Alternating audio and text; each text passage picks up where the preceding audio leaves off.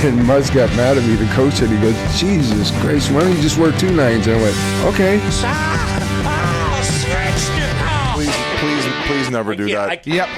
So.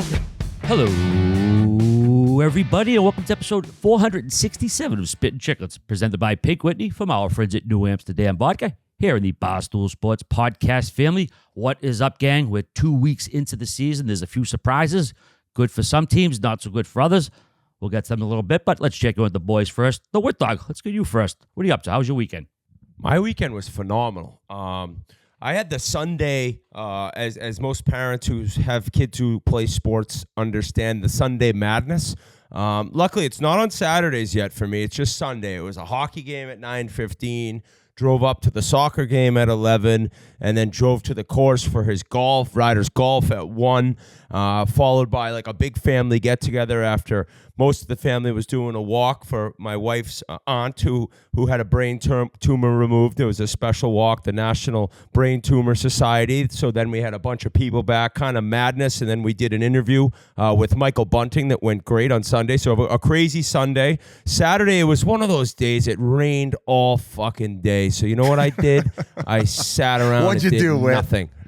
Oh, Nothing look at all. you. We had an hour in the basement. We put a little room down there with like the fake ice, right? It's just like boards that go together. You could skate on it, but Riders never done that. So we go down, like just play around one-on-one, shoot some pucks, mess around. Did that. After that, I said, buddy, you can watch TV for the next 2 hours. I don't give a shit because it's pouring. I fell asleep for about 2 hours as well. And then that night, went out to dinner for my sister-in-law's birthday, had a wonderful dinner, and then we went over to Laugh Boston, which is a comedy club in the Seaport. A really cool venue. Like, it's not huge, it's not tiny, it's like the perfect size. And the main comedian, 2 guys went on first, and then the main one was this guy, Ian Bagg. Hilarious. Oh, he's awesome. I follow him on He has a hockey Instagram. podcast. Yeah, he's a beauty. I gotta look Hey, up. did he reach out to you to give you tickets? No, so I didn't. So it's called Enjoying Orange Slices. He was saying on stage at the number 5 hockey podcast in Australia. So he was actually, the guy was hilarious. He came on and his whole act was pretty much fucking with the crowd. Like, he is like torturing people in the crowd. Yeah, And he's one of the best apparently comedians at working the crowd of any of them that are going today. Like, he's a big deal. It's insane because you really have, I'm sure he has like a set and something in mind, but it's all going off what people look like, what they're saying, what they're doing, and it was nonstop hilarity. So I didn't know who we were going to see because my brother-in-law Moose, he got the tickets, and then he's like, oh, it's this guy Ian Bagg. So I looked him up, and then I saw that Avery and Scotty Darling follow him. So I texted them right away. I was like, oh, I'm going to see this guy you follow. They both responded right away. He's unbelievable. And then Avery put me on an Instagram chat with him. So the guy was phenomenal. He reached out to me when he was in Scottsdale. And I was going to go to the show, but I was so gassed. This is when I was in training mode for the Big Deal Select. That went well. Fuck Good you. thing you skipped an awesome comedian to go fucking 1-3 at the Chiclets Cup. But buddy, at that time I was training. I was doing 2 days. Like by 9 o'clock, I couldn't even keep my eyes open. So I fucking shut my life down to get fucking bent over in the semifinals at the Chiclets Cup. For fuck's sakes, you could see all the action on our YouTube channel. By the way, we dropped the Big Deal Selects video. It's very anticlimactic, if that's how you say that. But Terry Ryan Sr., fucking guy, was electrifying on there. Of course, Terry Ryan and the rest of the Newfie crew. So go have some chuckles. But back to you and Ian Bagg, like just classic. Like, I recommend anyone. He actually said on stage at the end, he said, I think he had around 6,000 Instagram followers January 1st of 2023, and right now he's over 200K. So he's really exploding. Unless I heard Should we get him on? Wrong. What? 100%. I'd gotta love get him to on, have right? I'd love to have him on, especially that he's a hockey guy. Only if he roasts us each for 8 minutes to open up. Listen, that kind everybody's open. Fair that's game. kind of part of the Fish? story. Okay. So I'm sitting in there, and we got in there kind of late. I'm guessing it wasn't general admission, but we were sitting. Shocker. Like, we could basically pick a spot in the back. There was like 2 open tables. They were the 10K tickets. And and so I'm standing there just kind of waiting for it to begin, and the owner of Laugh Boston came over. He's like, hey, Ryan, what's going on? He's like, next time you come in here, let me know. You won't be sitting back here. I said, bud, I went to a comedy show one time. It was at this place in the North End, another little comedy club. And it was the middle of the summer. It was probably, I was still on the Penguins. It was like 2009, 2008. And we went out on a boat that day, and I got absolutely roasted to a crisp. I was red. Like, I go from red to white. Everyone knows. Everyone knows. There's no tan in this Whitney. There's no tan. It's Pink Whitney baby. for a reason. Pink Whitney, baby. So I'm like, oh, shit. I'm like, I hope the guy doesn't say anything to me. Well, sure as shit, we sat in the front row, and I got fucking made fun of for 40 straight minutes by this comedian. 40? Dude, he was ripping on me. He's like, look at this fucking lobster. Look at this loser. Nice ears, too. Even your ears are red, you scumbag. It was very funny, but I was like, oh, my God, get me out of here. Get me out of here. And then he'd go back to the set, and then he'd be like, wait a minute. Look at this asshole. Look how red he is. You ever heard of sunscreen? So I told the owner, I said, I'm sitting back here for a reason. And I had no idea Ian was all about like getting into it with the fans and the people watching. So I was very lucky that I wasn't sitting front row, because he was torturing people and I was loving it. And the whole time, because he knew I was there after Avery had written him, and I was just like, oh my God, please don't see me. Please don't see me. Please don't make fun of me. But it ended up being a great night, dude. That was the voice of Paul Biz Nasty Bissonette. What you do all weekend? And did you enjoy your time in Boston last week? Boston's awesome. The weather was incredible.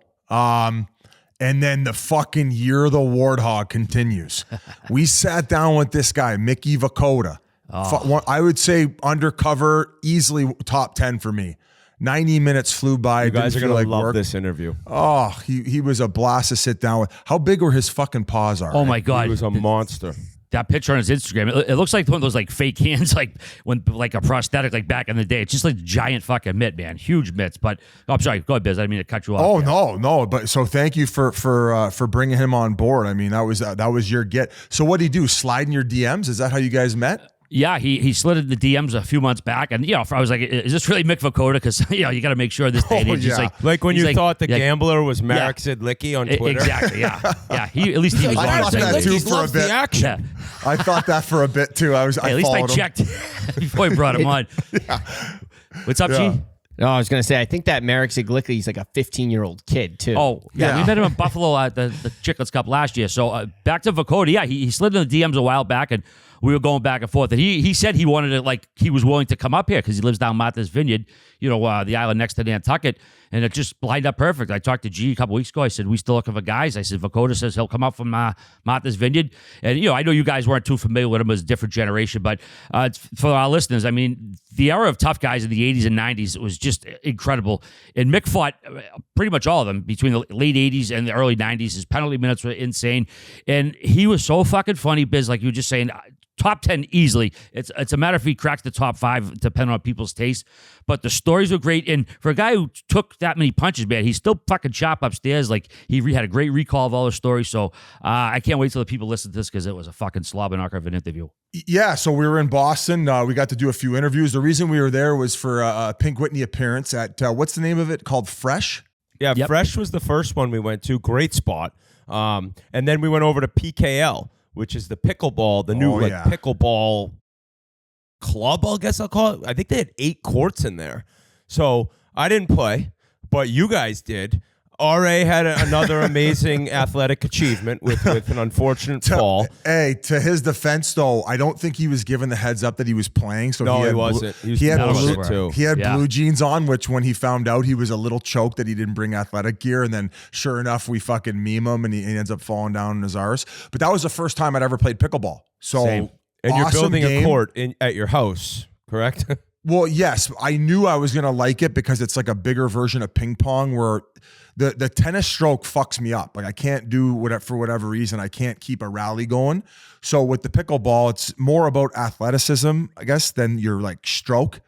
So easy enough. Glad that I enjoyed it. And the fact that I was going to have the court be like a half basketball court too, and where you could take weights out and do workouts. But there's nothing that says I'm rich more than agreeing to get a pickleball court in your house before you've never played. Well, time out here. So in Arizona, we have these acre lots. So you have to really fill up the lot. And I'm thinking, well, what other thing would I put? I mean, I already have a pool. What do you want me to do? Get like this garden that I got to maintain nonstop? I could see you having a green thumb, Biz. I feel like gardening could do good for you. You should have a What are you trying to say? That I need to fucking mellow It's out a little actually bit? the mental. I have a question. That's why I bought a fucking farm in Wyoming that we're gonna get to. You just sent a picture, a beautiful picture of you and Jackson, and Yeah. you're with a guy, and you got the backpack on out for a hike. You're the guy who uses the ski poles on a hike. Okay. What does that Okay. Of all the things Gloves are I off. posted or showed you, I mean, you had the mini horse that you could have went at. The mini horse was classic. The mini horse was so perfect. You were bigger than the horse. You probably that's like cruel punishment to the horse. No. It was a colt, and it was a miniature colt, and those things can handle quite a bit of weight. Now, when I was riding it, it wasn't happy that it got me as the guy on its back, where a few times it would stop and it wouldn't go. And like my friend Sarah, who does all the horseback riding and teaches these animals, were like, yeah, like you just got to kind of squeeze your groin, it'll go. And it was battling me. What were we talking about right before that, though? Your walking sticks. It's Okay. it looked like you're going down a double black diamond. You're walking on a little path. Why do you need those things? Okay, so that's what the picture looked like, but we went dead uphill and then dead downhill on the way down in most situations. We were just at the top of that mountain. Now, so for those of you who don't know, I went to Jackson Hole after the TNT broadcast on Thursday. I went hunting for the first time. That was on our hunt. What'd you get? Well, we didn't catch anything. Why are you laughing? I'm gonna say this first Chiclets off. Cup Part 2 is a failure.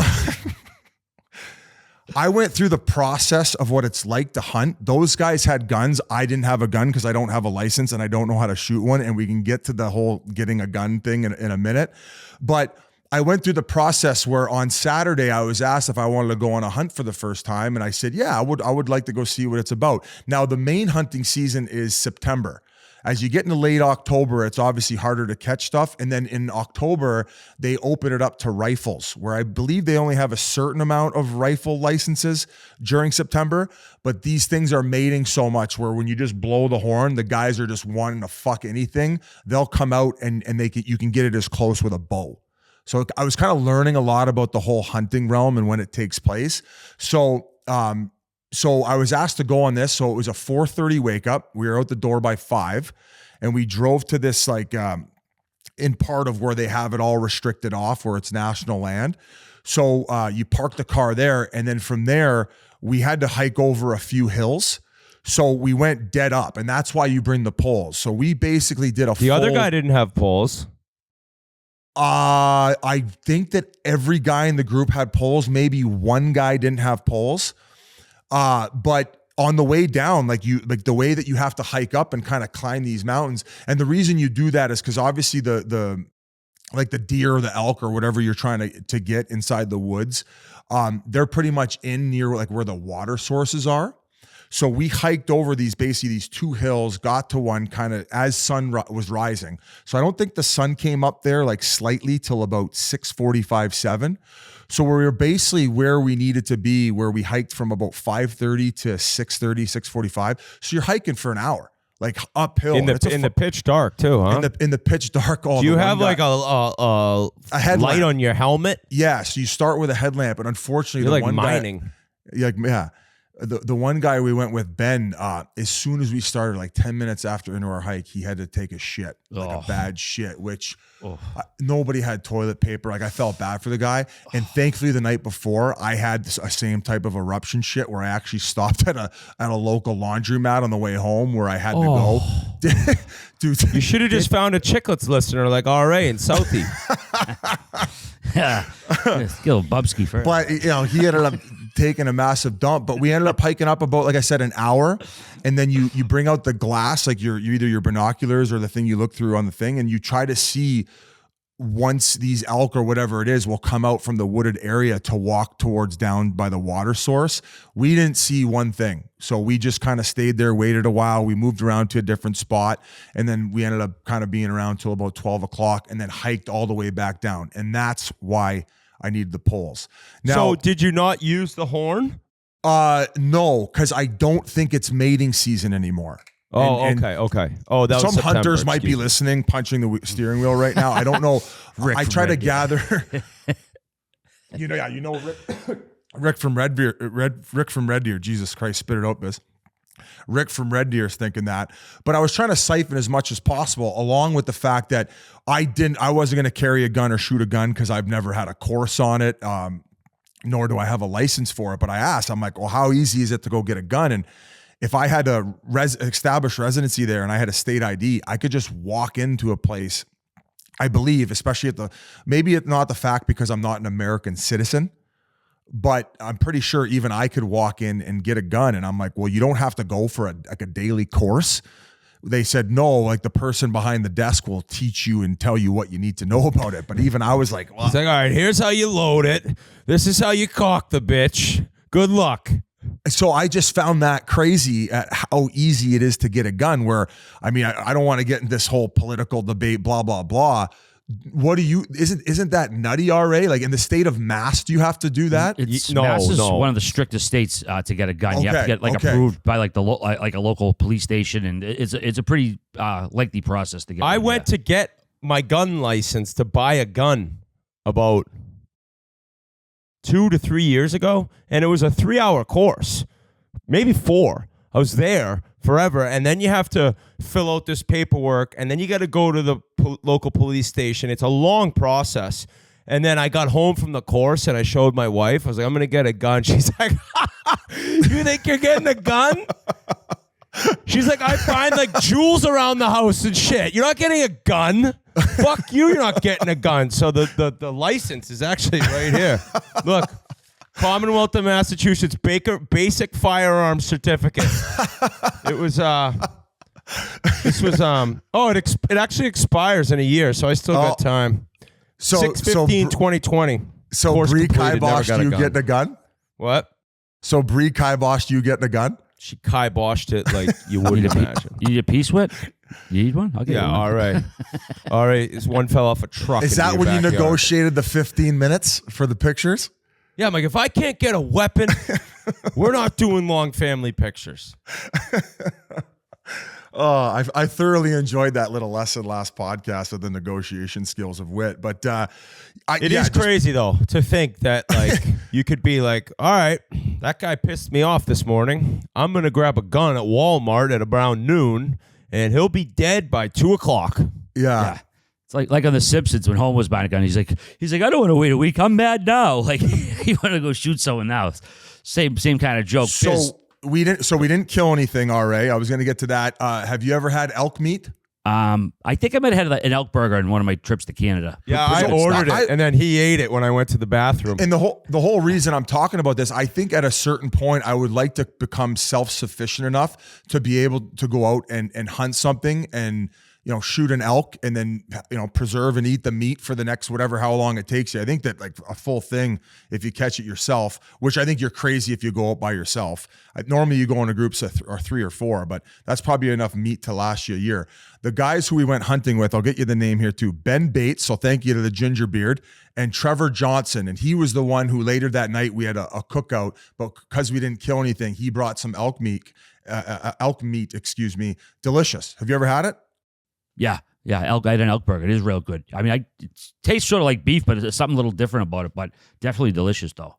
I liked it. It's a little gamey. I mean, like, I don't know if I'd be hammering it all the time. I didn't dislike it, but I didn't love it either. How do you eat it, Biz? Do you eat it in like a stew?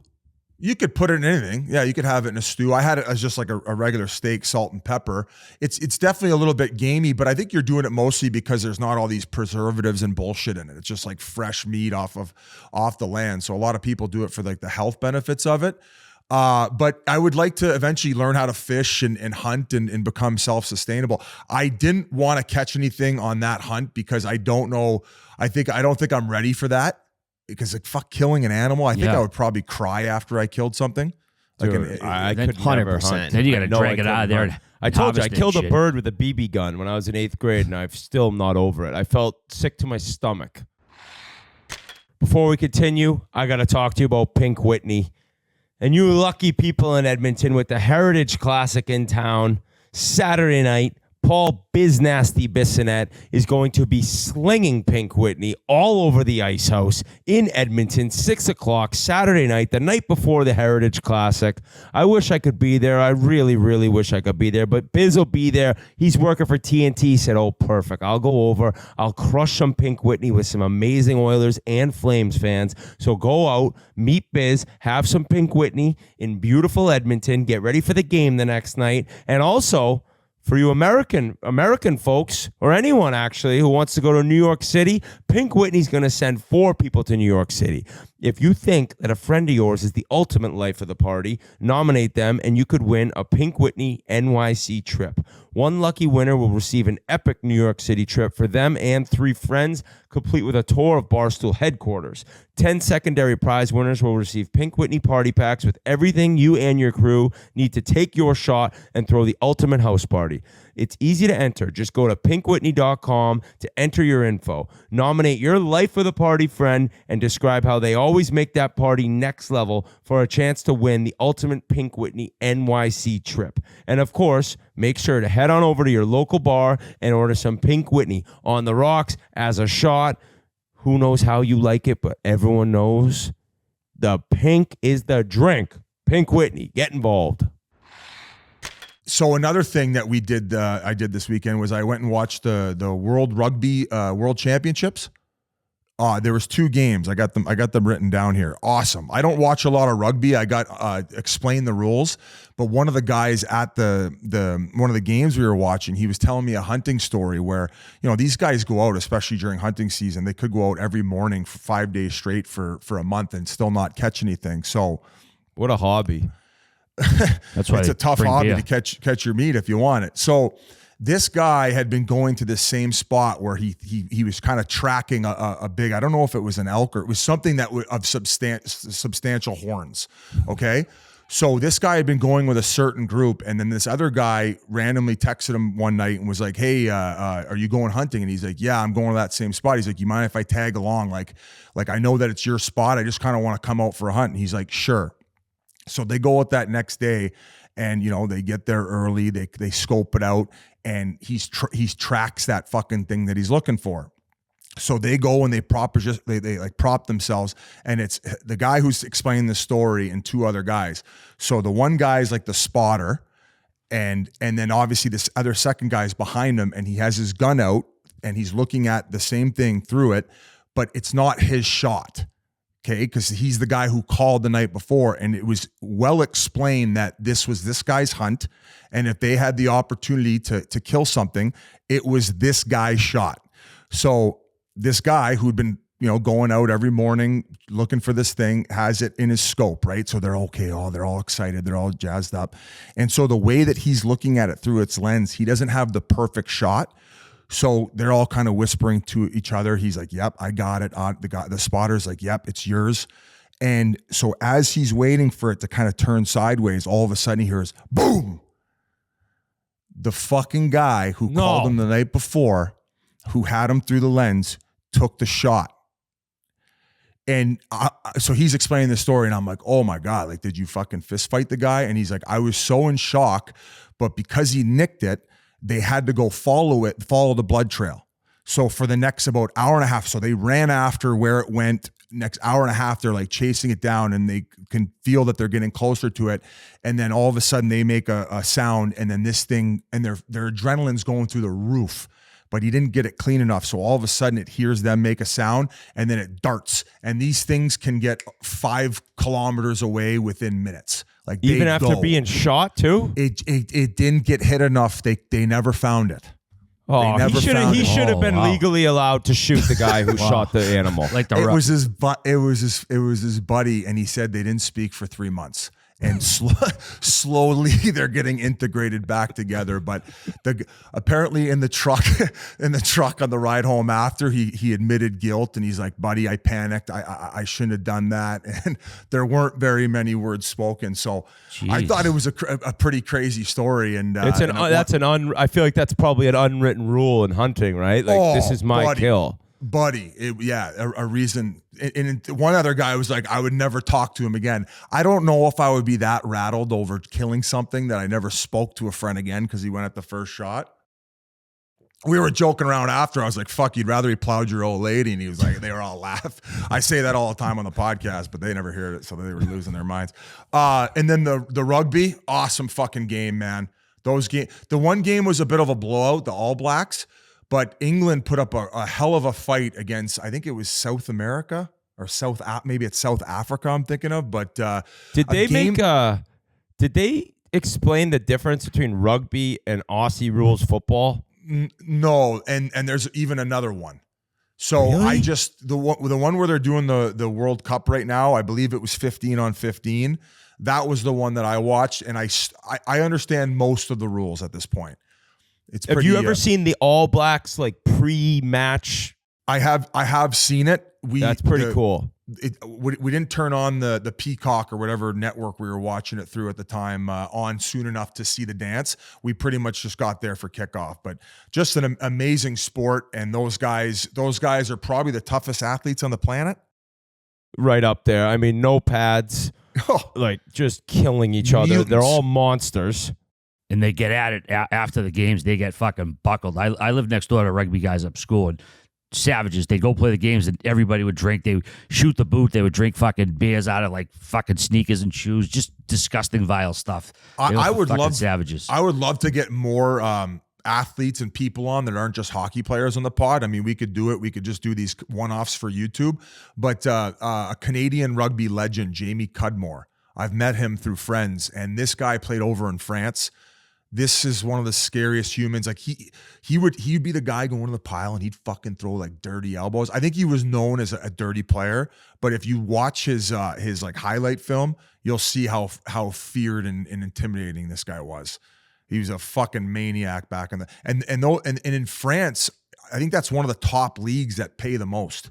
So they love it over there. There's a guy I know like very well. He's a therapist, Dr. Stephen Durant.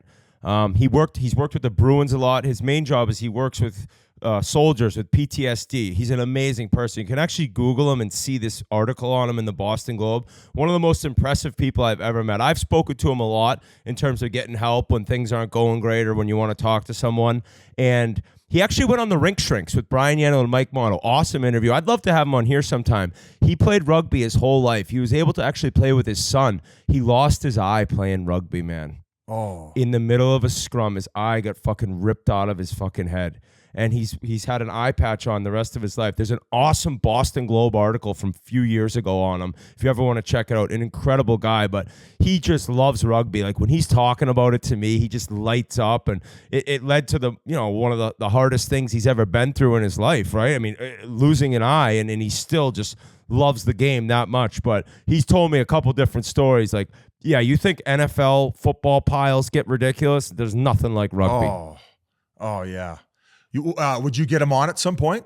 I'd love to have him on here. Okay. I listened to him with on Rink Shrinks, and he was great. He'd be a great interview. Maybe we should do a full rugby pod. Get him and Jamie Cudmore. Do a little 2-for-1 special. All right, cool. I'll do a rugby pod. There was one other thing here. We could talk more about that Jackson trip, the mini horse. I love it there. We're gonna go there as a group. I don't know if Whit's gonna be able to make it, but RA, if you want to go, I think we're gonna take Sean, Fish, Pasha, G. They got the local team, the senior A team, the Moose there.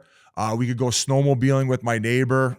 Probably do a couple other local things. Obviously, go skiing. I don't know if you're a big skier. And, you have a hard enough time with the basketball. I don't know if RA going down a mountain or walking. I'm actually not atrocious at skiing, believe it or not. What if RA's just the sickest snowboarder, just doing backflips? That's why he walks like that. It actually comes to his benefit when he's on the hill looking like Gumby. But I will 100% be getting an actual normal size horse. And I think I'm going to buy one of those Highland cattle to put on my land. I'm gonna go this summer for probably 6 weeks and go put a couple shipping containers on it to make it livable in the summer, and just maybe go start a little bit of a ranch there. Like you're gonna live in like a trailer? Well, they got those shipping containers. Oh, sounds sick. And you could yeah, Riverworks. Like there was a bunch of things. I don't know if you noticed them. There was a bunch of like restaurants and stores that used all those trails like you're talking about, Paul. Yeah. Thank you, RA. I'm sure your neighbors will love that. Oh, there's What do the you guy mean? who bought the land. He lives in a trailer. Not forever. Just some of them have lived in trailers before. My neighbor, that David guy I always talk about, he built his own home from scratch. He was living on a trailer on the lot and then put the road in to go farther. He just flattened it out so he could teach like horse riding, him and his girlfriend. And then in the wintertime, they're going to put a rink on it. So hey, you know what though? After the Super Bowl trip we did in Scottsdale, like when I saw the place you're living in now, I think a trailer would be an upgrade because you're in an absolute shithole right now. What do you Remember when he mean? had the construction going on? He was flipping out that way. Yelling at the guys and shit for working. He's screaming at some poor construction worker. Oh, fuck. My reno's taking me forever, for crying out loud. Where were we? Oh, yeah, back to me. I'm going to create a dude ranch with fucking shipping containers. Did you end up getting that license for beaver hunting biz up there? What do you mean for beaver hunting? Oh, fuck off, RA. No, nothing this time. No flight attendant story this time. But on Saturday night, we went and saw this guy at the Mangy Moose, this artist. Okay? Here's a banger for you. A sneaky banger. I haven't done this in a while. High on Getting By, Vincent Neil Emerson. I know, Whit, you're probably not the biggest country guy. No, I like country. I don't like super twangy country, but I like country. Check this guy out. He was awesome. His bus broke down and he was late coming into town, so he didn't get a sound check, but he came on and he made it work and he worked the crowd and he sang for about an hour and he was fucking awesome live. So shout out to Vincent Neil Emerson. And then my favorite tune was High on Getting By. So there you go. That was the last thing I did in Jackson. Before we go to G-Biz, you know what game you should get? Bocce. You should have a bocce court installed. Pretty easy. Just need some wood, some gravel. Great little game, too.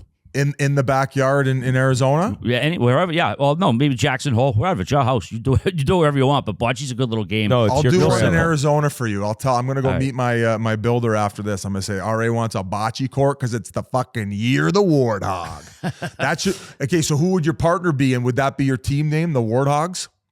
Oh, wow. I guess. I don't know who my partner would be. I mean, well, I'll find one. I mean, I can't fuck that up too bad. It's only throwing a fucking ball down a gravel pit. So, Mr. Bocce over here. Free throw is throwing a ball a couple feet as well. That's what I said about ball hockey, and I got fucking guys with cleft lips fucking bending me over in the semis. I knew I was going down, too.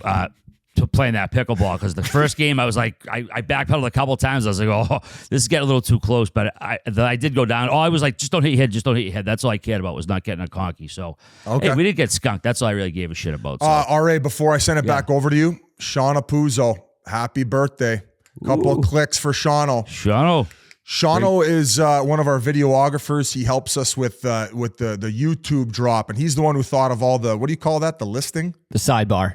The sidebar. He's been buzzing behind the scenes for a while now for us. Helps out with the Sandbaggers, in which we have Eichel and Hannafin coming out next week. Not a big deal. So shout out to Sean. Happy birthday. And he's a big part of the ship. No doubt. Make sure you're following us on YouTube, all our social media, TikTok, Instagram, Twitter. But subscribe to our YouTube if you haven't yet. And our producer, Mikey Grinelli. After we parted ways last week, what you go out to Western Mass? The old 413 or what? I did go out to Western Mass. So we are currently filming this college hockey series.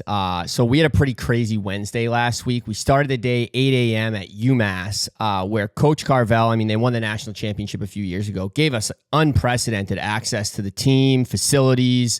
We had players mic'd up during practice. We had the coach mic'd up during meetings. It was really cool up close look at like a really unbelievable program. They actually also, during the team meeting, presented me with these custom Spittin Chiclets Air Force Ones. So shout out to Elliot McDermott for making those. That's against NCAA rules. They just got suspended. They're out of the tourney. Geez, it might happen. But then we went to BC, and my dumb ass thought it would be a smart idea to challenge the highest draft pick in Boston College history, Will Smith, to athletic competitions. And boys, I had my RA basketball moment. It was bad. I texted with the video. I didn't think it looked that bad. It's so bad. And then I don't want to give too much away for the video, but it starts with bubble hockey. We move to the shooting room. You seemed very cocky. I'll say that.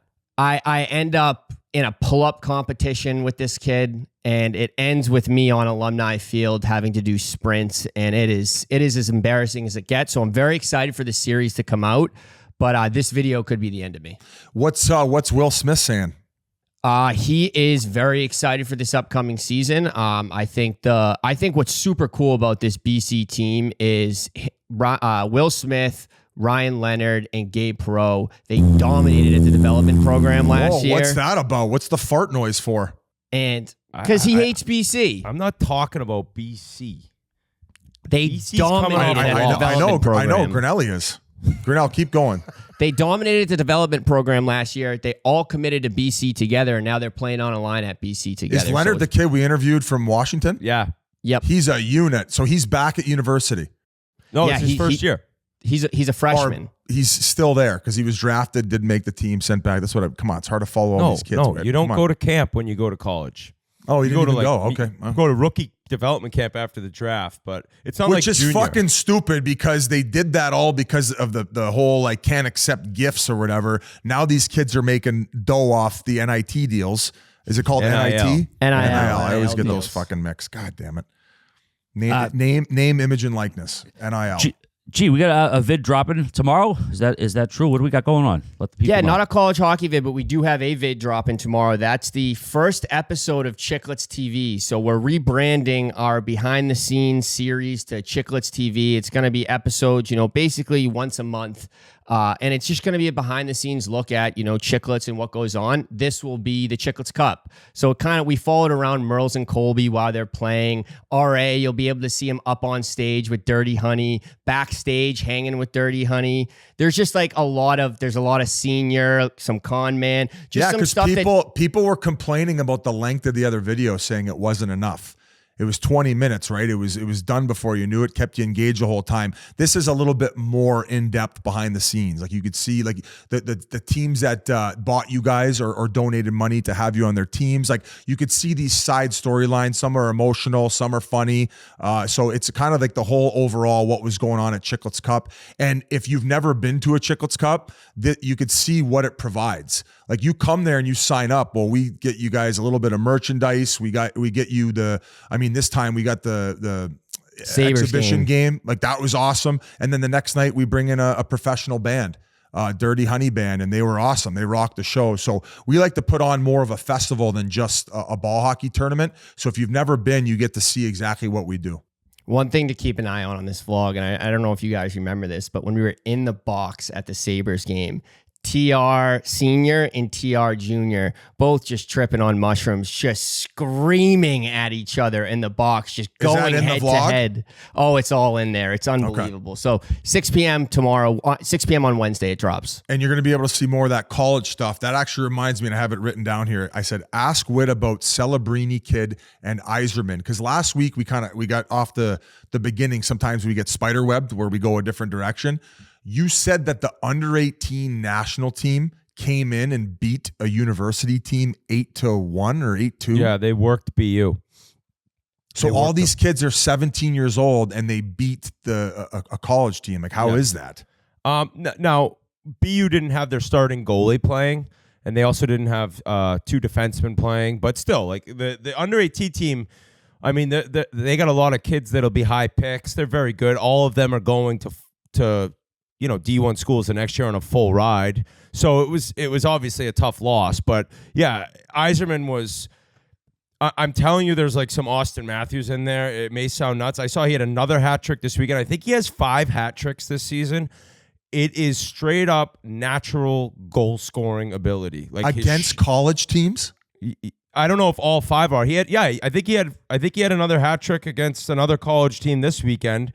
He like Cornell beat them 5-4. Like they're good. They're all really, really good players. Like they'll compete with any college team. They shouldn't be winning 8-1. But Iserman, he'll be right there. I think Celebrini will probably go number 1 in the draft, although there's just so much time left in the season. But he's also a freak. I mean, he turned 17 in June. and he's dominating college hockey. I think he had another 2 goals Saturday night. BU had a huge win at Notre Dame. They actually lost Friday night, so they got everything back going correctly Saturday night. But Celebrini's a game breaker. But this Yzerman and him will probably go 1-2, and they're both like crazy talented. Where's in 11 Yzerman? games with the program, Yzerman has 18 goals already and 23 points. Biz, this kid's shot. It's an NHL shot. Where is he from and where is he committed to? He's from Massachusetts, and he actually committed to Minnesota, but he decommitted. He's going to BU next year. Whoa. Did you have anything to do with that? No, I wish I could say I did, but no, not at all. It's actually because his best friend is Macklin Celebrini, the kid who's going to go first overall. So the 1 and 2 picks are their best friends. So it's a pretty cool story. They played together last year at the program, and they just absolutely dominated together. And then there's another kid on the under-18 team who kind of blew me away. It's this kid James Haggins. He's actually not eligible for the draft till 2025. So that's another kid. Is he kid. committed to a school? Unfortunately, yeah, Boston College he's committed to. So they're just kind of ripping the best players back and forth. And obviously Michigan and Minnesota have a lot to say with that. But seeing the talent up close from these kids and then seeing how much they love RA, it was a great night, and it's cool to watch this hockey. I do not understand how kids are this good at hockey at 17 years old now. Buddy, I don't get it. I don't get it. So if the BU kid, Yzerman, he decommitted from Minnesota. So when they go play in Minnesota, will they just give it to him the entire game? Probably, but I mean, it happens a lot more than you think now. Because student sections are ruthless. Yeah, and I don't even know if BU will be playing Minnesota. It's different conferences and stuff. But yeah, I'm sure the fans would give him shit if he ever played there. And you know what? They're actually playing Minnesota this year. The under-18 team are, because they play North Dakota and Minnesota throughout the year. The kids, so okay. I'm sure he'll get some shit then. Yeah. Okay. I know the Yzerman family, from what I've been told, they're big Merles guys. They're big EBR guys. How can you not be? Family. So how can you not like the Yzerman family? Speaking of Merles, what's the latest on game notes? A lot of people have been asking. What's the status on that? Should be an announcement potentially today. Okay. Today there could be an announcement Tuesday, so keep an eye out. I know they have a big meeting this morning where maybe some contracts get signed, and there could be an announcement this afternoon. Speaking of Merles, Uncle Merles. Oh shit! There goes my alarm. Oh, is that mine? That's my alarm. Don't mind me. But Merles texted the group chat. Ted had pissed all over his shirt, and he wrote underneath it was his Big Deal Brew shirt. He goes, "To be honest, I thought I was going to be the first one to soil this shirt." Uncle Merle's hit the group chat with a banger today. The old dad joke. Speaking of soiling themselves, RA, we didn't ask you. What did you get into this weekend? Wow, nice the young guy coming at Uncle RA here. Friday, actually, my niece Jacqueline turned 21, and my mother had a little party for her. So happy birthday, Jacqueline. Congrats on turning 21. I gave her a couple bucks. Gave her a little Pink Whitney as well. She had a little Pink Whitney gob. And then my cousin Brian, one of my 3 godsons, his wife Alex had a baby. So congrats, Brian, on Maxine, his new baby. So I kind of hung out Saturday, just chilled. And then yesterday, watched football, watched the Bruins over my dad's.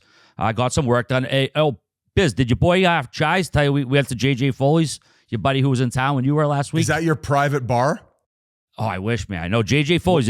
If you're going to take someone to an Irish bar in Boston, you take them there. It's like the latest last call in the city. Just a classic old school Irish Boston bar. Yeah, RA and my old running mate, Peter Franchen. I played junior hockey with him. So during our heydays of, you're going to the clubs and you always need a right-hand man. Who was your right-hand man, Whit? Merles? Reggie. Who's Reggie? Reggie Roach. That's your guy. That was your go-to. Kenny, Reggie, the Rocket, Roach. Batman and Robin. Oh, he's got a bat, but he's your Leon to the McDavid. I think I was Robin in this duo. I'll say that. Oh, just a handsome bastard. Yeah, I always thought he was ugly, and then I realized as we got older that women really, really loved him. He was he had eyes that you couldn't even imagine. These eyes, they were like light blue, like the ocean almost. I'll tell you, I must have seen 500 people go up to him and say, "Your eyes are unbelievable." Men, women, didn't even matter. Isn't that the guy that you made leave his college final or something in the middle of it? Yeah, I dropped out of Spanish class. I knew I was turning pro, and I got the exam. I said, I'm out of here. And then I handed it in 5 minutes after the exam was given out, and she's like, where are you going? I was like, I don't have that. I'm done. can't do this. Pittsburgh. And then I was like, Reggie. You're like the guy in the NFL who retired at half. I'm like, Reggie, with your let's go. Spanish He's exam. like, he was a freshman when I was a junior. He's like, what do you mean? I'm like, let's go, dude. You could take this class next semester. He's like, all right. He left. You handed her the test and said, I just don't got it in me. I said, I don't have this. I said, I got no chance at this. I just looked at the first 3 questions. I'm done. Oh. Biz and G, I'm looking at your sweatshirts there. Yeah. We got a little collaboration with Shady Lady and Pink Whitney. Sweaters and hats. Biz, you got yours on. G got yours on. Merch drop here, and we hit it out of the park when we present it to Whit, and Whit's like, these are unbelievable. So Uncle Whitty, you love them. They're comfortable. It's a collab I did with my friends. Shady Lady is their company. Jackie Carls and Marielle. They run an awesome spot up in Vancouver.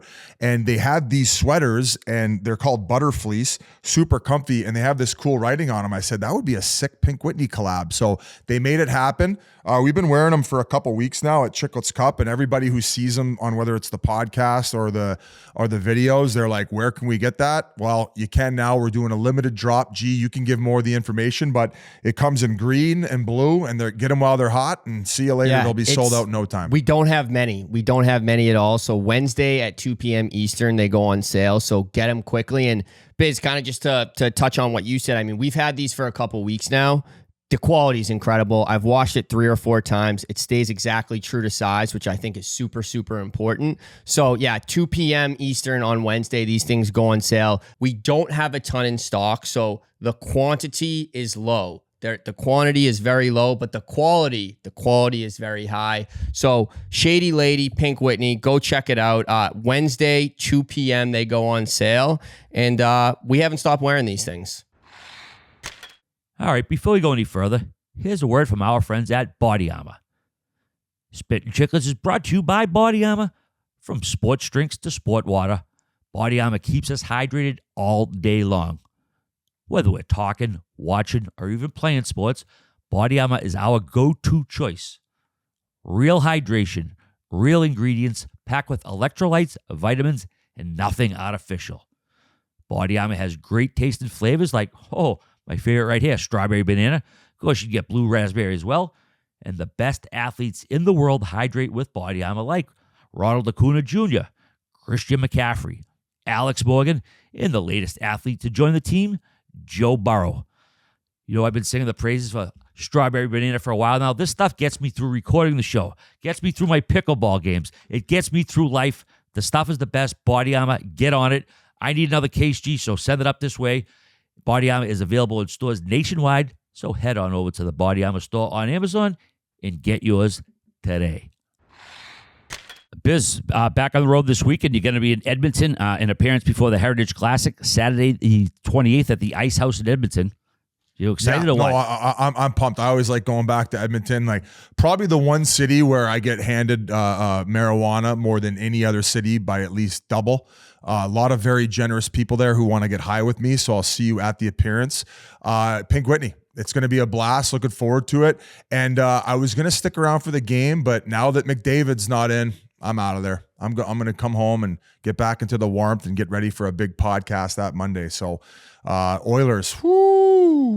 Yeah, we're going to jump into them in 1 second. Just one final note. Season 2 of Shoresy drops on Hulu this Friday down here in the States. It's been on Crave up in Canada, so Americans can watch it starting this Friday. I haven't seen it yet, so I'm looking forward to that. So let's move on. Biz, like you said, one of those not-so-good surprises has been Edmonton. There's only 2 teams with fewer points than them right now, Anaheim and San Jose. Had a 2-0 lead against Winnipeg the other night, blew it at home. They're 1-3-1 right now. They've been outscored 20-13.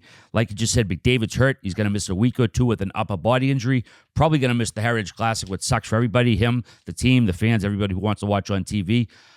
He's doing all right. He's got 8 points in 5 games. Leon's actually averages a minute and a half more ice time than him.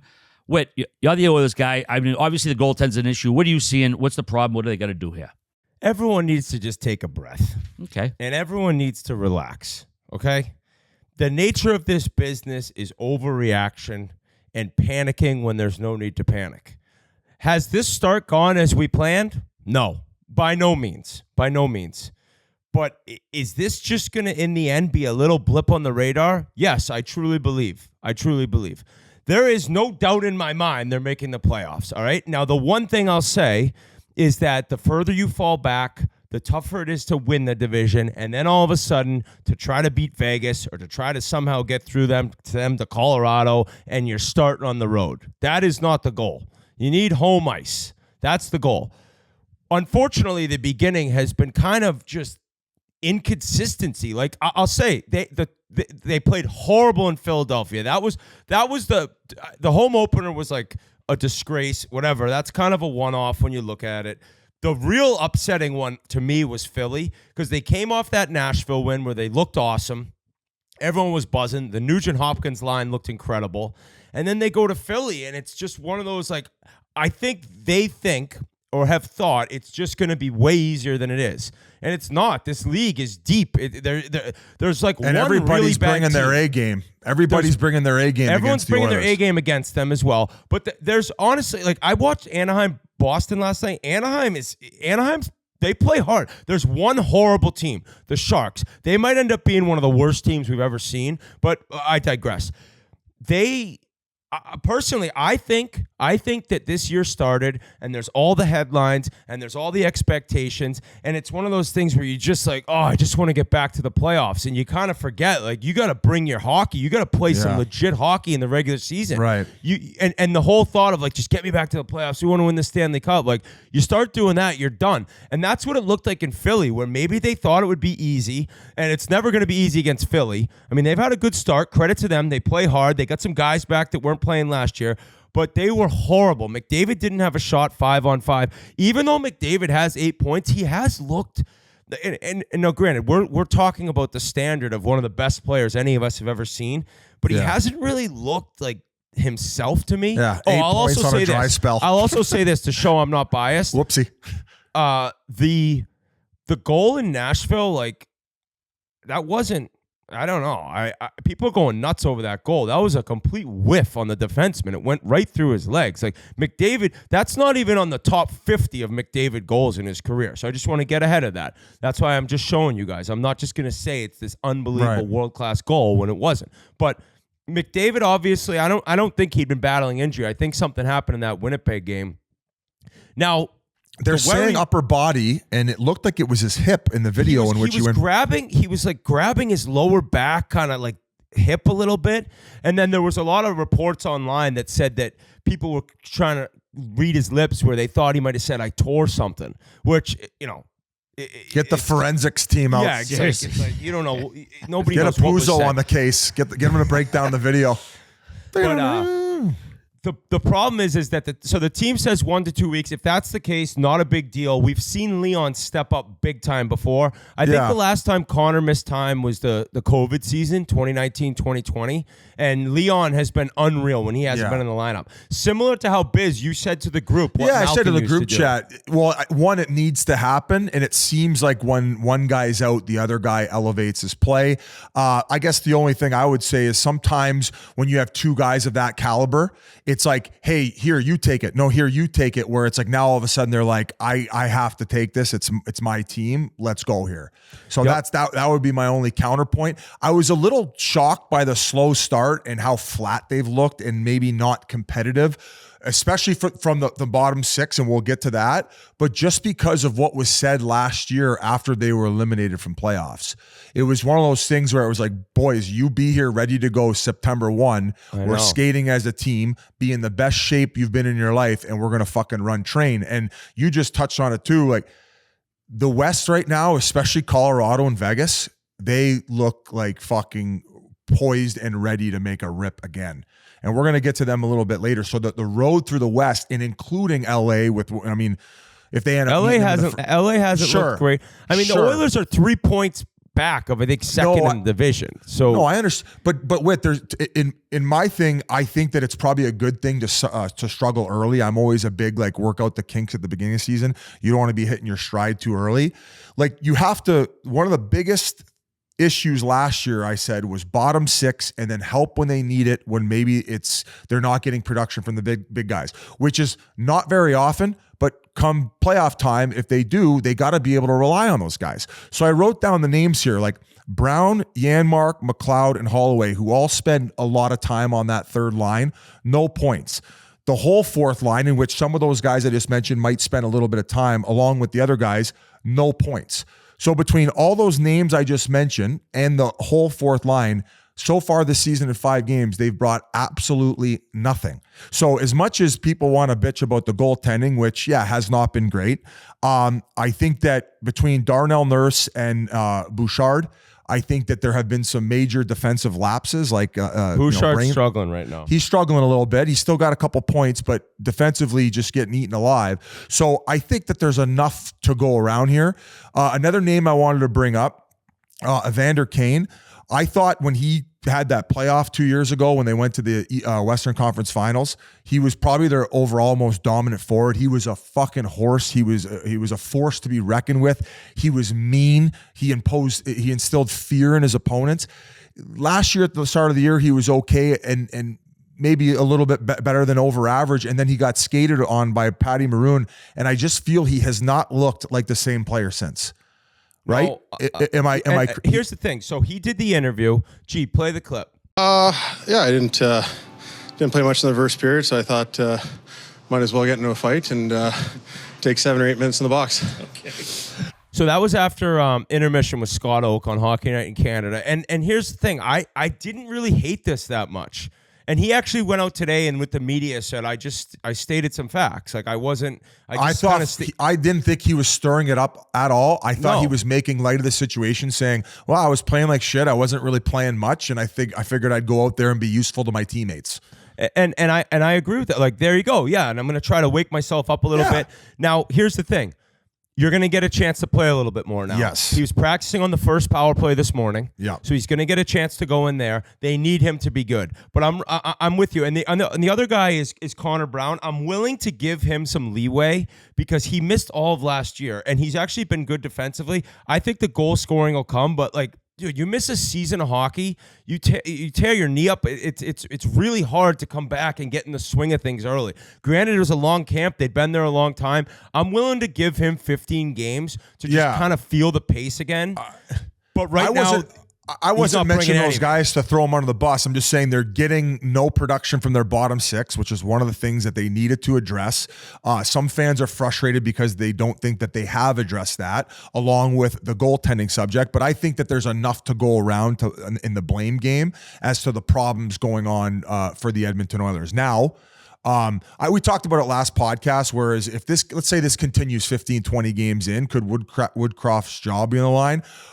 We don't need to speculate any of that, but what I will say, if I'm him, after that whole Evander Kane thing went down, I'm playing him fucking 20 minutes first game back. I had it written down. That's a one thing, that's a non-negotiable. Even regardless of the way that he interpreted it, you got to lay the smack down and give him 20 minutes ice time and see what he does next game. I think they play Tuesday. And then it's on the player. And then it's on the player, right? Here's your ice time. We got a big guy out of the lineup. And hey, another thing too, like I don't know how much he's used to playing 20, 22 minutes a night. Well, you better get your fucking game legs quick because you can't afford to have a few more bad games for this team because they need them desperately. The goaltending it hasn't been good. You need to have goaltending. I mean, look at what's going on in Vegas. Look at the Bruins right now. You get goaltending. It's so important. It's never talked about enough. And that decision Skinner made, if you're gonna commit, you gotta commit. It's 2-1 late in the second period. They're playing well. That Winnipeg game they deserve to win. The second Vancouver game they deserve to win. They've played well enough to be 3-2, and then you're not really panicking the way some people are. But the question in which Leon was asked after the game, and he gave the classic, Leon he gets disgusted by reporters. What the fuck are you talking about face is an all-time. Yeah, and you need to kind of see the face he makes, but gee, you could play the clip. What do you say to Stewart after he went out to challenge that puck that went around the boards? What do you want me to say to him? Made a mistake, big deal. Yeah, nothing to say to him. We all make mistakes. that question by that reporter, it's like, what do you expect him? Do you think he's gonna like carve the guy to you? So it really made no sense. He could have worded it completely different. Like maybe say, hey, do you go try to kind of fire him up after? It's like, what did you just say to him? Like, oh, I told him he sucked. Like didn't make any sense. But that was a tough decision as a goalie. I think he went to go, then he's like, oh shit, and then all of a sudden it's in the back of your net. It's 2-2. So there's obviously some issues. But I look at this like when we get to March, we'll be looking back and laughing at this. We'll safely be in the playoffs. The team's going to come together. Last thing I'll say, I want to see Holloway get some more playing time. We've talked about how fast Ryan McLeod is. This kid might be faster. And I want to see if he could maybe produce and get some chances on the top six and see what can happen. So that's something that I'd love to see. And Broberg too. Just play him a little bit more. They're so kind of careful with like some of the young guys where it's like, just give them a shot, see how it goes.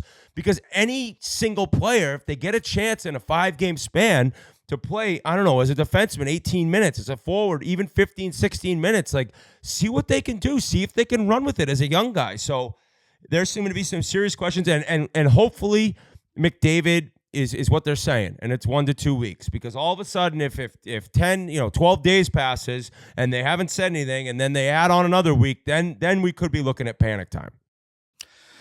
Yeah, the goaltenders have allowed 20 goals on 151 shots. The team save percentage, 868 goals against. That's fucking horrible. 4 goals. It is horrible. I don't care who you are. You're losing. Yeah, I think they should make a move for John Gibson in Anaheim. I think if they send, I don't know if Anaheim will take on Nurse's contract, but if Edmonton eats a little, juices up with some draft picks, they can't even call anyone up, Biz, right now. They are that stacked against the cap. So they're playing with the minimum amount of people that you can have. They have 11 forwards right now. That's it. Cap they got to go 11 and 7. Yeah, they're cap circumcisers. Send money out, you can bring money back in. Also, Leon, he now holds the Edmonton power play goal record. It was 126. Ryan Smith and poker face Glenn Anderson held it. He's got 128. Wow, I mean, how impressive is that, Biz, man? Considering all those guys they had in the 80s, all the goals they scored. I mean, that's a tip of the cap to Leon for breaking that record. Yeah, I was flabbergasted, and I was also flabbergasted. What a word by me! At how quickly he did it. Yeah, exactly. Yeah, he's how many more years does he have in his contract? 2. I think 1 after this year, maybe. Ooh. Yeah, stirring it up. Might be. Yeah, and their power play has been a bright spot too. Edmonton 30%. He requested a trade after that question that he got asked.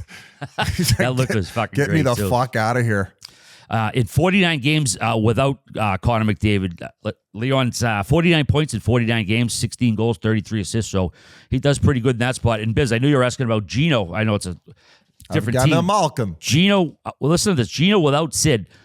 77 goals, 122 assists for 199 points in 148 games. That's pretty sick for that guy. I am score. That's I am score right there. What do you think of that? What do you think of that? What do you think about that production right there?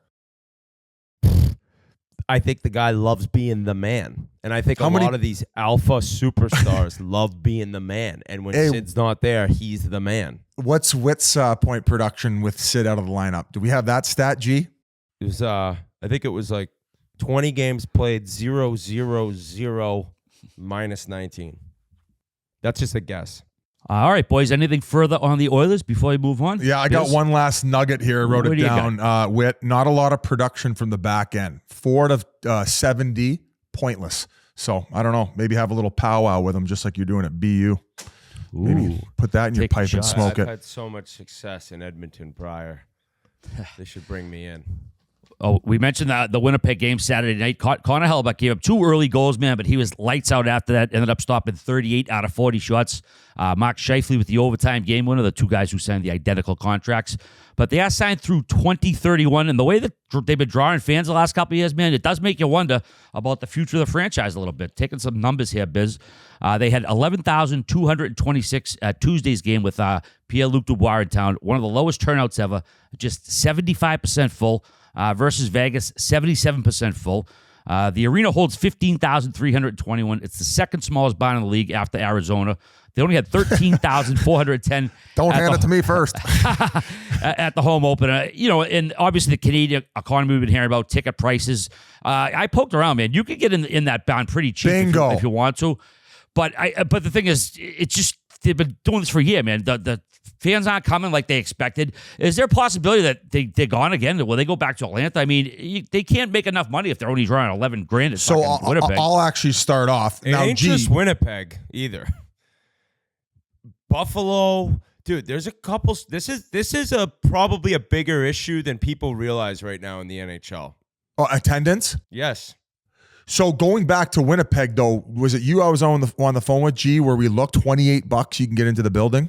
Yeah, we checked on Game Time. It was like a little under $20 to get in the building. So it's not like it's that crazy expensive. And mind you, I keep getting tweets about this. I might be off, but Winnipeg Blue Bombers had 30,000 people there in a non-deciding game. They'd already clinched playoffs. So their last regular season game where it was completely sold out. And we're talking about the same type of price of tickets.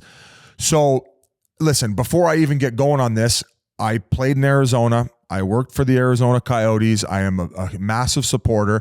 I'm not being a hypocrite about this. I've said that, yes, it's not ideal that they're playing out of a college building. If they had decided to up and move the team, I would understand that side of it. Do I think that the upside here is incredible and why they're being persistent on keeping the team here? Absolutely. We're talking about a market that's what?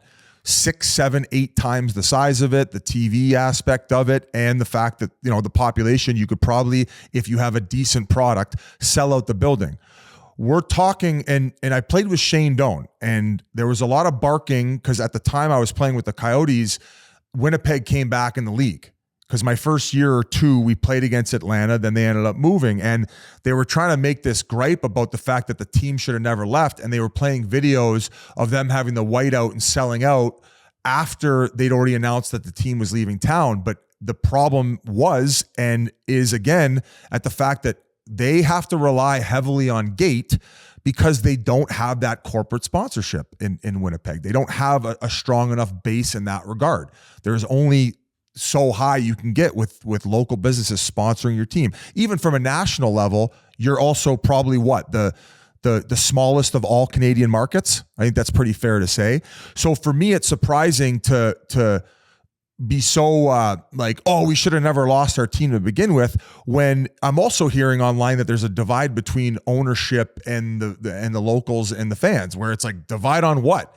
They just showed to you that they're not going to get shitty and sell off their best players. In fact, they just extended them and put their money where their mouth is to have a good product on the ice, in which the other night against the Oilers, did they sell out? Well, they probably did, maybe close to it if McDavid was in town, but it was in Edmonton. It was in Edmonton. Excuse me. But before that, you mentioned Vegas and LA, 2 premier teams in the league, one of which, and I want to say they had just over 10,000, a player who, I don't know if he necessarily said, I don't want to play here, but fucking they sold out the Bell Center to boo Connor Bedard for shits and giggles. You're telling me you can't sell out a 15,000 seat arena in a Canadian city against a big market in which one of their premier players just left your team?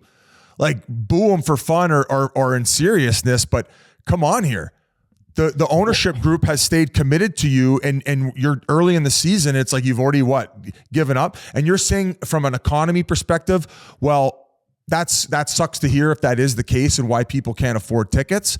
But I mean, fucking $28 to go see an NHL team. If your city deserves an NHL team, I think with what the team has done since it's been there and what it just showed you with their money and their commitment, I think you should be able to sell out games early in the season, especially against Vegas and LA, especially against a guy who just left your team. I don't know. I might be fucking going crazy here, Whit. What do you think? I think I would completely understand this if over the offseason they traded Scheifele and Hellebuck. I'd be like, all right, these fans are just disgusted. The team's not going to be very good. They made playoffs last year. Like you said, like they just. I'm guessing it's the cost, and I know you're saying there's tickets for $28, right? But the whole overall feeling of the league and I guess all pro sports is, man, it is so difficult to go to a game now, to bring your kids and pay for parking and get them a souvenir and get them some food. It's right. Really hard for a lot of people to do that. Now, I didn't know tickets were that cheap there. Now, did you look?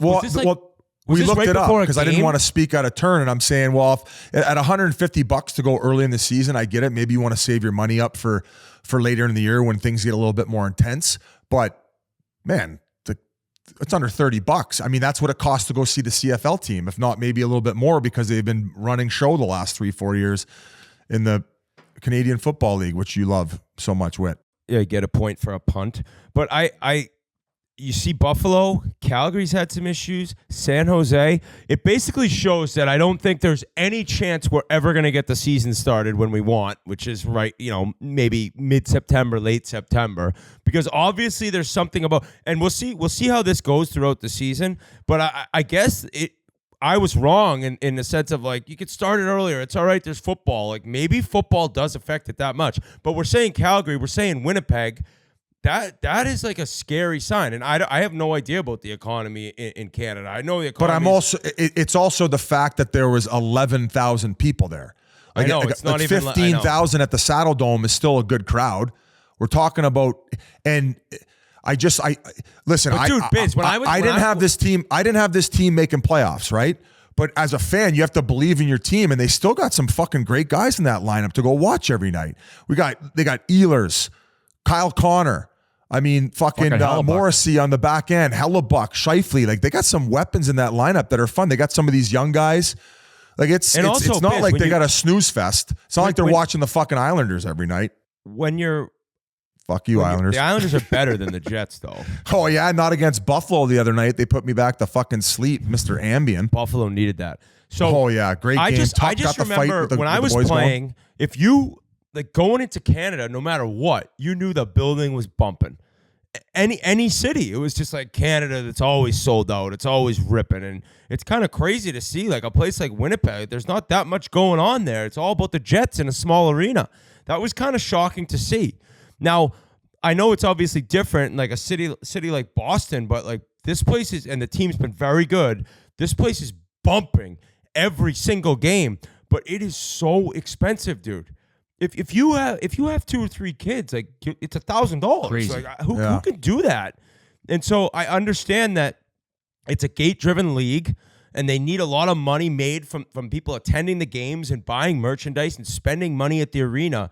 But when you start losing out, and we'll see how the season goes, and when football ends, which isn't for a while, you start kind of worrying, like, what's going on here? I mean, maybe it's a sign that there's an enormous recession kind of already here and maybe coming even more in the future. It's just, it is weird to see, though, because Winnipeg, in terms of them spending money and actually, like, showing their fans that we're not going to let this team kind of fall into the abyss. We're going to keep our 2 best players, and then this is how they're, repaid in a sense. It's alarming. And we can only follow so much. I'd be interested to hear from Winnipeg fans. Like, send me a couple tweets. Like, is there actually a disconnect between ownership and the fans? Because I feel like that's just bullshit and just a few people running their mouths online. So I wonder how the experience is at a game too. I mean, I wonder how they're doing with what are they like, the in-person experience, like in game ops. Canada, you don't need game ops. Who knows how that is? Canada, you don't need that. The fans sing the game. They understand the game. When like a poke check's made, they go nuts, right? Where maybe in some American markets they don't notice that just happened. So that should be like the little game ops plays should are matter appreciated more. Yeah, they don't need the bells and whistles up there, Biz. I mean, you can get tickets below face value on the secondary market like crazy right now. Yeah. I mean, and also, Atlanta, I feel like they're like kind of pulling their skirt up a little. Hey, look at my nice new arena over here. You're checking this out. But True North would have to sell the team. I couldn't imagine that they would like own the team. Could you imagine that the Winnipeg I cannot Jets, believe they're talking about Atlanta. I will say this until they sell out. If they get a team, I think it makes a lot of sense. I can't believe it. I think it makes a lot of sense. I don't. I don't. I think it makes a ton of sense. A lot of people beating that drum. They fucking were there, dude. Like, I know, but they didn't have the ownership, and they had the arena downtown. So now they get this whole new facility that's going to be created along with residents around it. When I'm proven wrong, I will say a mea culpa. We're talking about top, 7 biggest markets in the United States with the amount of population around there. 7 times the market that Winnipeg is. I'm not trying to stir it up, and I hope that Winnipeg gets to keep their team and they figure out this attendance situation. But call me crazy, but that's if you asked 1,000 NHL random fans on the street, where do you think they should go next? Not one person would say Atlanta. I mean, I don't think they're going to expand again, but Biz, I'm glad you said that. Just to say we're not rooting for Winnipeg to go anywhere. We want them to stay there. The attendance is an issue, and a lot of people in hockey media beating that Atlanta drum. So you can't force people to go to the games if it's that expensive or just. I mean, I have been in Canada lately. I don't know how bad the economy is, but we're not rooting for the Jets to go anywhere. I think that you're crazy if you don't think that could be a potential consideration if things continue the way they're going. All right. Especially Absolutely. with the Canadian dollar the way it is. I'm just saying, I don't want it to happen. I'm not trying to stir it up here. I'm just having a conversation with my buddies. Jesus Christ. Settle down, baby. Winnipeg forward Gabe Votta, he's going to be out 4 to 6 weeks with a sprained MCL. And head coach Rick Bowness is taking a leave of absence. His wife Judy suffered a seizure Sunday night, and she's getting further testing. So we just want to send our best wishes to Judy and the Bowness family, and get well soon and get Bones back behind the bench. Hope everyone's doing well up there. All right, before we go any further here, here's a few words from our friends at Game Time, the exclusive ticketing partner of Barstool Sports. Created by fans for fans, Game Time is the ticketing app that makes it easier than ever to score last-minute deals on tickets to sports, concerts, and shows, and they guarantee the lowest price. I'm heading over to the Garden this week. Detroit Red Wings in town. Boston Bruins going to be a slobber knocker. Cannot wait. And I've used Game Time. The best tickets out there. It's so easy to use. It's all possible with the Game Time app. The biggest last-minute price drops can be found on the seats you thought you could never buy. And they'll even credit you 110% of the seat price if you could find a better deal elsewhere. Wow, holy mackerel, you cannot beat that. You can also get limited time discounts with exclusive flash deals. The purchase process takes just 2 taps and 10 seconds. And once you buy your tickets, they're delivered directly to your phone, no printer needed. The app also allows you to easily share tickets with friends via text so you can get into the game seamlessly. Skip the hassle and enjoy the moment. Download the Game Time app or go to the website, enter your email, and redeem code Chiclets for $20 off your first purchase. Terms apply. All right, you want to talk about how easy the Game Time app is to use mid-conversation when you guys were doing the pod tonight? I checked out the Game Time app. I wanted to see when the next Devils game was. I'm a Bruins fan living in New Jersey. Don't get to go to many Bees games. So I checked out the Game Time app. The Devils are actually playing the Sabres on Friday. Would love to go check out those two teams, two young, fast teams. And the Game Time app got me dialed in. Cheap tickets. So very excited to hit Newark. Hit an American whiskey before, but it's all due to the Game Time app, baby. Absolutely, buddy. Hopefully I'll see you in Jersey. We'll go to a game a little later in the season. So check it out. Game Time. Great stuff. We got to move on to Detroit. How about this DeBrincat, man? Unbelievable. Biz, you had him on the Wednesday night game last week. They beat the Pens 6-3. At the time, their third straight win. And you behaved yourself with Stevie Y this time, I noticed. How handsome does he look at his age with that tan? Good, that tan, yeah. What you look back at 20-year-old Stevie Eiserman, he's a rocket launcher. So like the guy's aging well. I mean, you brought up his tan, correct? Yeah, well, once he hopped on before we'd even gotten live, I was like, holy shit, you just get off vacation? How was Maui? Like, just fucking, he looked just crispy, ready, looked exactly like he just hopped out of Chris Chelios' tanning bed that he left behind in Detroit for him. And that's why I asked him that once we went live. Don't know if it was that well received. I think he was kind of like, fuck off, ask me a hockey question. But well, he's probably like, at least he didn't ask me about my bong. So it like, it could have been way worse with you. What if he's like, nah, man, I was in Jamaica, man. Go on. Rastafari. He's got the dreads going. But hey, how about the fucking Iser plan, boys? She's humming off to a quick start here. And it starts with the Brinket. I mean, hey, a guy who bets on himself too. He didn't want to sit back in that second line role in Ottawa, right?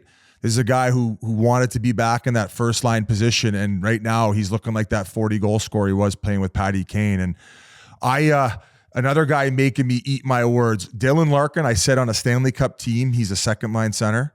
He's looking like a fucking first line center, and this is the first time that he's ever played with a bona fide 40 goal scorer. I mean, you could say Tyler Bertuzzi has that type of caliber, but a guy who's proven it time and time again. He's a fucking first line center, and he is humming right now. And with everything that he got last year, I think he's being underpaid if he continues to play the way he's playing. He's a monster 5-on-5. He can penalty kill. The power play's humming right now. He has taken that next step, and I think it's finally because they've put a guy around him that is going to occupy other people's attention, and it is clicking on all cylinders right now. I think as I last checked, they had Raymond on that wing, but when they started the broadcast the other night, it was Perron. Another reason I think this team is successful is Stevie Y has brought in some wily veterans who have won a Stanley Cup. I think that second line center role is one that they desperately needed someone that was competent in, and that JT Compher is an absolute gamer and a guy who actually got those reps. I think here, I'm going to probably eat my words on this too. On a Stanley Cup team, we saw he was a third line center behind Kadri. I think that last year when they expected Newhook to take that second line center role and hope that worked out, and it didn't, Compher got a lot of reps in that position. And I think that probably showed Stevie that this guy could be ready to play second line center night in, night out. And he's done a heck of a job. And the other thing we talked about going into the year, and what I liked about this team, was they surrounded some of their young defensemen with wily veteran guys. They brought in Hall from the Leafs. And I know some people are like, oh, listen, he was in Toronto. He was the whipping boy. I think he's probably got a lot more to give, especially when he's not under the radar like he was.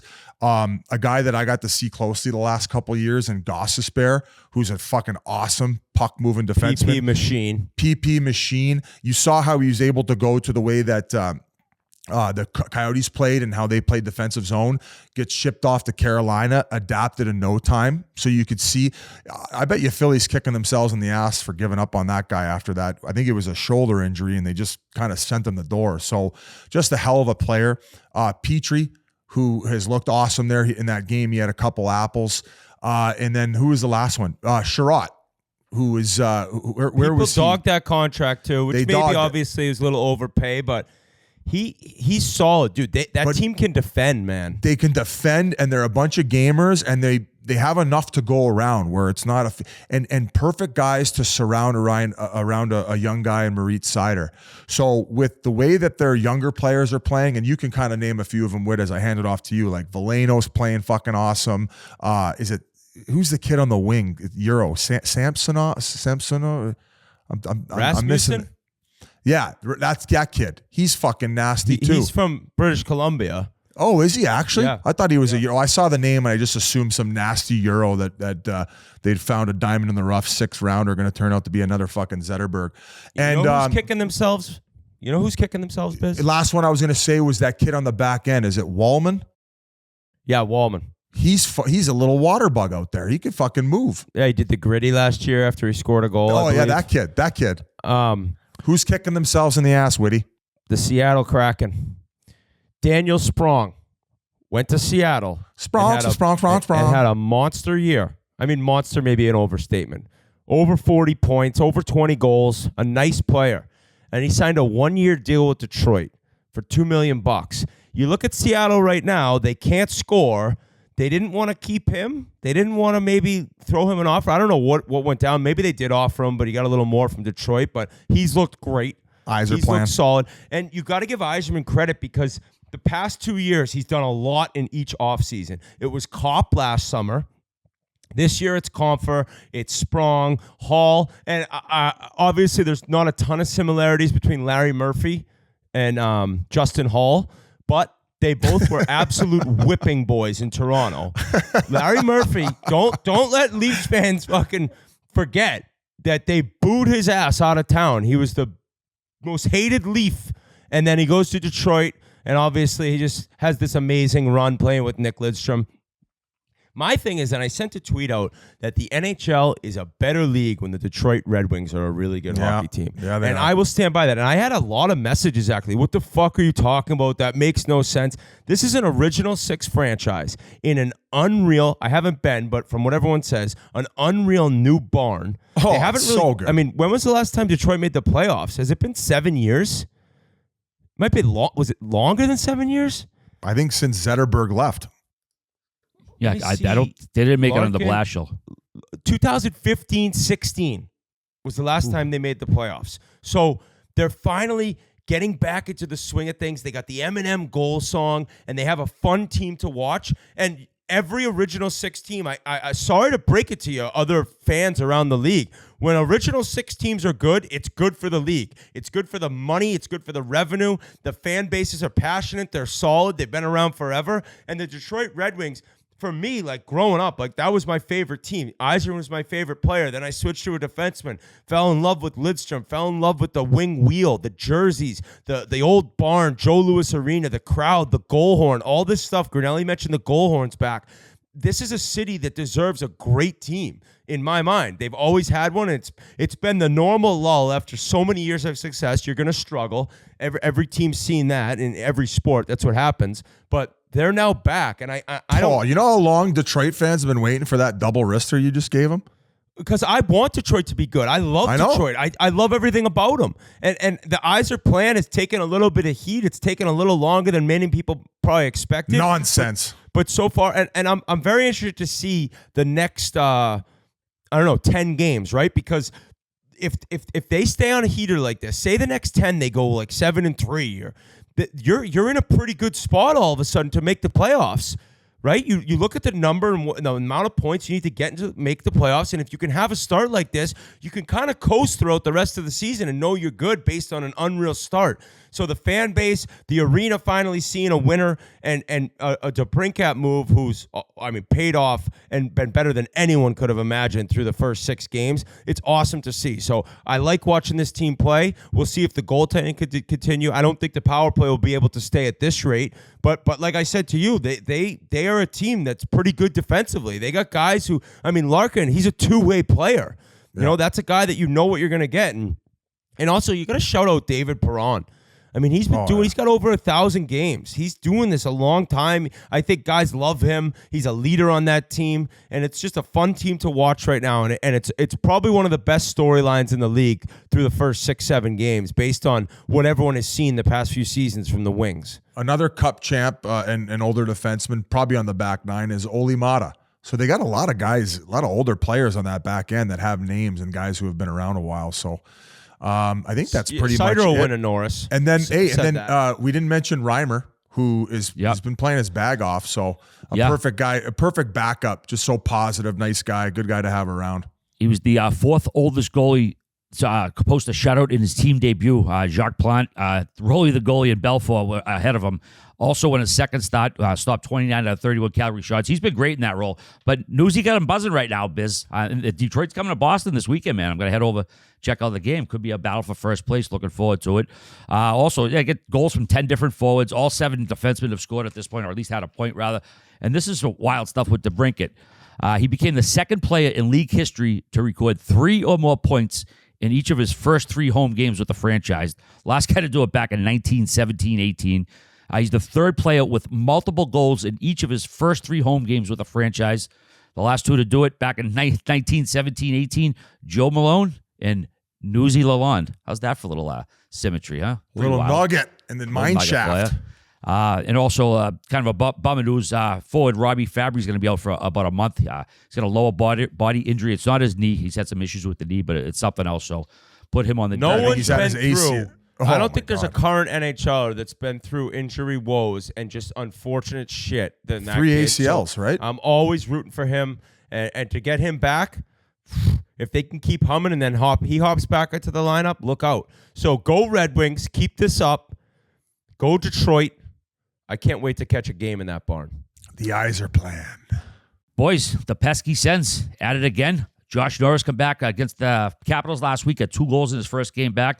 This team's offense went unbelievable. Stützle, Brady Tkachuk, Claude Giroux. If they get consistent goaltending, Korpisalo's been struggling a little bit out of the gate, but if they get some consistent goaltending, man, there's no reason this team should be in the playoffs, Whit.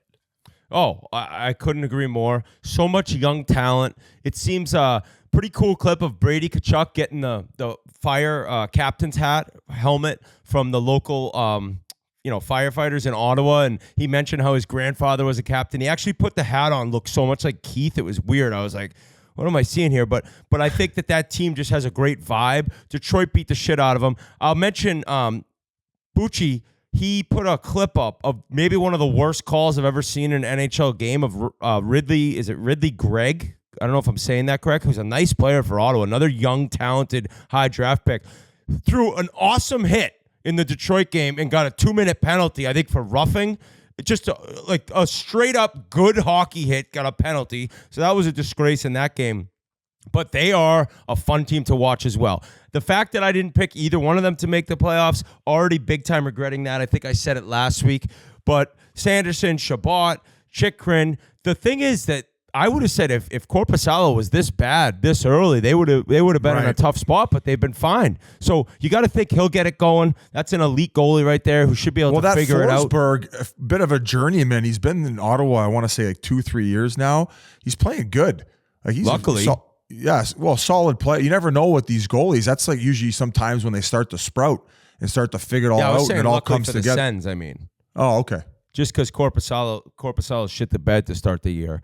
But I was so happy for Josh Norris because we've seen what he's been through and what he did in those 2 years to get that big deal. And then, before the season, the coach is like, I thought he'd be ready. No one really knew what was going on. There were some big time question marks in terms of his health, and he comes back in. And I know I mentioned Connor Brown missed all this time, and you got to give him time to get better and get back into the swing of things. Boom, kid gets 2 goals first game. So Josh Norris, hell of a player. Good for him to get back into it. And I love watching them. They're fun. That Detroit-Ottawa game seemed pretty intense and high pace. So that's 2 teams we're going to get to continue to watch improve, I think. And I don't know about my Sabres, guys. It was nice you mentioned Josh Norris with all the injuries and stuff. Stützle had a pretty cool interview after the game where I think that even he wasn't expected to play the game that he got thrown in and ended up getting the 2. So just battling with that stuff. And if they want to scratch playoffs, they got to have him in the lineup. He's a bona fide. I think he already got 35 one year. So to get him back as that second wave of offense is just awesome. And with how deep they are on the right. What's that? He had 35 goals one of those years? I think that Norris had 35. Yeah, he did. Yeah. Jesus. So, and just because how deep they are on that right side, like Tarasenko getting to play third line, like it just gets, on his back 9, he's getting a little bit slower, can't move up and down the ice as much as as much as those top 6 guys can fly around. So just overall, a great top 9. You mentioned that 3 layers of offensive defensemen, where you know how it is. Like first line, you got to keep your head on a swivel. Now you got Chychrun, second unit. I think he had 2 tucks the other night. So overall, they look great early on, and especially for another coach who you were wondering if you don't have a good start, what's going to happen there. But they're rallying for their guy, and overall, they look dangerous. I would probably put the rankings now: Detroit, Ottawa, and Buffalo. And you mentioned earlier in the podcast what they finally got going in that game against the Islanders, but aside from that, they have not looked great. They got to get Tage Thompson going. I think he's only got 1 goal right now, but Dahlin's been laying the hits though. In that game against the Islanders, he had another big one the other night. Who did he end up clipping in the neutral zone? He's also on a 4-game point streak right now too. He's looked great. Dahlin? Yeah. Just snapping it around. That's all I got on Ottawa. Yeah, only 3 teams have more goals than them right now: Detroit, Carolina, and Vegas. I got to talk about Jake Sanderson, man. This kid, both ends of the ice. I sent you guys that clip, that Jay Fresh account on Twitter. I just shutting players down, making offense at both ends of the ice. This kid, absolute stud. You can see why they gave him that huge deal. And they still haven't signed Shane Pinto yet either. He's still a restricted free agent. They bring him in. I mean, obviously they're going to have to move some money around, but they'll be so deep up the middle. But just hope they get the goaltender, man. I hope Korpisalo can find this game. But you said Biz Forsberg, 2-0, 9.33 save percentage, 1.50 goals against. He's been great so far. Think about that top 9, man. You're talking down the middle. You got Norris, you got Stützle, and then Pinto. Yeah. And then on the right side, who do you have? Giroux, Tarasenko, and who's the other guy? Batherson. And then on the left side, you got Tkachuk and who's their second line center? Or second line left wing, excuse me. Kubalik, who his rookie year, he had 30 goals, who's used to playing and putting up some numbers. So that's a lethal top 9, boys. Darren Dreger said they plan on signing Craig Anderson to a 1-day contract so that he can retire as a Sen. That's cool. Is that something you guys would have done if you had the opportunity? Like if Pittsburgh asked me, I turned it down. So I went back to Wheeling for that. They gave me a key to the city. Go visit so I could do key bumps all night. Go visit your bastard children all over the fucking West Virginia. No, I was fucking double bagging it in that city. Team vasectomy. Boys, how about those Flyers, huh? Another team that's been a surprise. Do you think it was the fancy new locker rooms, Biz? They spent $400 million. They all over the arena, got a new locker room, player lounge, coaches' rooms, medical facilities. Do you think teams actually do play better when they have like better facilities like that? Just like a mental approach, Biz? Maybe it's like subtle. Was like, not expecting that question. Sorry, buddy. I don't know. We'd have to study it.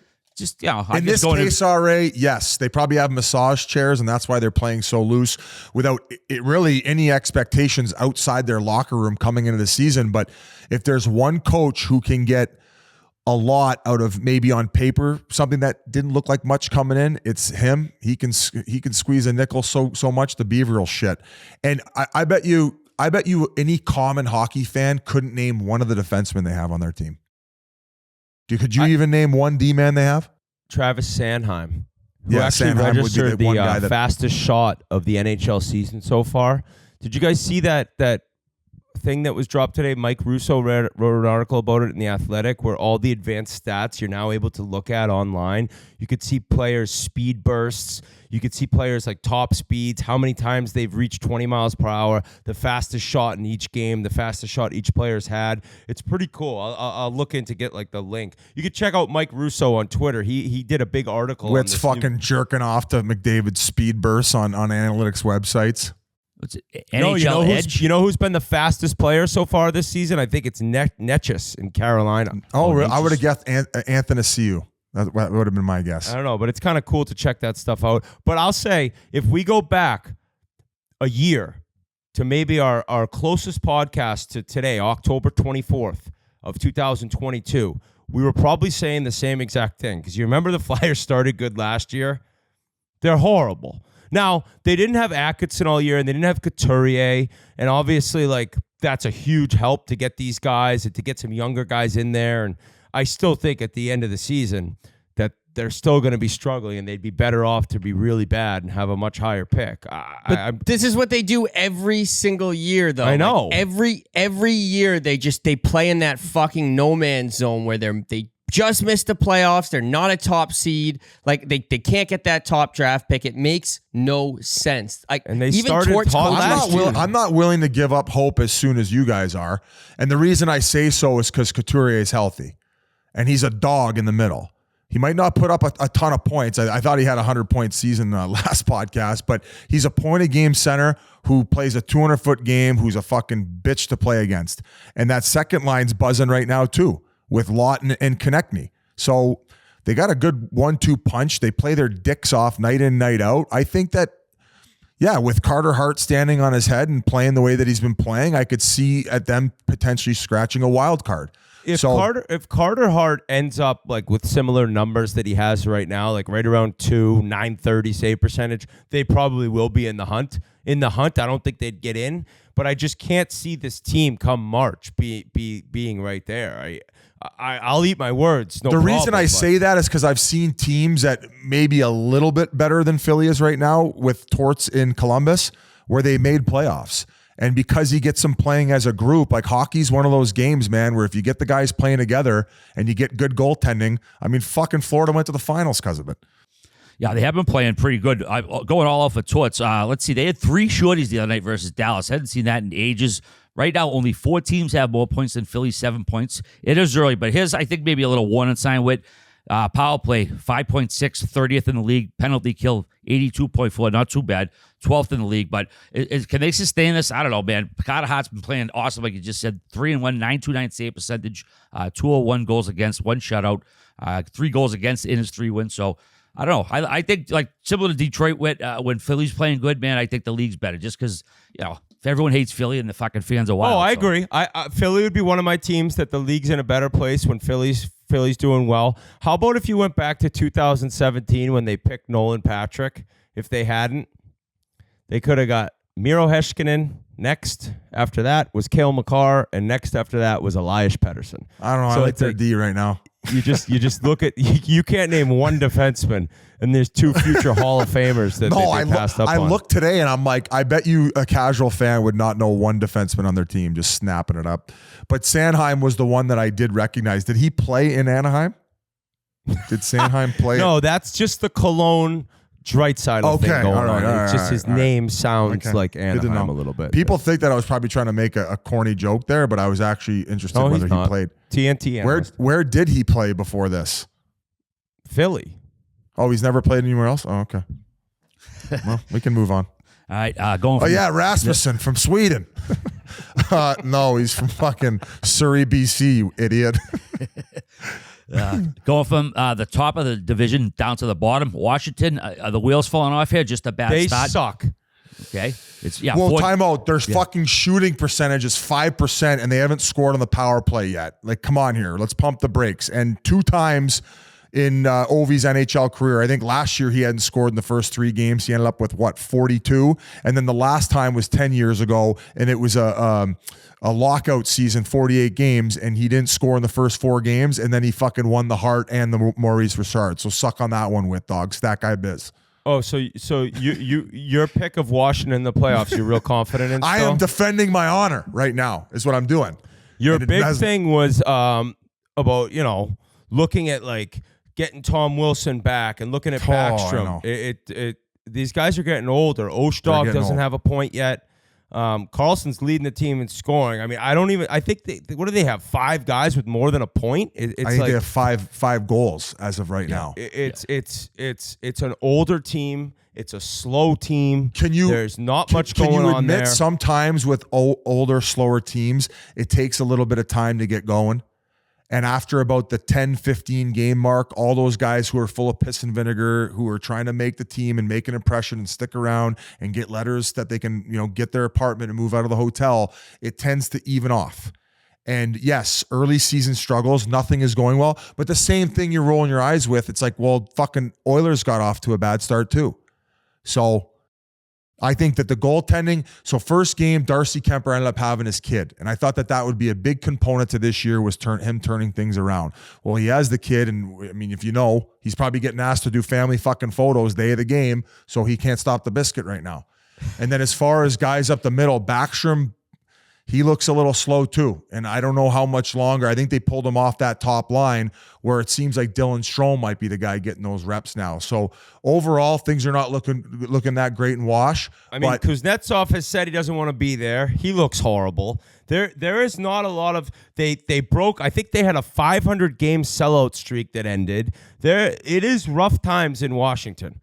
And my thought before the season was it's kind of like the next few years is the Ovi goal chase, and there's not much going on there besides that.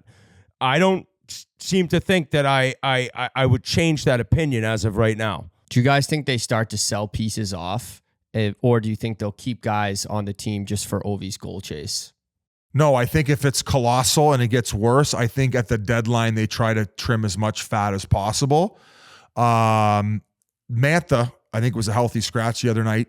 So I don't know how that experiment's going on or if they can get him off the books. The problem is a lot of these guys are making substantial money. I want to say Ochi's making close to 6 or maybe even a little bit north of that. Obviously, they're not getting rid of Wilson. He's a foxhole guy, and they just re-signed him. Backstrom is not going anywhere. I think he has a few years left at, help me out, $6 million around that number too, maybe even a little bit more. Not so that they got a lot of guys who make decent amount of money, whereas if the production's not there come deadline, teams can't afford to take on those types of guys. So not sure what they can get rid of for what type of assets, G, to answer your question. But Backstrom's cap hit is 9.2. Ooh. Well, he's Next not year. but he's also not going anywhere. No, I know. It's just it's a slower team and yeah, you mentioned like Edmonton's off to a bad start, and I'm not worried. But Edmonton's had success these past few years and have 2 of the best players in the league. And obviously, Ovi's still Ovi, but what if he really slows down? What if this is the year? What if this is the year that Ovi just kind of loses it? Remember the few years when he was starting to slow down a little bit, and then he went back overseas and came back 2 weeks later? I think he needs a trip to Russia to catch up on the vitamins. That's what I think Ovi needs. Am I wrong? Am I wrong? Hey, we need the works. Ovi who goes away for 2 weeks to Russia, comes back, and he's taking 2-minute shifts, 11 I'm saying shots, that 16 hits, The years that you're drinks a saying he didn't Coca-Cola in score, the midst of the shift. That's the Ovi we need. We need Chewbacca Ovi back. Send him for 10 days on a Russian experiment. Fucking, he can hit up Dubai with Putin's credit card for fucking 3 days for all I care. We need vintage Ovi back. I think you made a bad pick. That's what's good for the league. I think you made a bad fucking pick, dude. What? Were you going to say something now? We'll see. I was going to say that the other years that Ovi didn't score in the first 4 games, there ain't no chance he looked like he's looked these 4 games. It does not look like Alexander Ovechkin right now. So I'm with you. Send him to Moscow. Get him a couple days with the gas. See how he does when he returns. He was held shotless in back-to-back games for the first time in his career. He's got 2 assists so far. A 9-game goalless streak as well. 10 was his career high, or is his career high. He's got 2 more years on his deal after this season. He'll be 40 heading into the final season. 72 goals to tie Gretzky, 73 to break it. And here's another one. His 1,496 consecutive games, including playoffs, without going back-to-back games while a shot on goal was the longest by any NHL player at any point in his career since shots were first tracked back in 1959, 1960. So pretty good stuff from Ovi. I just don't want to see it where he's like trickling to get it. I know. I want him in his last year, if he could pot at least 20, 25. So let's say this year he ends with I think third. a lot of people thought he'd get it next year, which he still could. Right. But if he goes, everyone's thinking he's getting 40 this year, he's getting at least 33 the following year. If he gets 30 this year, how many more does he need? 43. 43 to break, yeah. Whew.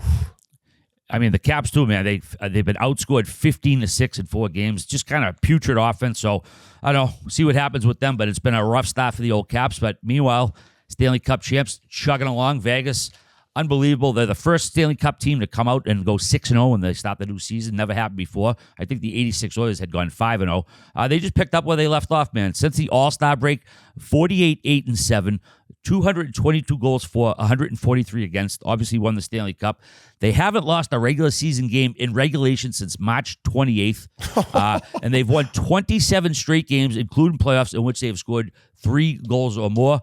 No reason we said before this team can't repeat, Biz. They're just a fucking steamrolling people right now still. I don't think they've given up a third period lead and since fucking Christ was a cowboy, for crying out loud. But it goes back to, was it you after they won it, you went to that bar with Eichel, or maybe it was Eichel in the sandbagger, where he said because they were rolling 4 lines and 3 pairs of D, that they felt that they could have played another round.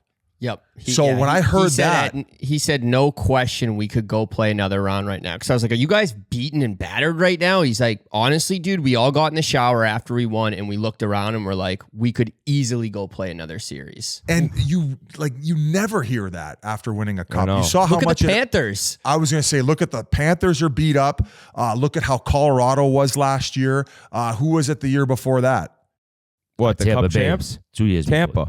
Tampa. I mean, fuck, to do it back-to-back is crazy, but obviously it's deteriorated them going on those types of runs. But that it just goes back to the fact that they're able to rely and roll all 4 lines that, I mean, you could probably say that 4th line for Vegas could be majority of the league, if you looked around, their 3rd line on any team. Oh, easily. They're so deep, Edmonton, dude. Colin would be begging to get that as his 3rd line in the Colasar, Waugh, and whoever you want to put on the other side. I mean, it was Carrier at some points, but I mean, their center ice is just so fucking deep. I don't know what Chandler Stevenson's going to get in free agency, but as far as the Vegas Golden Knights are concerned, it's all systems go, and I would say it's highly likely that they have a chance to repeat. Yes, and I'm so happy for Logan Thompson. Did you see that stick save he made against Winnipeg? That'll be one of the saves of the year. Aiden Hill's continued right off where he is. Dude, White Cloud hasn't played a game. Petro and Alec Martinez, the top D pairing, are out right now. It's nuts the amount of depth they have. Shea Theodore, not talked about nearly enough. The team is so good all the way around the lineup. They're so fucking big. Nobody can do anything against them in the offensive zone. I don't know when they're going to lose because I think their schedule is pretty favorable coming up too. Let me look at that. But it's more about this team with this home ice advantage and this depth up front and on the D. It's just, I don't see how they are not right when the playoffs begin, like the favorites, like them in Colorado. I mean, I know Boston's had this unbeaten start as well. Good for them. But I even look at the Bruins. I don't even compare them to Colorado or Vegas at all. Vegas, also the first team in a decade to ice an opening night roster made up entirely of players whose names are engraved on the cup from the previous season. I couldn't believe that because, looking back in the 70s and 80s, like the fact that those teams when free agency wasn't what it was and all these different things, like I was entire shocked by team, that. every name. The opening night roster. So every guy who played was night. on the cup team the year before. Who replaced that position for Smith? Who was in there? A guy who played a couple games? Well, they got that Carter kid. That Paul Carter's playing good, dude. This team, they just keep. Who's that D-man too? D-man's had 3 games, 3 points. He's got a weird last name. Caden Kozak. Yes, that kid comes up. He looks great. George McPhee, dude, is a mastermind. Yeah, him and Kelly McCrimmon. And what he's done with the cap, we're going to keep saying the same thing over and over about this team because obviously they've figured out a way to get these players to buy in, and they just, like Biz said, they roll 4 lines and they don't stop coming. And nobody's out muscling that team because they're all enormous. And not just because we got the sandbagger coming out next week, just Eichel's overall game and the way that he's able to play in the defensive zone. I actually follow this guy, Daryl Belfry. He's from the Niagara Falls area. Coming up, he was the guy who I think he's worked with Kane one-on-one. He's a skills coach, and he does these awesome breakdowns on his social media. And he just was showing examples of in the D zone, Eichel just taking so much time and space away, not running out of position to get it, guys, but just always in the right spot. So many fucking takeaways in the D zone, and then he's able to take it from his own end to the offensive zone. So his game, how it's evolved from a 200-foot perspective, and just now that he's playing with the house's money, that he's got his cup, he is just lighting the world on fire. And was it last week he had that was it the game winner that he had where he went end to end? Their next 4 games, the rest of October, is Philly, Chicago, LA, and Montreal. So I don't know if this team might not lose in October. Wait, I know you just mentioned Thompson. Also got to give a tip of the cap to Aiden Hill. Combined the 6-0, 9.35 save percentage, 1.83 goals against.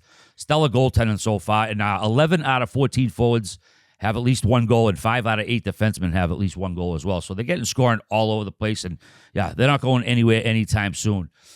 Here's something you don't hear every day in the hockey world. Bobby Orr record got broken. That's incredible stuff. We hear his name, guys getting close to him, but never actually breaking a record. But Cale Makar became the fastest defenseman to reach 250 points.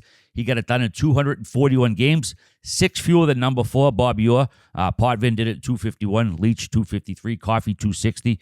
It's just wild that we've been hearing his name and Orr's, like I said, all these kind of close to records, getting bunched up. But wait, the fact he's breaking a Bobby Orr record is fucking insane, no? I don't think it's crazy to say that if you could pick one player to start a franchise in the NHL right now, it's Cale Makar. Yeah. He is so fun to watch. He's as dominant as anyone I've ever seen play defense. His shot is unbelievable. He's one of the fastest players in the league. He hammers guys when he needs to. He is a true superstar defenseman that they fucking found 4th overall, which was at the time, like, people were like, who's this guy? Who's this guy from the AJHL? It's an amazing story to see. And then the fact of the matter is, we've said it over and over, like, I remember you told me Greg Carvel is coach at UMass, said, like, the most honest, personable, humble kid you've ever met. All he cares about is his craft. All he cares about is his teammates, his work ethic. It's just like it's just somebody that any single team, I think you'd have to think about taking him if you could have your pick of anyone. The way that he carries himself puts him over the edge. It's insane. So I actually did that tour class. at UMass. I did that tour at UMass with his brother Taylor. And one word Taylor used to describe Cale was obsessive. He's obsessive with being the best, just obsessive with dominating. Like, I asked for one word as a whole, and he's just so obsessed with hockey, with being the best, watching film, everything he does, he's just obsessed with. And because he gets to play between 25 and 30, like, you could also say he's probably the most entertaining player to pay for in the league. Because he's out there doing the same shit on the back end that McDavid's doing up front.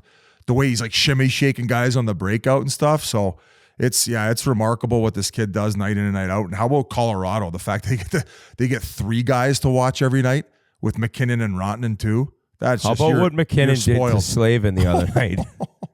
How about Rantanen start biz? Since you brought him up last week, he's leading the team in scoring right now. The Moose. That team's pissed off. You called him a dude. horse, and everybody online reminded us that his nickname is the Moose. So from now on, we will acknowledge him as the Moose. Yes, but that team is they're on a mission. Yes, and I think that we're going to see some dominating hockey from them all season. I think right now, them and Vegas are clear-cut Cup favorites. I also, you wonder about the goaltending. I know Georgiev has looked great, but who knows, right? Can he do it come playoff time? But just losing in the first round after winning the Stanley Cup to Seattle, Game 7 at home, that's a pissed off team. And I saw odds. I think McKinnon is it plus 1,100 to win MVP? I picked him to win MVP this year. That's a little. I mean, him and Jack Hughes, I don't know what Hughes' odds are, but McKinnon right now, him galloping up the ice is just incredible.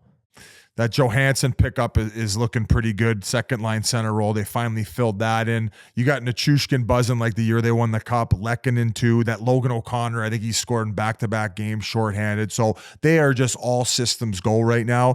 And with the X factor of Makar, you guys love the X factor. Probably you could say the best decor. With at least their top 5, with Gerard, who's fucking buzzing in there night in, night out. So just a wagon. I go of Vegas, a team. but they're right there. Okay. A healthy Vegas? Yes. Yeah, after the long summer, they're 5-0, outscoring the opposition 21-8. All 12 forwards in the top 60 have at least a point. Georgiev, you just mentioned, he's the only goalie they've used so far. 5-0, 9.43 save percentage, 158 goals against. He's got a shutout, and their penalty killing 95.5%. Only Dallas is better. Power play 27.8. 8th right now. But yeah, they're deadly. They'll continue to be deadly as long as they have those guys. But speaking of deadly, Mick Vukota was a pretty deadly fighter back in his day, boys. I should send it over to him right about now, you think? Perfect. You guys are going to love this one. Before we continue, this interview is brought to you by Chevy. Chevy has convenient ways to research and shop electric vehicles online. When researching, utilize Chevy My Way. Vehicle specialists / hosts give a virtual tour and help answer your questions. When you're ready, you're able to buy online by reviewing available EV inventory or build your own at participating dealers. You can do as much or as little of the buying process online with help from a participating dealer. You can configure finance and lease payments, apply for credit, upload documents, and finalize your purchase through our secure checkout process. You can even schedule vehicle delivery at home or at the dealership. If you'd prefer to purchase the traditional way in person, their nationwide dealer network is available to help as well. Learn more right now at chevy.com/electric. That's chevy.com/electric. Wait, I'm not sure if you know this. I actually haven't had a car since I moved to New York City. It's been 6 years since I haven't had a car. Are you getting a Chevy electric? Finally decided the other day, it's time. It's time to get a car. I'm living in Hoboken now. First dealership I'm heading to is a Chevy dealership. Or you could do a lot of that online as well. So my Chevy, chevy.com. Check it out, G. Well, we're very happy to welcome our next guest, one of the toughest enforcers in the late 80s and 90s. This undrafted forward played 596 playoff and regular season games with 3 teams in his 11-year NHL career, and he is still the all-time leader in penalty minutes for the New York Islanders with 1,879. Thanks so much for coming all the way up to Boston to join us on the Spittin Chiclets podcast. Mick Vukota, how the hell are you, pal? I'm good, RA. It's a pleasure to be up here and meet all the guys. I've been excited about this. I'm not going to lie. A little nervous. So excuse my stuttering and sweating. What's the heart rate at That's right what we now? all do anyways. Yeah. No, I was fired up when I got the call and the text. I was excited. Everybody that knows me knows how excited I am. So If it makes you feel here. any better, I get a little bit nervous before anything, even recording the pod or doing an interview. That does make me feel better. Kind of like before games. I mean, because I was a scrapper too, not like you. Would you get nervous before the scraps? Nervous like the day of the game. Yeah, you know, like that. That's the main Not the question. night before though. No, it was tough I to was sleep. sauced usually. A little wine dinner with the boys. Little or a lot? Some depends where we were. Boston was a nightmare for me. That was your go-to, the vino? Oh yeah. Yeah. And then, you know, sometimes we'd forget to eat and we just move on to the clubs. And the next thing you know, a service elevator at 2 a.m. You have to figure out all the tricks to not get caught. But the afternoon of pregame naps, sometimes I'd be stymied and I couldn't shut her down. And you couldn't watch YouTube back then to kind of study your opponent. You had to remember it all, whether you saw it on the VHS or I guess if you've already done it with them before. Yeah, that and occasionally like the new guys, you didn't have any footage on them, and so it was just word of mouth. I don't even think they had game notes back then. Yeah, it was word of mouth, and then you just hope the guy wasn't lying to you. Yeah. You told me it was a righty. Yeah, exactly. Did you like to fight, or like I know some guys relish it, or did you do it because it was a job? Like, did you have stressful nights often, or? Yeah, so it goes back to my childhood. I was like 6 years old, neighborhood the kids were playing street hockey in front of my house. Saskatchewan, right? Saskatoon, Saskatchewan, yeah. And across the street was this Irish family, the O'Connells. They had like 11 kids. And they'd play street hockey in front of my house every night. And I wasn't allowed to, I'm an only child. Parents were Serbian from Yugoslavia back then, but they're Serbia now. And I had to play the effing accordion. No way. And I had to practice 30 minutes every night before I could go outside and play. So I could hear the kids outside just tearing up the street, grab the nets, run out of the way. But when I was done, I could go out and play. This one big bully on the block wouldn't let me play. Just said, you suck, you can't play. But he went away on Christmas vacation and the O'Connells brought me in and I was living life large. Well, when that kid came back, he goes, what's he doing? And I go, hey, I'm in. They said I'm in. He goes, what are you going to do? And he gave me a little shove. I hit him across the head with my hockey stick. Nice. Sliced his ear wide open. My mom had to take him to the ER while my dad was throwing me from room to room because they were going to probably have to pay for some of the medical bills. Yeah. But I was like, Jesus, I got to play. And so at a young age, I figured out if you want something, you're going to have to fight for it. And there's nothing wrong with that. So I didn't love fighting, but I loved fighting for things I cared about. Like Biz, when you stick up for a teammate, it's spontaneous. Oh, you're just like the room loves those guys so much. Yeah. Like they're the heart and soul of the team. And then every time a guy like you would step in and fight someone, it's like this guy just cares about me so much. It's like they're always everyone's favorite. Better than scoring a goal. Ooh. Depends. This guy had a hat trick one game, bro. Well, that's what I'm saying. Maybe you had more than me. So, buddy, when I scored that hat trick, I was on the flight home, and just dollar signs were running through my head. I'm like, I think it was the end of October. You're like, I'm going to represent myself. I'm going in there with a briefcase like Jonesy. I'm thinking of Wendell Clark, Rick Tockett's money. I'm like, you know what I mean? I'm going to score 30, maybe 200 minutes, and then around Christmas, I still only had 3. And I'm like, you know what? Maybe 350 minutes and 10 goals. And then February 1st, I think I still had 3, like 3 in 5 minutes. And then not another. I'm like, guy, you got to get another one. Yeah. This is unbelievable. Dennis Bombi once told me, he said, don't score too much because then they're going to start expecting it. So I usually stuck to that advice. Yeah, that's good theory. Yeah. So it started with ball hockey. Yeah. How did you talk your parents into letting you do ice hockey? How did that start? Yeah. So in Saskatchewan, every zone or whatever community you live in, you don't play high school hockey or anything like that. You play for whatever your town is or your territory. And I was horrible, horrible. And so another lesson I learned in fighting was somebody talked my dad into putting me in figure skating. And so in the summer, I had to take figure skating where you get the nice sweater with all the patches, beginner, intermediate, advanced. So walk out of a hockey rink and the kids are out there with their hockey bags and you walk by with figure skates and a sweater with badges and waiting for the bus. And you know what? F this, let's go. Yeah. And now all of a sudden you're street fighting at 10 years old and you're learning to get home without, getting beat up too bad. And you figure out again, hey, fighting's not so bad. That's the kid you hit with the stick. Did he ever bother you again? Guess no, not. No, his name's Chris Berger. No, never. He never even came back and played. No, seriously. That was it. Yeah, that was it. He wasn't on our block anyways. He was some pigeon from the other side of town. Yeah. Hey, I seen some online. You were at the snowball game, the tuck rule game, the Tom Brady one. Yeah. So my boss owns Bruno's Roll Off on Martha's Vineyard, and he took me to my first. My first professional game was in Meadowlands. I saw Lawrence Taylor jersey get retired, and he was a mess. I don't know if you ever saw it. He mangled. Mangled, stumbling. I was like, "Whoa, I think I could tackle him, block him, anyways." But yeah, my boss took me to. Was it Schaefer? Was it called Schaefer at that time?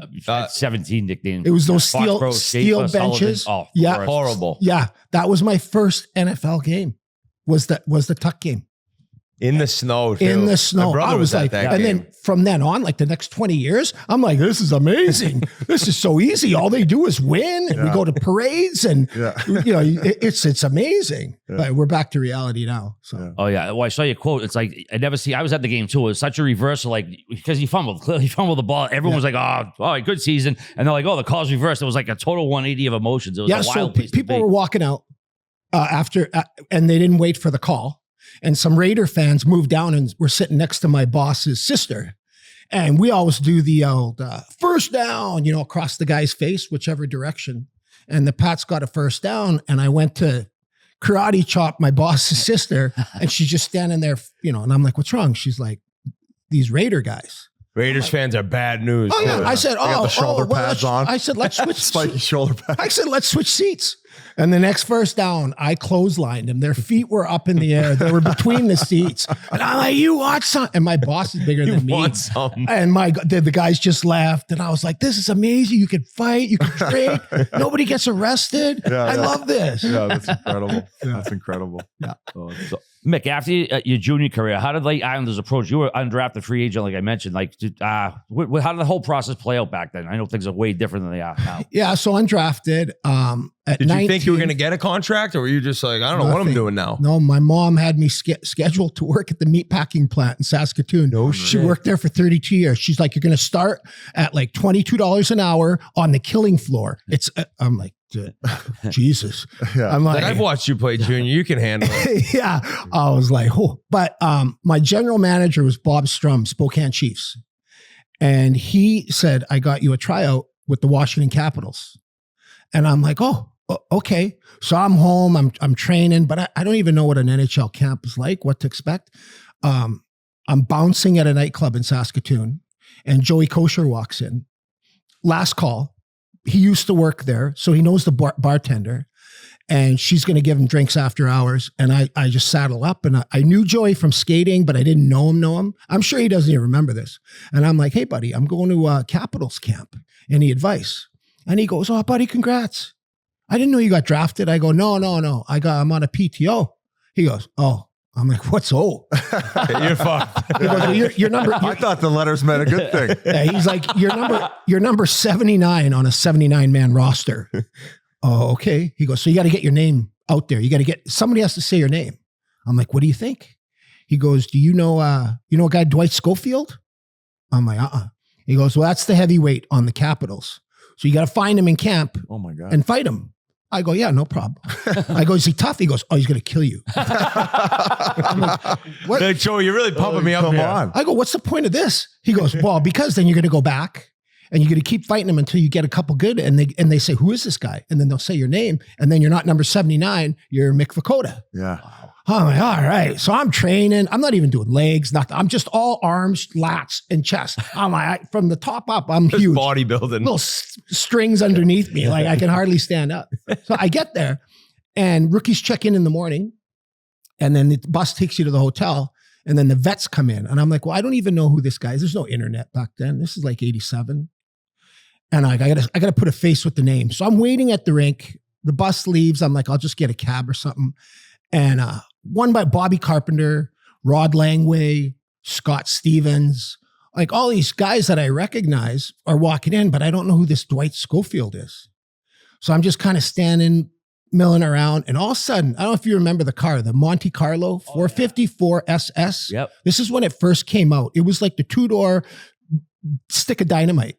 Like it sounded Looks like a truck, but it's a car. No. No. It's a 2-door Cutlass, but this was this was what you wanted if you signed a big deal or something. this is what Wendell Clark drove. Okay, there you go. Yeah, Right? Yeah, back home. The old Wendell pussy Clark, wagon? Yeah, Wendell would come home for the summer and you're like, oh, everybody loved it. Yeah. So this car comes in through the parking lot sideways, pulls right up, and I look and the plates say Skonan.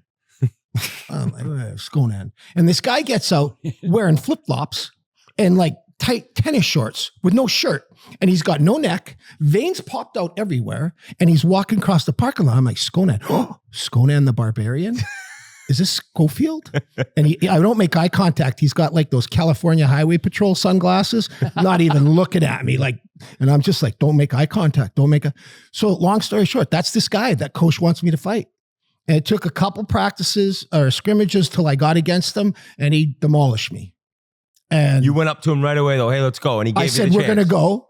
Yeah. Were you the only guy there who was willing to go at him? Yeah, because he was a vet. Nobody, he didn't have to prove himself to anybody. And he Was told he me shooing you away for he told me to beat it. And I said, that's fine. I'm just going to go run your goalie.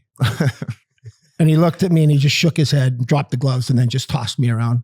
But nobody knew that was nothing. I was just another punching bag.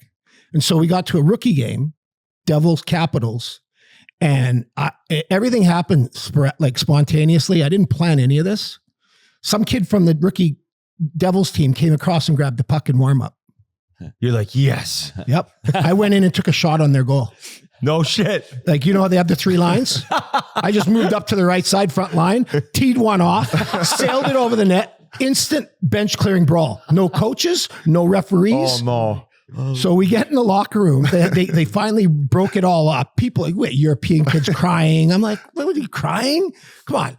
And Half the guys are like, how the fuck did that start? Yeah, what happened? I was sticking You're on the like, corner. this guy right here. I can't do a Brian Murray impression, but if you know Brian Murray, he was the head coach of the Caps then, and he had a bit of a lisp. And he walks in the room and he goes, what the hell happened? And guys are like soft pointing at me. And I just like, he goes, what happened? I go, well, that kid came and took a puck from our side of warm-up. He goes, and? So I took a shot on their goal. He goes, Jesus Christ, where are you from? Are you from the Western League? Yeah. And I'm like, yeah, I play for Spokane. He goes, what the fuck is your name? And I'm like, Mick Vukota. And he goes, Mick Vukota. And I just like that. I go, Coach, they said my name. They said my name. Yes, I did it. Oh, yeah. So, I mean, literally, that was the whole thing. That's so it was good. insane. And it got me to Binghamton, where Larry Plow was the coach. It was a Hartford Capitals farm team combined. And I fought the same guy twice in one game from Rochester. I think his name was Andy Risto. And he shut my eyes. No shit. Yep. And Larry Plow pulled me aside after the second game and said, listen, I love it. I love your instincts. I love your balls, but you're going to die down here. Like you got to win one of these. You got to protect yourself. You can't be fighting. Were you just sitting in there toe to toe, like no protection, no defense, just grabbing? And he was probably 6'5". Like he was they found him in a mill and taught him to skate. It's like glass. It's like goon. The guy couldn't even skate, but he could hold you up against the glass and just punch you in the face till he was tired, and then he'd drop you. So what was the advice? Stop being a nail gun and opening up so much and playing a little defense? Larry said you just got to get bigger and tougher. You got to learn to fight more different. You can't just stand there and catch But you'd pillows. had a ton of success in the WHL, right? It's just that much I fought tougher. all those like Craig Berube, Todd Ewan, Oh Rudy my God. Postcheck, all those guys were out there. I could, I So wouldn't back-to-back years, you had, I think, 370 minutes and then 340 minutes in the Western League. Yeah. Oh. We had how many scraps a year are we talking? probably 20, 25. We counted tens back then. Yeah. Okay.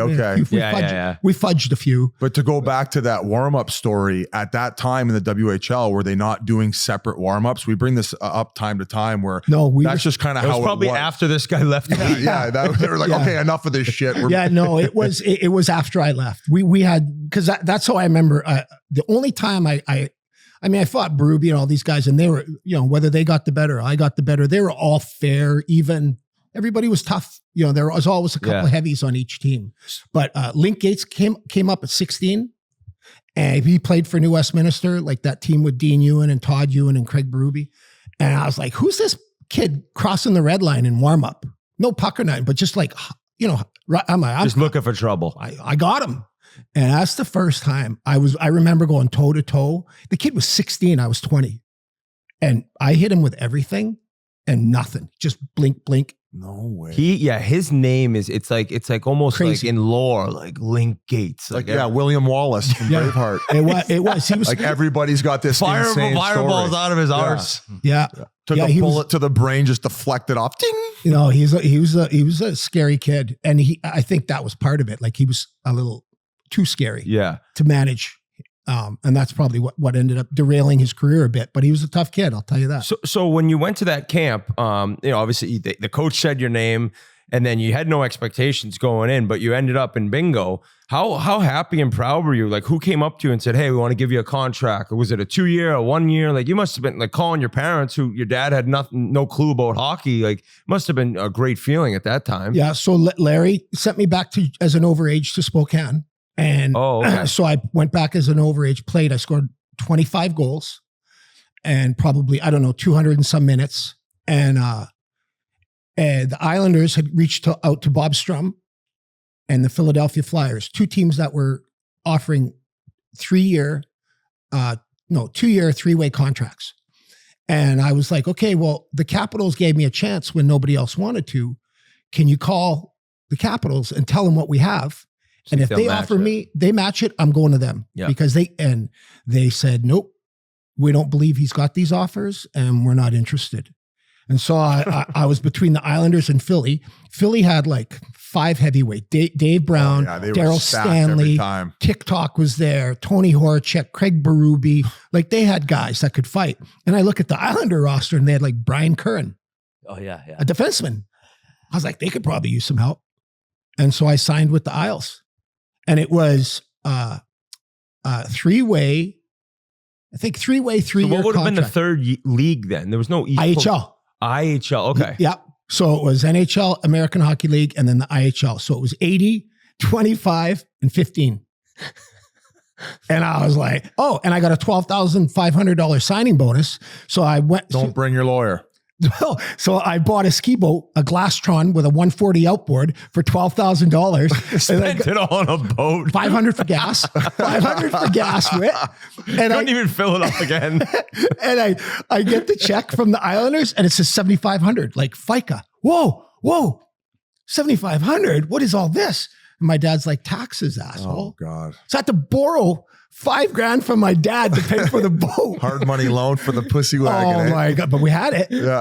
We had balls on the lake, buddy. Yeah. I was paddling around. This is a ticketed event. Couldn't start it up, but we had the boat. Yeah, you could park it at the dock and party there. That's so good. Come on aboard. Yeah. But yeah, so then I went to camp and the Islanders, we had a tough team. Islanders. Bob Nystrom was our rookie coach. Yep. We played the Rangers in a rookie game, and Bobby Nye was our coach. And there was 12 fights in the first period. Oh my God. And we were in the locker room and Bobby Nystrom comes in. And if you have ever met Bobby. Oh, I know Bobby. He is an amazing person. He's the best guy ever. And he's also still to this day doing Ironmans. He's ridiculous. He's a machine. Oh, he's tapped? Not even tapped. Just like physical. Yeah, and like in a positive way. Like just like a machine. Jacked. Yeah. Probably still working out 2 hours a day. I bet. Oh God. Insane. Yeah. He came in smiling ear to ear and he goes, boys, I don't think I've ever been prouder. I won 4 Stanley Cups. He scored an overtime winner for the first cup. He goes, I don't know if I've been prouder. That was it, like you guys. Rookie game. 12 fights in the first period. He goes, unfortunately, some of the coaches and scouts want to see if any of you can play hockey. Yeah. So, unless somebody does something, really bad out there, we're going to just kind of toe the line and show them what we got for skill. And we were like, oh, okay, we'll play hockey. We got it, Bobby. But he loved us and he was amazing. Yeah. But those games I fought Tenority, like all these guys were in the Ranger rookie games. Rudy Postchek, Tenority, Jimmy Laddish. And then we had guys like Kerry Clark, Wendell's brother. We had a ton of tough guys too. Who's to thank for your like advancement as a player? Because in the last couple of years in junior, when you had all these PIMs, like you were putting up points, and like who do you credit your success to as a player, and how did you develop? Yeah, probably that general manager, Bob Strum, who he pulled the strings for the head coaches and everything, and he got me on the PP. And you get on the, I probably had 10 power play goals, just Right in standing in front. front, stabbing guys and pushing everybody in the net. Was it Yeah, that hit me, guys. Hey, Finesse. that front, it was like a sword fight. That Oh, one, yeah. wasn't it? Yeah. Yeah. And if I got cross-checked in the back once, like into a shot coming from the point, I was just spear the goalie right in the neck. Like I was like, that's on him. Thank him on the bus ride home. Yeah. Yeah. I mean, that's the one thing about fighting. I'm not going to intimidate you. So sometimes you got to go around, you got to go the other way and grab somebody that, you might make a difference in. Don't have to beat them up, but that's the only time I got sent, by the way. Remember Cliff Ronning? Oh, yeah. Great player. So my first year, junior A, Kelowna and New West, the first year Kelowna made the playoffs. We had a pregame skate at home in the morning of a first playoff game. And the coach, Mark Peasant, says, all right, boys, come on in. We got the game plan. My line mates were Tony Horacek and this guy, Cam Lazarick. One of these guys is going to start a fight with Craig Berube, who's Cliff Ronning's winger. When that happens, Mick, you're going to grab Ronning and throw him on the ice and just lay on him. And then the two of you will get ejected for not going to the bench. When they made that rule, if you don't go to the bench when a fight breaks out, you get ejected. Oh, we're getting Ronning the boot. So I'm taking Ronning out. And he looks at the guys. He goes, what do you think? Good plan? And the guy's like, yeah. Except me. I'm like, seriously? I don't get to play? I got to jump Cliff Ronning? Kamikaze mission. I'm like, that's a murder mission. Yeah. I'm like, I'll have a bullseye on my back forever. One and done by right? So first shift, we hit the crossbar, buzzing. Second shift, I'm chasing a forecheck in, and I hear the crowd. I look, they're fighting at the other end. Cliff Ronning's halfway to the bench. So now I panic. I race. I'm like, I grab him, and he's turtling. And then I'm like, well, I got to get his gloves off. So I start banging his head on the ice, which is just what did I do? Pure panic. And I get kicked out. He stays. I think he scores 3 goals. They end up winning. The next night, Good game plan, coach. Failed mission. The next night, Berube and Todd, you and I skating around, just staring at me. Like, this is a lose-lose. and the coach goes, "Well, Mick, we all have to pay the price for our actions." I'm like, dude, That motherfucker. Oh, I'll never forget that motherfucker. Yeah. Well, son, hand on the shoulder. But I survived. But I'll tell you that I was like, good luck out there tonight. Yeah. Now I'd have to call you, and you could be my advocate. Not a fucking chance. Not with that lineup. I wasn't that fucking tough. No. Berube. Oh my God. Yeah, he's a nail gun too. You had a bunch of Hall of Famers on those Islanders teams. Did you ever randomly end up on a line with like Trottier or LaFontaine at any point? We were talking before too. Like LaFontaine might be one of the more underrated players. He had some monster fucking years. Yeah. Yeah. And the concussions is what held him back, right? Yeah. So so Patty, on the hat trick story is I was feeling loathsome and woe is me, not getting a lot of ice time, and had the lip going in the locker room after practice, and instead of staying out for the extra, like F this, I'm going, and Patty pulled me aside and he goes, "Hey, like, you know how important you are to our team? Like, I don't care how much you play, just you being in the lineup." And that's the one thing I've always said about, there's a lot of tough guys that played in the show, but are you available every night?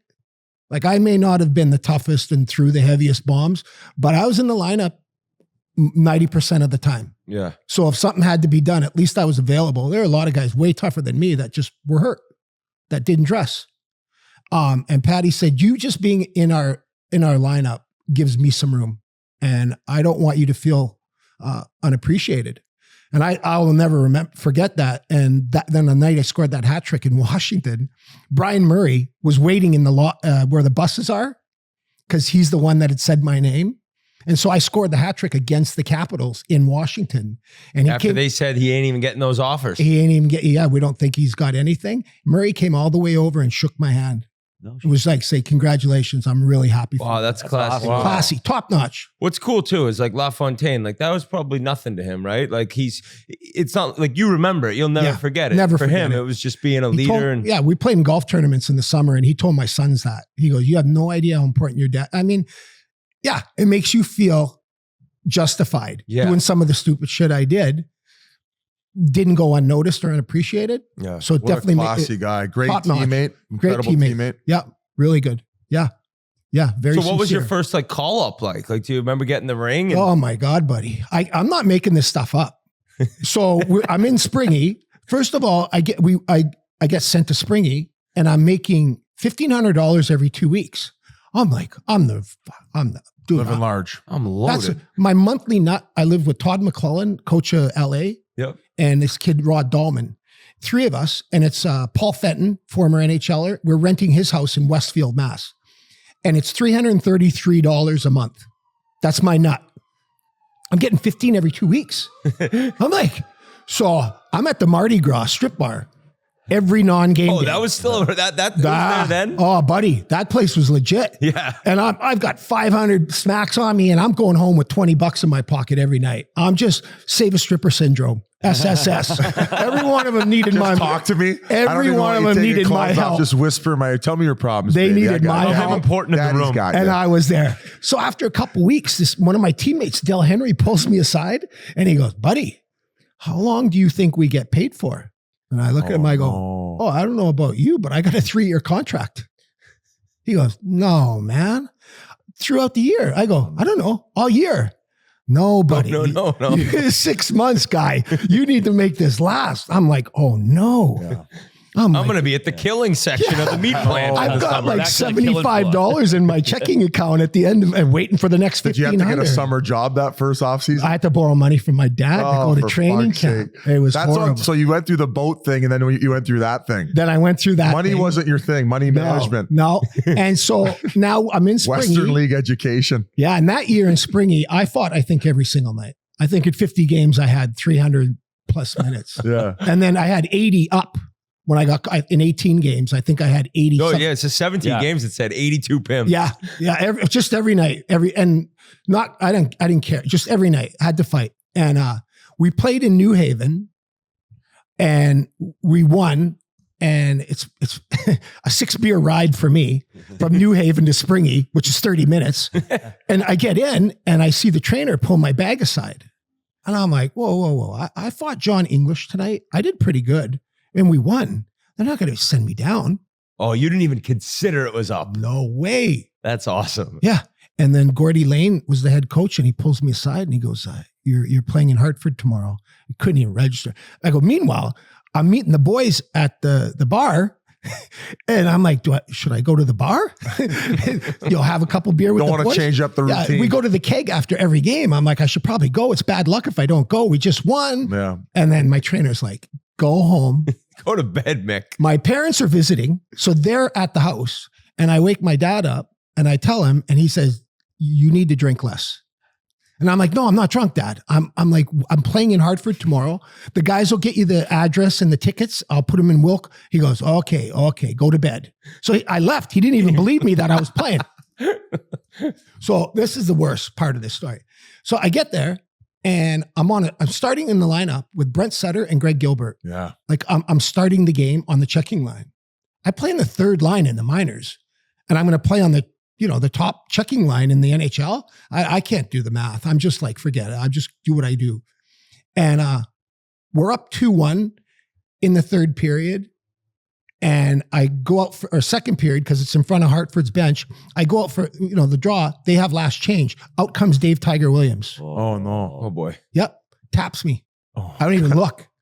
I'm like, all the boys back home are at some bar watching a big satellite, watching this game, and my first fight is going to be Dave Tiger Williams. Oh, you must have been fired up. Oh, I'm like, heart takes my breath away just thinking about it. I'm not even looking at him. I watch the linesman, his finger goes twitch. I sell it. Gloves, stick, everything, gone. I lean over, gone. He skated away.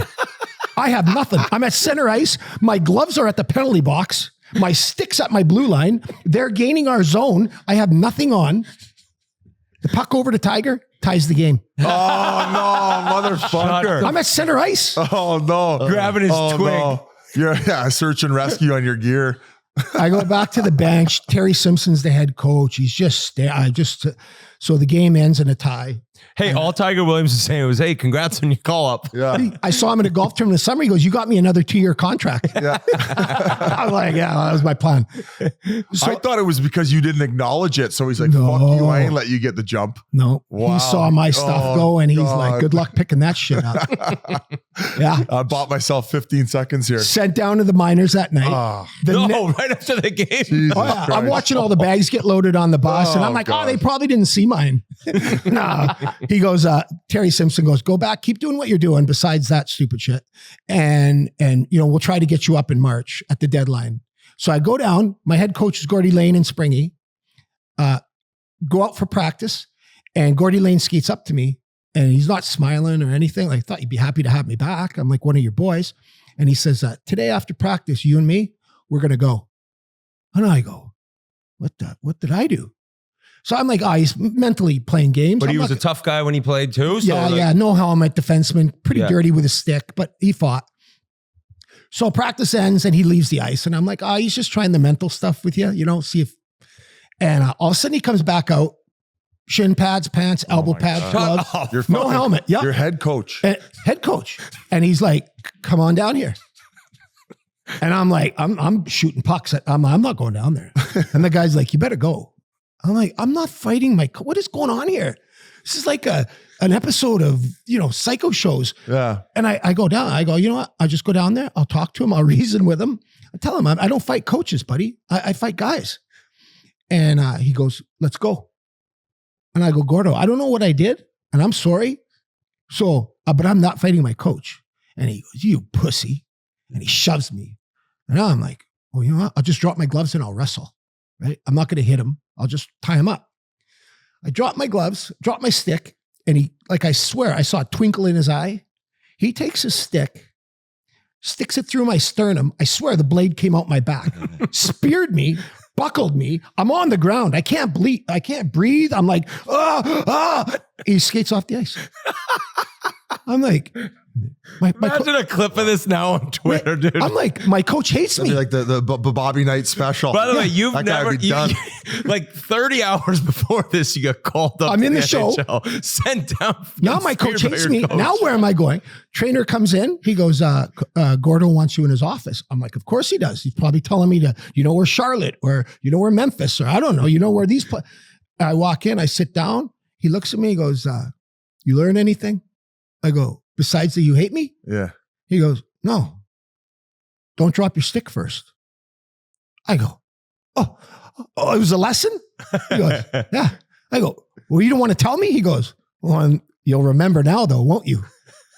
That whole thing was because I dropped my stick with Tiger Williams. Well, yeah. I figured there was a lesson in there somewhere. I'm like, you could have just said something, buddy. You didn't have to like spear me in the spleen. My esophagus out my nose. I was like, but yeah. So from then on out, you would always make sure the other guy dropped the stick. You make sure that you don't get sucked in, right? Okay. Yeah. That was the lesson. And then March, I got called up and I never went back down except during suspensions. They'd send you down for conditioning or whatever. Unreal. Pretty sick. Who ended up being your first fight? In the show, Tim Hunter. Oh. Yeah. No slouch. Ugly. Big old I was nose. like, dude, you can come to the bar with me anytime. Anytime. Oh, no. Yeah. Shallow Hal. Oh, yeah. That is so good. Yeah. You were roommates with Bergevin. We call him the Bergevin on this show. Oh, my God. Oh, my God. Mark Bergevin? Yeah. Yeah. He got traded to us with Adam Creighton and Steve Thomas. And I was and Bob Basson was one of the guys. He was my roommate. It was Bob Basson. It was Gordonines' house, but Basson and I lived together.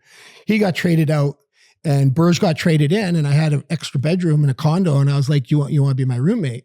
And he goes, yeah. And I had this girl that I met that summer at this like booze fest in Penticton. And then when Bass got traded, I was by myself. I was lonely. So I was like, come live with me. So I had a girl. And then after like 4 days, Berge goes, after Berge moved in, he goes, buddy, I don't think it's going to work out. And I go, what? I thought you and I getting along great.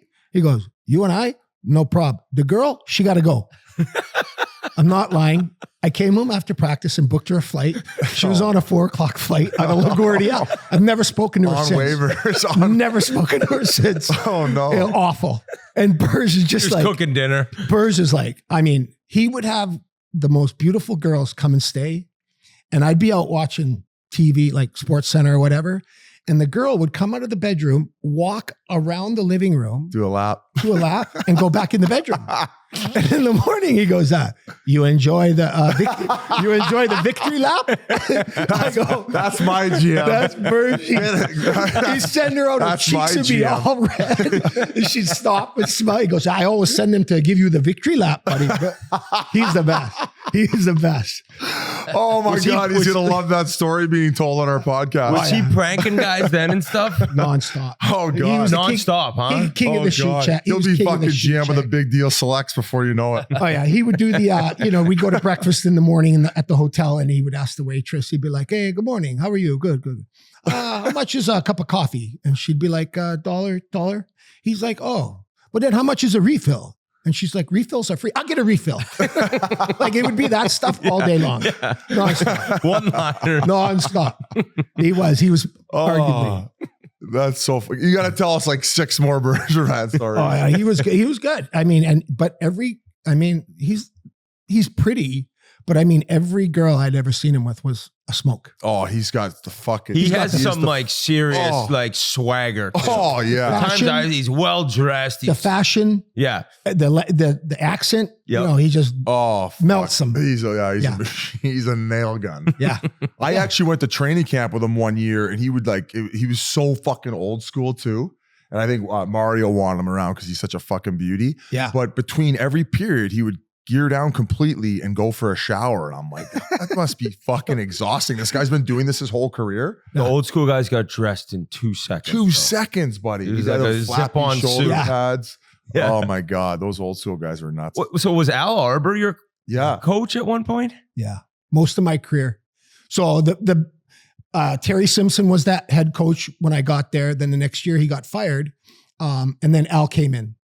And I Came was back? Or he'd came been back. there as the GM or whatever? Yeah, nope, he was done. Oh, okay. And then he came back. And I was devastated that Simpson, because Terry Simpson, I remember one practice going off pouty again, being a little whiny ass. And Terry Simpson walks in the TV room and he goes, where's Mick Vukota? And the guys are like, he walks in, he goes, "Mick Vukota, you're bitching about your ice time?" I'm like, he goes, "You're from Saskatoon, right?" I go, "Yeah." He goes, "You're at Nassau Veteran Memorial Coliseum. You have the whole place to yourself right now, and you're sitting in here bitching and whining. Get your ass out there." And so I had to get redressed, go out. He comes out with me. And now he's passing me pucks, and he wants to do a one-on-one. And I'm like, "I'm not going one-on-one on you, guy. You got no equipment, and you can hardly skate." And he snaps the puck. He's like, "Let's go." So I didn't dare cut in on him because I'd have run him over, probably crack his head open, and then what? So I couldn't get around him. He would just slash me, chop me. And I was like, you know what? On my way home, when would a coach in the National Hockey League take 20, 30 minutes out of his life to spend with a slug like me? And that's the first time I realized, like, He actually cares about me, right? coaches care about you. Yeah. Just because you don't play all the time doesn't mean you're not important and that you're not appreciated. And that was another example where, I was humbled. And then Al Arbor came back, and I was pretty bummed out about Terry being fired. And Al liked that. He liked that I was emotionally invested in the team and the process. And Al was arguably the most influential person in my adult life, because he wasn't just a good, great coach. He was a great person. He cared about family. He cared about church. He cared not overly, just a stout Catholic. Him and his wife, his family, and he wanted you to be the best person you could be. And I loved playing for him. Yeah. Loved. And every guy that experienced Al for more than a few years, because he could be hard, he could be tough on guys, but if you played for your team and you played for your teammates, he loved you, because he'd won 3 as a player on 2 different teams and 4 as a coach. He wanted you to know what it felt like as a player to have success. And that was sincere. That's what he wanted you to experience. Being a champ, being the best. And that he pushed that on guys. One of your teammates I want to ask about, we had him on the show a year or 2 ago. Hilarious guy, Darius Kasparaitis. You played with him for a few years. Yeah, I've seen almost every single podcast. And yeah, I saw that one. And Yeah, he's like, don't hit Wendell Clark. No, that's not the story, Casper. It was don't hit Dave Brown, who's going to get one shift tonight. We'll just let him skate and let him go back to bed, and we don't have to worry about him. And I look up on the bench, and I see Dave Brown's feet going by the bench. Casper hit him with a hip check at center ice. Well, now he's awake. And the next shift I go out, and Brownie's like, you know what we got to do? Oh, I'm like, of course I do. And that's one guy I didn't have very good success. He had these long lefts, and I'd always try to grab his left. And right as I'd go to grab it, he'd pull it back, and then it was jack. Like, oh. Was that the guy in your era? That was the top Proby, dog? Proby. Okay, Proby yeah, was. yeah. I only fought him once. It wasn't much of a fight. He kind of got me at the end of my shift, and I was just trying to stay above water. He was with the him. most feared, though, as far I as think that Proby was. pregame nap, or were you expecting Kosher, it? Joe Kosher. Oh, God. Yeah. I watched him break Brad Delgarno's orbital bone. Oh, I was like, to see a guy, when the guy's face caves in like that, Oh, God. it's horrible. I know. Yeah. Oh, I'll be honest. I never opened myself up like that. I always fucking used the jab because I wasn't like good at standing, and I wasn't like a natural fighter. I mean, we had Josh Gratton on our AHL team. Oh, yeah. Like he was like a throwback type guy where you guys would just stand in there and exchange them. Yeah, and you got to see the big guys. Like when I was leaving, those big guys were starting to come in, like the Goddards and Beauregard. Like those big guys were just starting to. So really, the only big guys I fought was like Eric Cairns. Yeah, I played with Cairnsey. Cairns, a great guy. Great dude. One of the nicest. We played in the charity golf tournament on the Islanders, and we were in the same team. I was like, my first fight with him, he was with the Rangers, and it was at MSG, and I could feel him seeking me out, and I was like, buddy, you couldn't get the vibe that I wasn't interested? He goes, I wasn't going to be an option. Like, you are hated by the Ranger fans, and I'm expected to do something. Yeah. I know, I get it, but I'm just saying, you're like a lot of man. You're a lot of man to be wrestling with and throwing bombs on. But he's a great guy, one of the best guys. Were you in the game when Dale Hunter got Turgeon? So I was out of that game. Oh. I started that game, and then I got a 10-minute misconduct towards the end. No shit. With another guy. And that night, when that happened, Rich Pilon and I had a plan to get Dale Hunter. So Off ice. you remember the Coliseum, those where the locker rooms were there? Yep. Did you ever play in the Yep. Coliseum, Biz? Nassau. Yeah, I played Nassau. Yeah. So you walk Right by, next to each other. you walk by the home locker room Yes. to get to the bus. Or that was changed when I played. They Okay. ended up. So that's how it was back then. And Rich Pilon was going to come out our back entrance and start a commotion with Dale Hunter and get his back turned. And then I was going to come out of the stick room and jump Dale Hunter. So I'm in the stick room in my underwear. Like waiting. Yeah, and I'm like, I'm right in the back of the head. Like, I'm going to go ballistic. And Al Herbert comes walking by, and he sees me, and he goes, like, I'm sweating. And he goes, oh, Jesus. Whatever you and that dumb shit over there have planned is not going to happen. Get in the locker room, get showered, and get the hell out of here. Meanwhile, they took Dale Hunter all the way around the other way. They knew something was up. Vukota's in the closet. I was so pathetic. I mean, we had no creativity at all. So funny. We're talking 93, that series, when you beat the Penguins, man, that was unbelievable. Like, Yeah. Hey, take us through that. Maybe a few stories from that. That was one of the biggest upsets. Well, so Terge got hurt that game, obviously, and he's out for the Pittsburgh series. And I don't think we were getting swept. Every paper, every prediction. That was their best team, they said, from 91, 92. That was like 93. They said that was better than both of the other cup champs. They were so strong. I think they took us for granted because Terge was out. Yeah. And we just kept ham and egging it. You know, they'd win, we'd win. They'd get a goal, we'd get two. And we just kept ourselves in it without them feeling threatened. Because I think they felt at any given notice. Game 7 in Pittsburgh, I went through suit bags. After practice, we left. And I'm like, if I find one suit in one of these bags, I'm a stove, guys. You better be packed for Montreal. That's all I got. Because we would go, if we won game 7, we're going right to Montreal. Every guy had 3 suits. And I was like, I don't want to beat anybody up today, but Everyone's ready. everybody was ready. And that's part of that process where you believe. So we get there. That building went dead when so I love Kevin Stevens, Yeah. but he should have got a charging on that hit with Rich Pilon where they collided. So Rich Pilon touched the puck for icing. Stevens comes in 2 seconds later. They collide so hard. Richie Pilon's helmet hits him in the face, Kevin Stevens, and knocks him out. Wait, that wasn't even in the middle of the play? No, it was a icing call, tweet, and then they collided. Oh, shit. And then Kevin was out on his feet, and then he fell face first. Awful. Yeah. So now you think about that place is just buzzing. And then it's just nothing. Nothing. And then that's how we got into the game. We were up 3-1 with change to go in the third, less than 6 minutes. And they tied it up 3-3. And we're like, we get in the locker room and guys are flipping carts over and they're like, we had it, blah, blah, blah. And I was like, boys, just hold on. Before the series started, if somebody came and said, we're going to give you game 7 overtime, Yeah. we'd have been like, let's go. Fucking Yeah. Because we're getting swept Yeah. from what everybody else says. And Glenn Healy was kicking. Heels was amazing. I'll tell you Heels' story too. Oh, He he's is so funny. fucking funny. Oh my God. That's the one guy I never He's got. hockey's quips Robin with. Williams. Guy's so Yeah. perfect for like the PA too. Like He is. everyone Oh, yeah. He loves loves the him. boys. He is, Takes He- care of he is everyone. one of the salt of the Excellent. earth. But yeah, he played great. We got it. David Volek scored in Volek, overtime. yeah. Yep.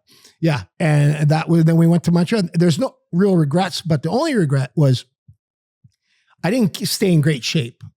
Al dressed me for game 7. I got one shift. It was on a dump in, which ended up being an icing call. And I'm racing and it's Grant Jennings. And I'm like, I know him from back home. I'm going to blow this guy up. And I see that it's going to be icing and I hear the whistle. So I got to avoid, I don't want to take a penalty. One shift, Yeah. game 7. So I avoid him and my toes hit the dasher board and I shatter my big toe in my skate. The cap shatters Oh no. and I could feel the blood in my skate, but you can't take it off now. Oh, you won't get it back on. Won't get it back on. So I'm just, and after the game, Al walks by, he goes, thank God I didn't give you 2 or 3 shifts. You'd be in a fucking body bag. Yeah. But yeah. So I'll tell the heel story real quick. Oh, So Oh, yeah. we had a night off with the Islanders. We took a limo into Manhattan. Casper was there. I can't remember who, Rich Pilon. Anyways, we go to dinner, go to Mort's Steakhouse, and then we go to some club, Webster Hall. Got transvestites hitting on me. I don't even know they're transvestites.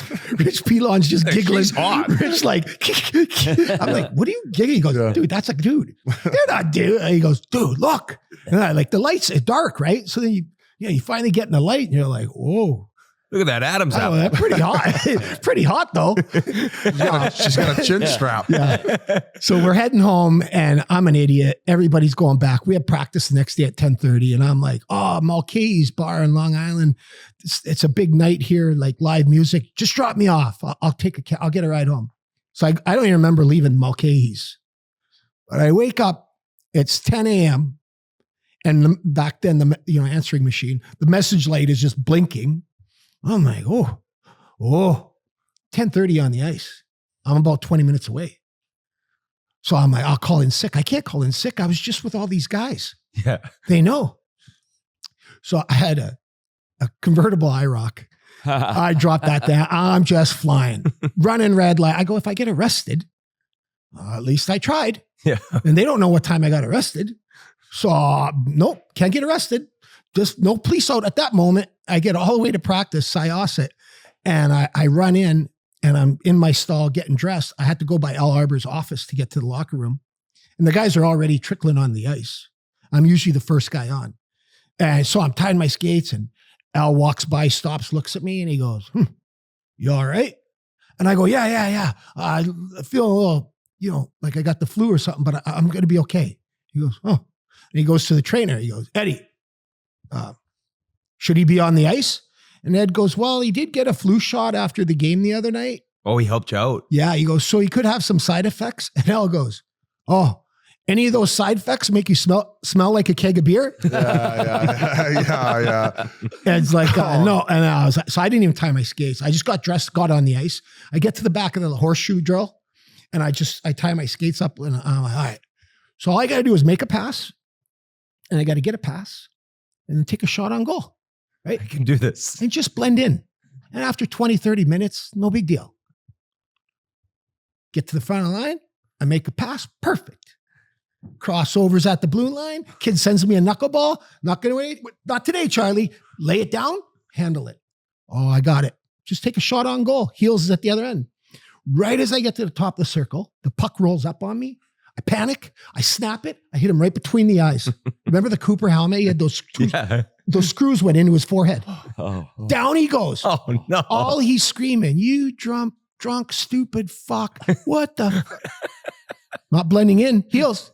Not helping. Not helping, buddy. Stop calling me Drawing drunk. a lot of attention over here, Heels. my God. Blood everywhere. Oh, my God. So needless to say, I got bag skated for like the boys are leaving, banging on the glass, just all by myself. Bag.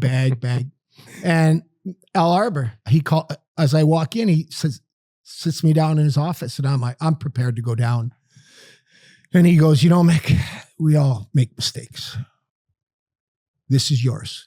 Don't let it happen again. I think eight games in a row, grabbing guys, just feeding them. Yeah, like, I'm so happy to still be here. Yeah. This is not your fault. I did this, but you're going to be part of it. Yeah. That's all. You're getting punished. Yeah. So going into that Montreal series, how is the team feeling about that? You beat Pittsburgh, and I thought it was a pretty even matchup, but Montreal beat you pretty easily. Yeah, I think we were gassed. Like our top end guys played so much. Ray Ferraro, played such a big role in that run, and then my regret is that I didn't stay in shape. I played 1 or 2 shifts a game. Yeah, they do conditioning and you ride the bike, but I wasn't like in game shape.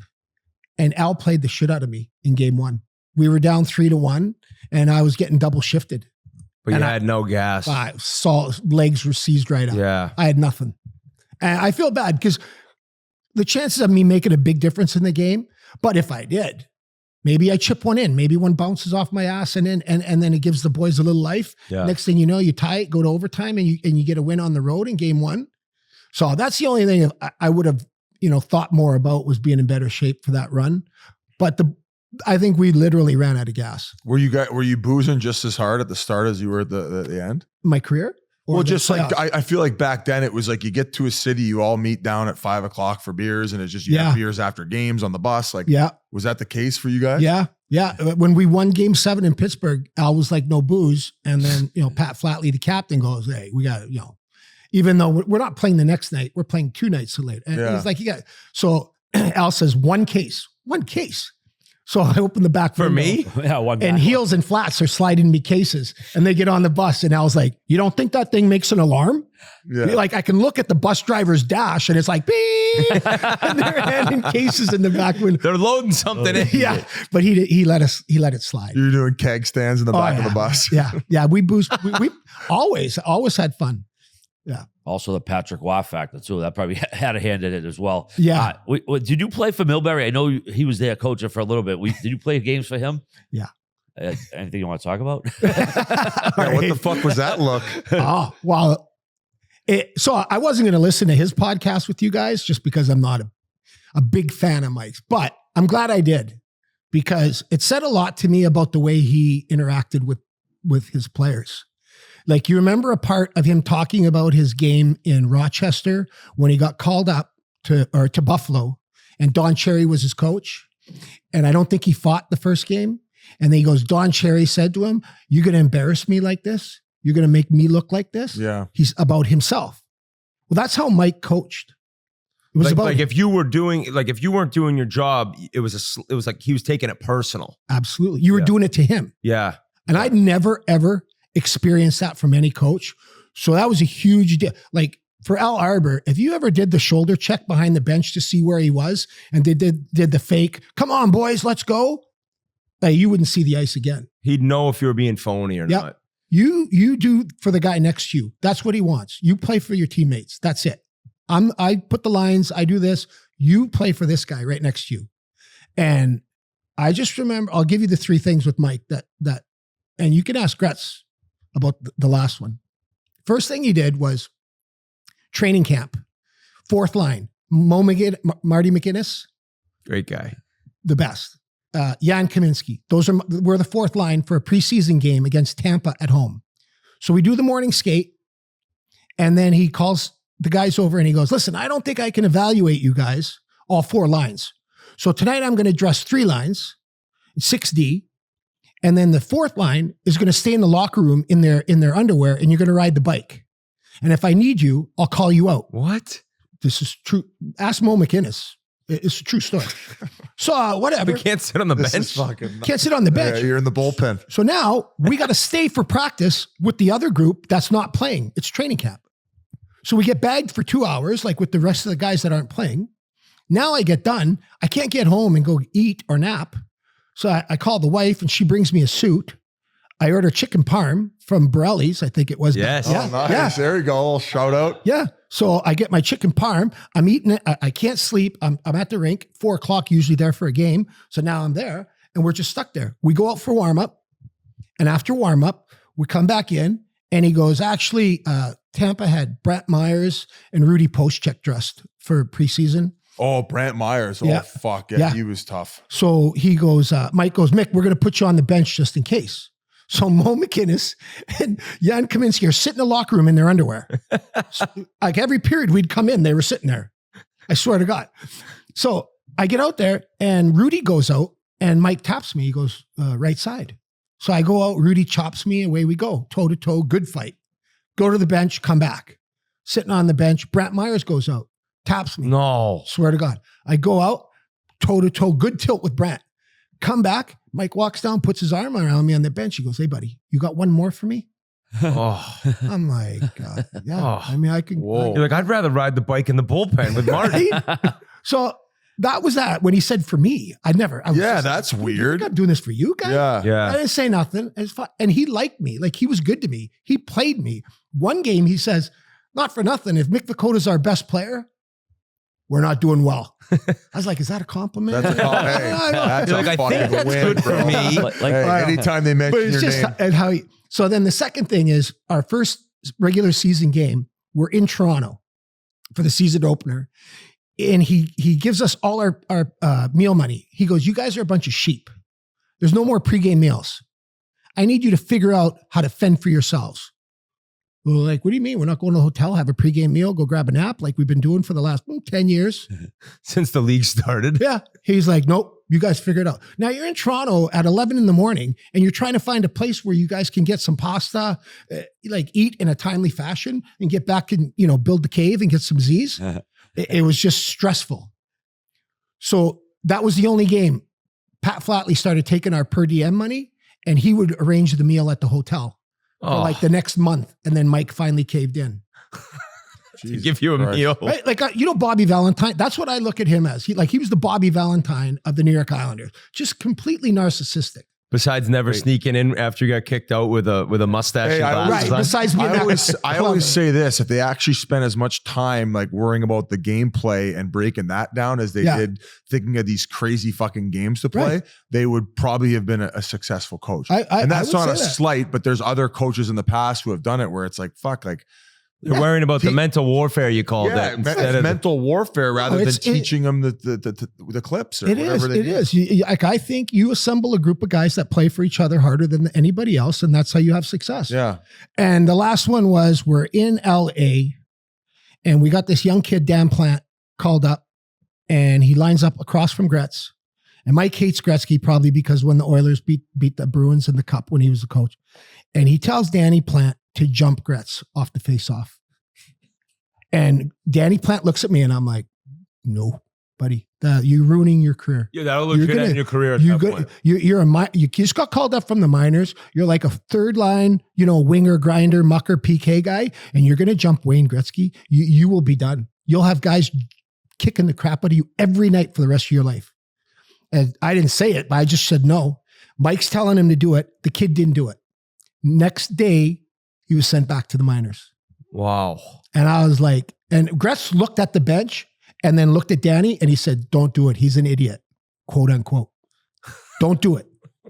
He goes, you'll regret it. And I'll never forget that. And just to put the kid in that kind of a position. That's fucking Exactly, horrible. Shit. Horrible. Yeah, So because those it's are like, things I got to do what the coach said, but like, I'll be a laughing stock. I might have been stupid enough to jump him. Well, like I'm thinking right now, like no. If the coach tells you to do something, you might do it. Oh God. But again, I mean, I don't know, dude. If you got called up to Pittsburgh and Terry or something, Well, I'm just saying, jump like, Joe Sakic first draw. anybody but That's what I'm saying is like you're put in a situation like that where you don't know what you're gonna do. Thank God you guys said no. Fuck you. Yeah, no, not He Gretzky. got sent Not down. Wayne, not Wayne Gretzky though. I mean, No, I agree. I don't think I would jump. Any skilled player. There's got to be something else you can do besides that. But those are the three examples. And then the kicker was self-inflicted. I think Brian Berard told you about some crazy guy that destroyed a hotel room in Detroit. That was you? Yeah. So listen, here's the ironic part. I go all the time, wherever we are, night before a game, night after a game, I'm out. We lost in Detroit, I think 3-1, and we were headed to the airport and we got fogged in. And so instead of going back to Detroit, we stayed at some Holiday Inn Express out by the airport, and we're going to fly out in the morning. A couple of the guys, Mo, Travis Green, they're like, yeah, let's go to Windsor. And I go, Mike said nobody goes out tonight. So let me order some beer up to the room. We'll slice the cards and we're leaving at 7. It's already 11:30, 12. So we get up to the room. We've got like 4 or 5 cases of beer. We're playing cards. I lose $2-3 grand in 20 minutes, which I don't have those pockets. And I'm out. I'm out of the game, but we got beers, so I'm crushing beers. And now I'm throwing cans against the wall, and I'm slowly switching to him, which is not me. It's him. He's an asshole. And all of a sudden, knock, knock, knock on the door. Security shows up. Big guy. I'm in my boxers, doing knuckle push-ups, just lathered up. And I'm like, what's up? He goes, complaint from the room next door. You guys might have to keep it down. I'll tell you what, though. You can come back, but you better bring some buddies. Everyone's like, we got to get Mick back in the card game, so guys. they're like, buddy, hey, calm down. So the guy leaves, and maybe 30 minutes later, knock, knock, knock. And I open the door, and I'm hiding behind the door because I want the guy to come in. And it's Milbury. And he sticks his head in, and he goes to all the guys in the room. You, and you are suspended immediately. And then I come out from the door and I go, Mike, it's not them. It's all me. He goes, you're all set. You didn't do anything. And he starts walking away. And I think that's the only thing you could do to me is punish my teammates for something I did. And now I'm just losing it. I'm like freaking out. And I'm following down the hallway. And he's like, don't do it. And he's backing up. And I'm like, you can't do that to them. It's me. It's all me. He goes, I'm telling you, calm down, back away, stop it. And he gets to the elevator, and I stop the door from closing. I was like, I'm going to climb in there. And I didn't. The door closed. He goes, don't do it. And so now I know I'm screwed. I go back to my room. My poor roommate, Corey Foster, just got called up from the minors. He's laying in bed with the covers up to his eyeballs. I'm throwing everything out the hotel room window. Oh, you're flipping. Everything that was eligible is out. Like the mat, the pillows, the blanket, the clock, the lamps, chairs. I had to break them, but I got them out. All in the yard of the hotel. And then I put on my suit and I went and sat in the lobby for 3 hours waiting for the bus. And everybody got on the bus, and then Mike goes, everybody off the bus. And they walked around the building, and it looked like a tornado came through there. And is this how you guys consider professional? And I couldn't say much. I just sat at the back of the bus. We flew home, went to the Coliseum for a team meeting. On the flight, he wouldn't let anybody drink anything but beer. Oh, the punishment. And I was like, I'll have one. And no. Derek King's like, don't. So we get back to Coliseum, and then meeting, I apologized to the boys, but it was a little too late. Mike sent me to Salt Lake City. That's how I ended up in the minors. No shit. That night. Wow. And my wife was pregnant with our first kid. I know. Oh my God. You must have been so rattled. Self-inflicted, Yeah, though. Like, I didn't give Mike a choice. And this is in all fairness. Yeah. There's nothing else he could do. He had to bury me. So that pretty much ended your NHL career? Just about. So I went down there, played really well. And then the following year, Rick Bowness was the assistant coach. And Mike was going to send me right to Utah. I was on my last year of my third year of a NHL one way.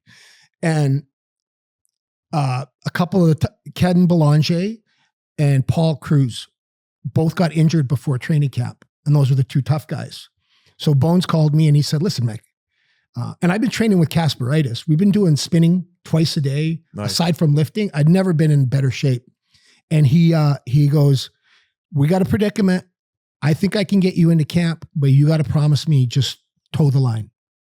Yeah, like Milbury hates you. Yeah, Like, he's sending you right to Utah. Yeah. I'm going to try get you in here just so we have a body for preseason. Yeah. And I said, Bones, I promise. And so I got in there and I had a decent camp. I fought Stu Grimson and did well in Carolina. And I fought Rudy again and did well against him. And that's who claimed me on waivers. So I was getting sent down. I was unprotected. That's awesome. Yeah. And so I got to tell Mo and Scott LaChance, all my buddies, I got to skate off with my head high as opposed to, tucking my tail, leaving the rink after you destroyed a freaking hotel room for being a complete psycho. So you got picked up by Tampa? Yeah. Fucking, that's pretty nice. Going down to Tampa Bay. Well, so I went to Tampa. They sucked. I had 3 coaches in 3 months. Okay, nice. The last coach was nice. Terry Crisp was the head coach. He got fired. Interim coach was Rick Patterson. He was the assistant. He was interim. And then they brought in Jacques Demers. Oh. And I waited till we put a couple wins together. So we went 1-0-2, 1 win, no losses, and 2 ties. And I played decent in all 3 games. I had my Harley in Tampa, but I didn't want to ride it to practice. New coach. You don't want to look like some. So I waited. We had a good wild thing, Vaughn. Yeah, good week. So I asked the assistant coach, Rick Patterson. I go, you want to ask Jacques if I couldn't bring my Harley to practices, or if he says no, no big deal. And Jacques comes in these long underwear pulled up to his chest, and he goes, "Where is Mickey Vukota?" He goes, "Mickey Vukota, where are you?" And I'm like, "Hey, coach." He goes, "Mickey Vukota, you want to ride your motor scooter to practice?" And I go, "It's a Harley." But yes, it's a Harley Davidson. He goes, "Yes, you can ride your motor scooter to practice, but Paul Isabard, he cannot ride your motor scooter. Robbie Zamener, he cannot ride your motor scooter. But you, Mickey, you can ride your motor scooter." And I was like, all right, so I'm pretty much expendable. And at the All-Star break that year, we get a phone call at home, and he goes, "Mickey Vukota, this is Jacques Demers." And I go, all right, one of the guys. He goes, "You've been traded to Montreal." And I go, click. Phone rings again. "Mickey Vukota, do not hang up on me. This is Jacques Demers. You've been traded to Montreal." And I'm like, "Seriously? Coach, really?" He goes, "Yes, you are in a 6-player trade. You are going to Montreal." And I found out I was traded to Montreal with Igor Ulanov and Patrick Poulin for Stéphane Richer, Darcy Tucker, and Jason Cullimore. No shit. So what? Now Tampa's this amazing atmosphere. Yeah, great yeah. fans. It wasn't then. It was horrible. Horrible. Because what was the arena then? Yeah. Well, I think the arena was It was the there? dome? Yeah, it was the newer one. Oh, okay. But the practice facility was junk, and the attitude was junk. Espo was like the GM. Yeah, and he was kind of just. Yeah, his Semenoff, one of the players, was dating his daughter. The only thing was the nightlife was insane. Oh yeah. Yeah, like you could go to these places and I don't know, they were like public brothels. Like you would go in, and if you had a suit on, you were walking out arm in arm. I was like, this is unbelievable. Like the girl running Biz is wearing 3 suits to the bar. Yeah. She's like, you like that one? I'm like, yeah, I like them all. They're beautiful. But yeah, that was that. Then I ended up in Montreal, and Alain Vignon was the coach in Montreal. He must have been young then. Yeah. And when I got there, he called me in and he said, "Do you know why we traded for you?" And I said, "I'm guessing I was just a throw-in." And he said, "No, not at all." He said, we have a problem, because they had tough guys, Turner Stevenson, Scott Thornton, Stefan Quintel. And he said, "No, some of my guys don't identify their roles. So we're bringing you in so you can, define." I know that you know what I want from you or Perfect. what to do. Yeah. So I go, "You just want me to fight?" He goes, "I want you to do your job." So I fought 8 nights in a row when I got there. The 8th fight or 7th fight was Tony Twist and I are good buddies. I do the motorcycle ride with him every summer. Oh. And I go, "Twister, we got to go." He goes, "No, we don't. It's a 1-1 game. We've got like 10, 20 years between the two of us." And I'm like, "No, this guy wants me to fight every night." And Twister goes, all right, drop the gloves and away we went. Then after the game, I'm like, hey, he goes, no, he goes, you tell me what you got to do. We'll do it. It was that simple. So Vigneault, he was liking you then. He loved me. That's awesome. So they didn't renew my contract because at the end of the year party, I didn't go home. And my ex-wife was concerned. So she called NHL security, who in team called the team. No. In turn called the team. And yeah. Wow. So if she hadn't called, but she probably was like, where is he? Well, yeah, he always comes home. Yeah. Granted, it'll be at 10 o'clock, but in the morning. Where were you, Henry? But yeah, I didn't come home for like 2 days, and that was a no-no. Oh, Bad decision-making process. That's all. I got just a couple of quick hits here. Who's the toughest guy you ever fought? I used to ask this all the time. No, this is a fair one where you can bust this one out, all right? Toughest guy you fought. Yeah, and I've heard other guys answer the same. I mean, like on a given night, but I would say Kosher and Probert were the two guys that made me the most nervous. Okay. But I had really good fights with Ty and Rob Ray a lot. Yeah. Rob Ray. Wow. I know. Yeah. I like him.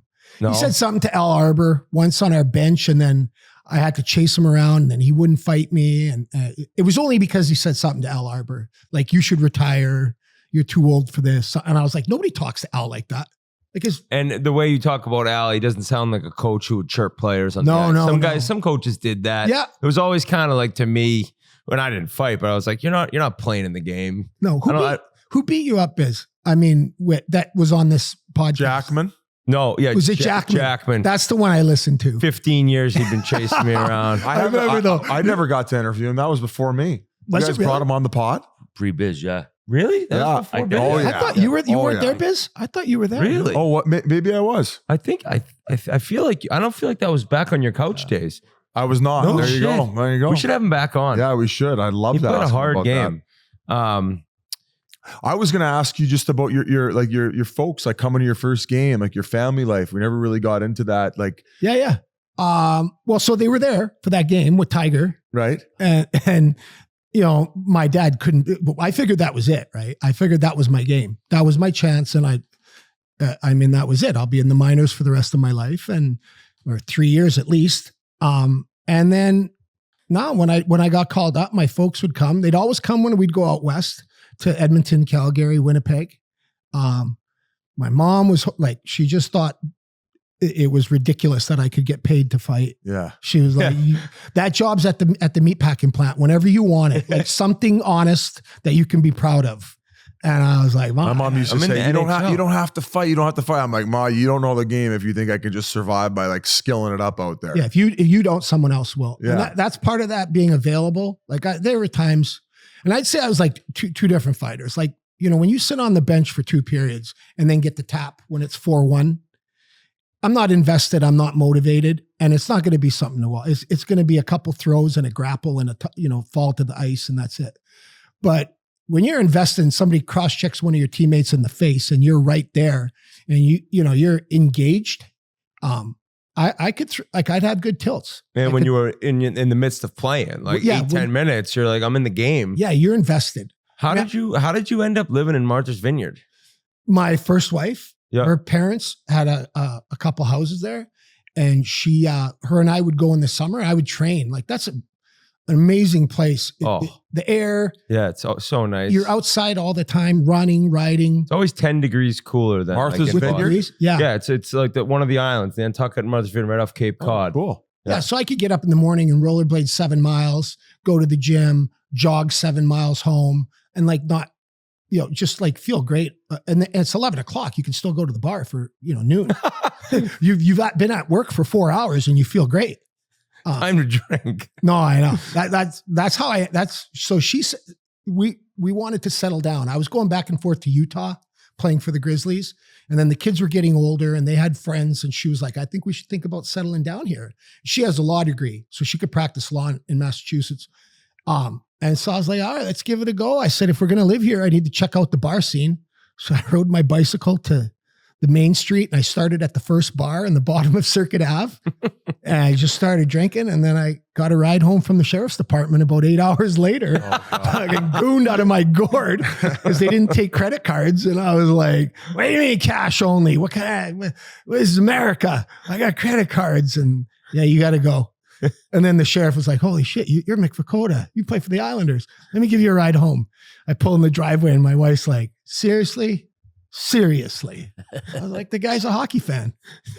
I wasn't in handcuffs in the back seat. No, I was in the front seat with the guy. I was like, hey, what's this do? And then funny story, like 10 years later, I ended up working for the sheriff's department. Really? I was an employee there for 8 years. Yeah. So good. I ran across a stat, one of your articles. It said from 87 to 97, you had 160 fights. Oh, Like, some of the names of people listed: Dan Kodak, Donald Brashear, Nazarov, Domi Twist, already mentioned, Al Seacould, Rob Ray, Sandy McCarthy. But is there anybody you wish you could have had a rematch with out of any of the fights you had? Well, probably Rob Ray the most, or maybe Brashear. You guys had Odie on here too. yeah, a long time ago. So- I played with Odie. Yeah, well, he thought you were. He thought it was Ray Whitney He the whole thought you interview. were Witz from Carolina. It's like, well, you won a cup in Carolina. And you're like, no, that's the other kid. Odie was getting like healthy scratch at the end of the year, and he was just having beers, like watching the game. He's like, "You want one?" I was like, I don't think I can do that. I don't think we have the same set of rules, bud. No. Well, when he won, the year they won the cup was the year we lost to them in the semis. Yeah, he was in a limo for a week, he said. So I flying home from New York to Saskatoon, and he's flying to Saskatoon as well. And I'm in first class, first time probably ever. Like, we had enough points and I got bumped up to first class, and they're about to close the door and I hear, oh, hold on. And this kid comes bombing in and he's in the seat next to me. First class. I mean, we drank all the booze from Toronto to Saskatoon. Like, it was rum and cokes, then Ryan Cokes, then gin and tonics. And when we got off, our dads were at the luggage area and we're sitting on the escalator, arm in arm, just completely snapped. And his dad goes to my dad, should we be proud? And my dad was like, I mean, we could hardly talk. He's like, well, your son just won the cup. Yeah, at least Mine's he's got just a buckled. Yeah, he's coming from a parade. I'm just, I'm feeling sorry for myself. Your last professional game was in the Federal Hockey League with the Cape Cod Bluefins. Yeah. What? It is. So it was my first divorce. We were married 20 years. So part of the deal was she was like, you can't quit drinking. And I'm like, no, I could do anything. I mean, this seems like you're serious this time. So I'm going to quit drinking. So I was psycho, invested. So I would work out in the morning, run at night, run in the morning, work out at night, like down to 218. Yeah. Just as strong as I'd ever been and healthy. You know how you talk about how you feel not drinking. I felt great. Yeah. And so I was in a bar, not drinking. And I was talking to one of the guys that is friends with the Cape Cod Dolphins. He's like, oh yeah, I know their coach. They're coming over to do an exhibition game, but it counts in the standings, a neutral site game. And I go, lucky I'm not out there. I'd tune everybody up. And he's like, well, if you want to play, I'll make a call. So this was like 10 o'clock at night, finish dinner, go home. Next morning, phone call from the head coach manager of Cape Cod Dolphins. It's like, hey, Mick. He goes, I hear you want to play today. I'm like, from who? He says the name. I go, I was just talking out of school. I go, no, we'll sign you to a 1-game contract. It'll be good. Hometown, playing on Martha's Vineyard. It'll be good. All right, I'll play. So I'm driving to the rink. My oldest son's driving me. And I go, he goes, Dad, don't. And he's playing high school hockey for the Vineyard at the time. So his whole team's going to be there. And he goes, hey, don't be stupid out there. I go, buddy, what are you he goes, you're going to get hurt. Listen, the biggest guy on that team, I'm going after first shift. First shift, I'm going after. I go, unless it's that guy. There's a guy standing outside the rink with a collared shirt on, big black guy. He's probably 6'5", 250 pounds. I'm like, he's probably picking his kid up from public skating. Oh, no, he's not. Nope. He's in warm-up. Oh, Motor City. He's got Maniacs? no, the guy's got a name like Motor City Wrecker or something, like some nickname. He's like a psycho goon. And I'm like, And then I That's why they called you for the game. Alexander sees me in warm-up and he's like, don't do it. I'm like, now my kid thinks I'm scared. I gotta. So the first shift, I run over and I run a guy and he kind of comes in between and I go, you want to go? He goes, no, I can't go you. I go, why? You racist? He goes, No. I go, well, why won't you fight me? He goes, because my coach said I can't fight you.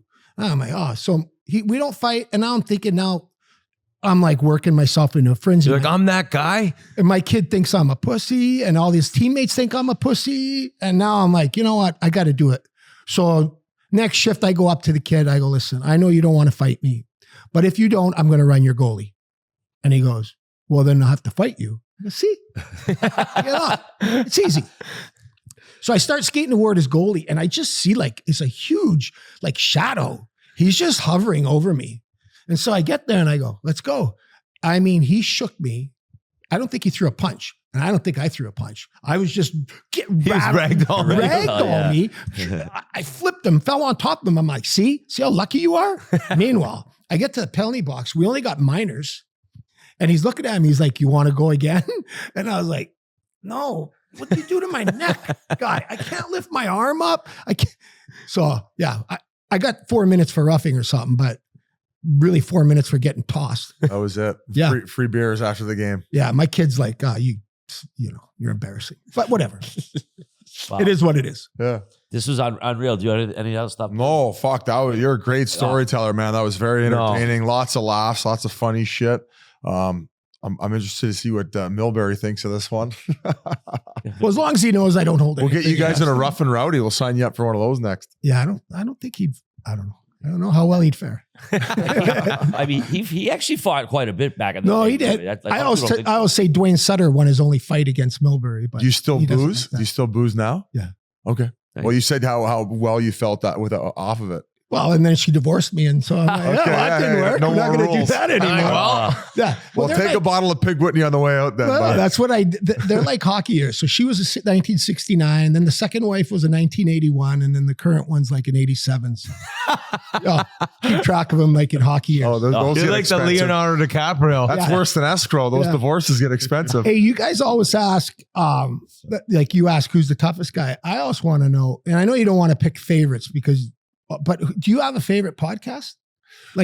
So I get asked like, who is your favorite interview a lot. I usually just go back to like a round table of them. Like I thought Tim Stapleton was the first guy to really introduce the KHL stories and he's such a good storyteller. So he does a podcast with Chris Nyland now. Yeah. Yeah, okay. He's so funny. He's up there, and I thought the Kevin Hayes, Keith Yandel one together. Yeah, that was a good one. That was class. When they said who's got the biggest horn, they said 1, 2, 3, Hank. Yeah. Like shit like that. Say it on 3. That was a great one. Those guys are my favorites. Some of them. When we had the Kachucks with Walt at the was fun. All-Star game, I think that was a fun. I think one. a groundbreaking one, and G just mentioned it, was when finally we got the nod from Sid, and Sid said, "Hey." And then because Sid was doing it, we were like, Nate, will you do it? And then we got Sid and Nate live back to back.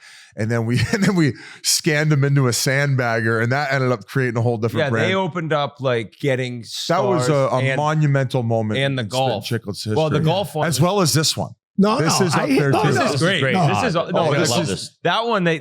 We said let's go play golf for fun after, and then Sid's like no cameras, and Biz had Pasha just like pop out of the woods with his cell phone. I guess another thing too is a lot of the ones where like it doesn't need to be a big name; it needs to just be an unbelievable story, great storyteller. So like this was so fucking fun, and it's nice when you get to tee the guy up and he talks for 5 minutes because you don't have to. Those are what he's here for. Yeah, we didn't. Yeah, exactly. We didn't have to really dig him out of you.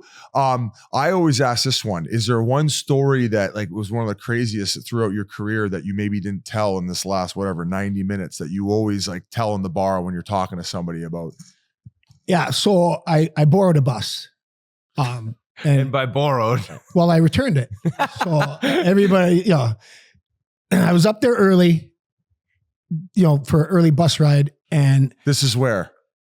This is somewhere, I don't know, St. Louis maybe? Oh, Washington. This is in Washington. Okay. So it's at the Greenbelt Marriott was the hotel. And I dipped back then. I didn't have any dip. And the bussy was inside eating. And the bussy used to let us drive the bus around the parking lot at the rink. And so I kind of knew how everything worked. And he was inside eating. And if I don't have a dip first thing in the morning, and now we're going right to the airport and getting on a plane. So I'm not going to have dip for 3 hours. That's not going to happen. Right. And I know you could see the 7-Eleven. The addiction's real. Yeah. It's just up the next exit. and you take an overpass and then you come back and you're good. So he's eating breakfast. He can't see the bus. So I just fire up and go. And I get dip for everybody. I get like Copenhagen, Skol. I've got like a big bag and I pull up. And as I'm pulling up, there's like security and the bus driver. And I'm like, this fat fuck, he never leaves. Or he's in there for an hour every time. And now he's out here looking for his bus. So they were going to press charges and then we had to talk our way out of it. But the boys all had dip.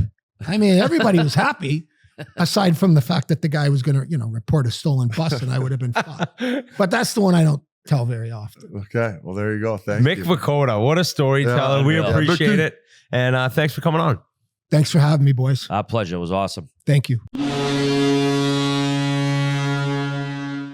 All right, guys, before we go any further, I want to talk to you about Max. Get into the game with the Bleacher Report Sports add-on on Max. Stream select live games from the MLB postseason, NBA, NHL, U.S. men's and women's soccer, and NCAA men's March Madness. You know we got it. It's a front row seat to every thrilling moment, every amazing play, and every unbelievable highlight. Max is the one to watch for the best in entertainment, streaming, 24/7 live news, and now live sports. BR Sports add-on include for a limited time with any Max subscription after the promotional period. Add BR Sports starting at $9.99 a month. That's $9.99 a month. Base subscription required. Sign up now at max.com/sports. Man, just an all-time awesome interview. You know it's a good one when we're sitting on the same couch and we're looking at each other, laughing, making each other laugh because he was so goddamn funny. Hopefully you guys enjoyed it as much as we did conducting it. So good stuff from Mick Vukota. Thanks again one more time. Chris Johnson, buddy, he's actually at the Athletic right now. He says the NHL has yet to lock down a site for the 2024 draft and maybe considering a decentralized draft with Team Brain Trust staying in their home cities and the prospects will be in one location. I guess it's similar to what the NBA and NFL do. Under this proposed new model, the NHL would use a venue between 5,000 and 10,000 seats, have one or two reps from each club on here, and then the prospects would get drafted, greeted by the commissioner, take a picture, yada, yada, yada. It would save clubs a lot of money. Right now, the next draft, June 28th, 29th next year. No venue yet. I know everyone's been saying Vegas, but... how about the rumor boys? Talk to him, G. Talk to him. Yeah, right now, the rumor boys are hearing that the NHL is doing everything in their power to host the next draft or the previous draft after that, or the following draft after that at the Sphere in Las Vegas. Ooh. How cool would that be? Little U2, some mushrooms. Little mushrooms. Come on up, So number one. So they want to get do it with the decentralized one though, like do it at the Sphere without all the teams there. Correct. Well, that would make it a little better because I hate this idea. I understand completely what they're saying in terms of like free agencies 2 days later. You got to travel. It's so many people at the draft now. There's 20 people on stage for the first rounders. It's kind of a gong show, but it's the only time in hockey where everyone's together in one city. And it's so fun in terms of like getting to see all these different guys and you get to experience and face-to-face conversations, which lead to so much more. You know, I think it's awesome. I understand completely what they're talking about, but I don't see why. I think there was an article that I read that said just then have free agency in the same city. Like just everyone stay there, which I think it was actually Joe Sakic. He's like, that'll never happen. But it's one of those things where the draft is just so fun. Maybe the teams don't look at it that way because it's just so much travel. And it's a lot for the Yeah. people, like even the people from the league. They got to go from the finals to go set up all that. And then now they're packaging it with the awards as well. I think the first problem is, and we talked about it earlier, was the fact that they refused to start the season earlier so they could make some time for them not to have to go through this fucking gauntlet. Now, apparently the NHL owners are doing everything in their power not to compete with the NFL. So if that's the case, there's never going to be a change. But the season should not be ending any later than third week of May. I don't think anybody gives a fuck about hockey the minute that June hits. And you saw it with the fact that once the Bostons and all those original six and the people that have deep deep numbers as far as what they're generating from a viewership perspective. Like, I thought the Florida story was awesome, but ratings said that 650,000 people cared about the NHL finals with Vegas and Florida. Well, I think more people are going to care when they're not out enjoying their summer already. And the fact that it's just, keep it in the fucking seasons. Like, am I crazy? Yeah, because you could do the draft if it was 2-3 weeks before free agency. You could do a big old school draft the way it's always been and have time to go home and then actually meet up again for free agency. But as of right now, there's just no time. So I see what they're saying. I just enjoyed the draft in Nashville so much. Well, yeah, because we got polluted Vegas the whole time. But how many of these GMs and people that are making important decisions are getting buckled during their Stanley Cup run? Right? Yeah. I mean, probably more than we think. Nothing a little Coke can't fix. But they are enjoying their pops. If that's the case, I get you from a fun perspective. But from the league having to schlep everything around and getting burnt out and wasting resources as far as money's concerned for a league that's already dipping into pockets over escrow, they should probably just stay on location and let the players show up and get fucked up at the Sphere. I would love it if they dial it back a couple weeks. I don't know why. Is it really because of football? I mean, football's there no matter what during the season. It seems like then less games are being played competing with football, right? Because then you just kind of continue deeper in. I think that is what it's all about. They should just do, like, for the first month, just a Sunday only schedule. Just play all the teams. They every should Sunday, attack the NFL head on right now. Is what they should do. That is my. Coming from someone who's saying keep the team in Arizona, you go right for the fucking neck of the NFL, Goodell. Get Portnoy behind it too. Well, we will know mid-November when the GMs meet again in Toronto. The draft has been in a single host location since 1963, except for the COVID years. So see what happens there. Out the West Coast, we talking about the Ducks. I guess they call it color eggplant biz, the purple uniforms. Like, purple doesn't always work, but something about the Ducks unis this year. They're unbelievable. They look great. Ducks struggling a little bit. No surprise there coming out of the gate. They were dinged up first 2 games, but Leo Carlson, I guessed a few months back at his first goal. What a beauty, too. Nice pass from Terry. Roof job on it. He centered the first line. He was on the first power play as well. 2 shots his first game. 1 for 7 at the dot. Needs a little bit work there, but he was 19 minutes he played. The next game, he played 21 minutes, 33 seconds against Arizona. 4 shots there, 0 for 2 at the dot. Then he got health bombed Sunday versus Boston. And I guess for Beak, he's not planning on playing him every game. He's going to manage his games a little bit. He said he doesn't want him to hit that rookie wall halfway through the season. He wants a, quote, a horse in the second half of the season, end quote. But I think the big news was the Anaheim Jumbotron absolutely sewered me before the game. Bigger news than their second overall pick scoring a goal. Sarcasm alert. How about our buddy Matt Cater, Leo's agent, who said that they figured out he's not even done growing, that he's still growing. So I wanted to touch on that quick before we jokingly get to your stuff already, because it's hilarious. But I like this approach that they're taking. Me too. And they're not trying to win this year. I mean, they're trying to win, but they know that it's the long road. They have the best prospects in hockey. Why not just let him get stronger in the gym? Let him work out more, play 2 games a week, whatever it may be. Take every other game off. I love this idea. And it's smarter than sending him back to Sweden, because he's obviously ready to play. And he's as he's getting more coordinated with his body, it just, it helps him not throwing him in the fire and burn his confidence, where, man, going to all of a sudden 82 game schedule where you're having to go against those top guys night in, night out, that takes some getting used to. Now, I'm not sure if Stamkos agreed with it, but that's the approach they took in his first season, where he would play a game and then the next one that he would skate after practice, and then during the games he would go in the gym and get bigger. And like you say, if he's not done growing, you got to learn how to get coordinated to that body, especially in hockey with the whole way it operates. It ain't just like fucking basketball as a center where you're just fucking backing your ass in. You got to move around out there. So love the approach. And Ray, it was a snipe. Now, I got to ask you, what is, aside from the 4 options, the worst thing to ever come out of Boston? The worst thing to ever come out of Boston. That was the question on the Jumbotron, and you were one of the 4 options, correct? It was clam chowder. I lost it. What were the other 2 options? Clam chowder, baked beans, Casey Affleck, who's not from Boston, he's from Cambridge, and myself. Come on, and I think I won 44% of the vote. I think Why are you pissed at RA? Like Cambridge. You're trying to say the guy's not from Boston, dude. He grew up in Cambridge. You know how we are about that shit. I gotta fight fire with fire here, dude. He's not. He's a proud Canterbridgian. I don't think he wants to say he's from Boston. He's a Cambridge guy. So either way, yeah. Whit sent it to the group last night. I was on the throne when he sent it. I almost fell off, pissing my pants laughing. It was absolutely hysterical, but I wrote the blog about it today. I was like, what the fuck did I even do with the Ducks, though? I would have figured like Pittsburgh, the Rangers, or Toronto would have been suing me on the Jumbotron. R.A. Jumbotron guy in Anaheim, rough and rowdy. Let's fucking go, baby. Yeah. Well, then again, maybe our buddy Getzlaff had a little something to do with it. He's still pulling some strings there, so he might have sued me on that one. Okay, so worst things to ever come out of Boston. I had one that I thought of. Go ahead, shoot. And it has to do with an Affleck.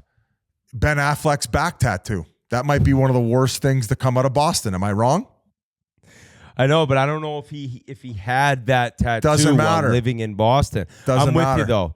The old Phoenix rising, the entire size of Worse than my scarecrow. That picture of him on the beach with his towel on, smoking a butt, just like pondering life. I'd rather have the scarecrow I have tattooed on my face than what Ben Affleck's got on his back. That's a great question. I don't know how much from Boston it is, but the movie Fever Pitch, you could take that, put it in a fucking pit and burn it. I kind of like that movie. The battle continues.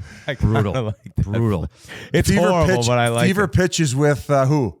Drew Barrymore? Jimmy Fallon and Drew Barrymore. Yeah. It's just awful. Grinnell, God, how do you feel about that? And also, you need to answer this question. Every guy from Boston has to have an answer. I would have said Jimmy Fallon as opposed to the Fever Pitch, because isn't Jimmy Fallon from Boston? No. But I love Fever Pitch as a movie. So I was like 10 years old when that thing came out. I was such a big Red Sox fan. So I hate hearing all the Fever. I always said Cameron Diaz would have played Drew Barrymore's role 10 times better. But we're playing the recasting game right now. That's so random that you already had that teed up that she should have been her replacement. It's one of those things where for like years in college when I would get drunk, I'd always be like, Cameron Diaz should have played the main role in Fever Pitch. It was just like one of those weird, I think because she was popping off at that time. Maybe that was around, what was the one where she had the cum in her Something hair? About Mary. She was on top of the game. She's Vanilla like, Sky. Oh, what a wacko movie that was. She's pretty much like retired now. I mean, I don't think she formally announced it, but she doesn't really do much acting. I think she anymore. had it with Hollywood. That was one of her things. She just had it. She made it. Yeah, when you hear some of the stories about it, you can understand why. Hey, Biz, fans don't boo nobodies, like Reggie Jackson said. So I'll take whatever. Very I get. true, R.A. Very true.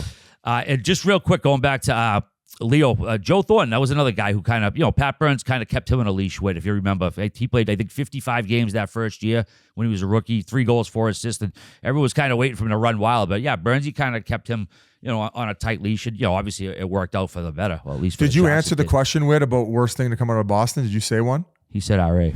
Is Elizabeth Warren from Boston? That's a good one. I don't even know who that is. She's a senator. I think she's from the Midwest somewhere. Biggest clown politician of all time. How about Charles Stewart? Oh, right.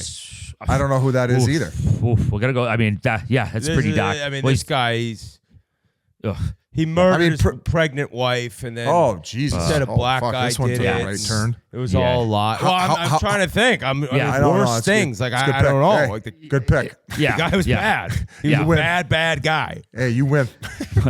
That's Whitey Bulger is my. How about G naming a guy that's not even from Boston? Yeah, I just realized that Jimmy Fallon's from Bay Ridge, New York. About Boston. He's from Bay Ridge, New York. Good one, G. We'll come back to you later, G. That was tough. All right, back to the Ducks. They played the Bees Sunday night. Ducks. They played them real tough, man. But rookie Matt Petra, G, got his first 2 NHL goals in the third period. Marchand added the empty netter.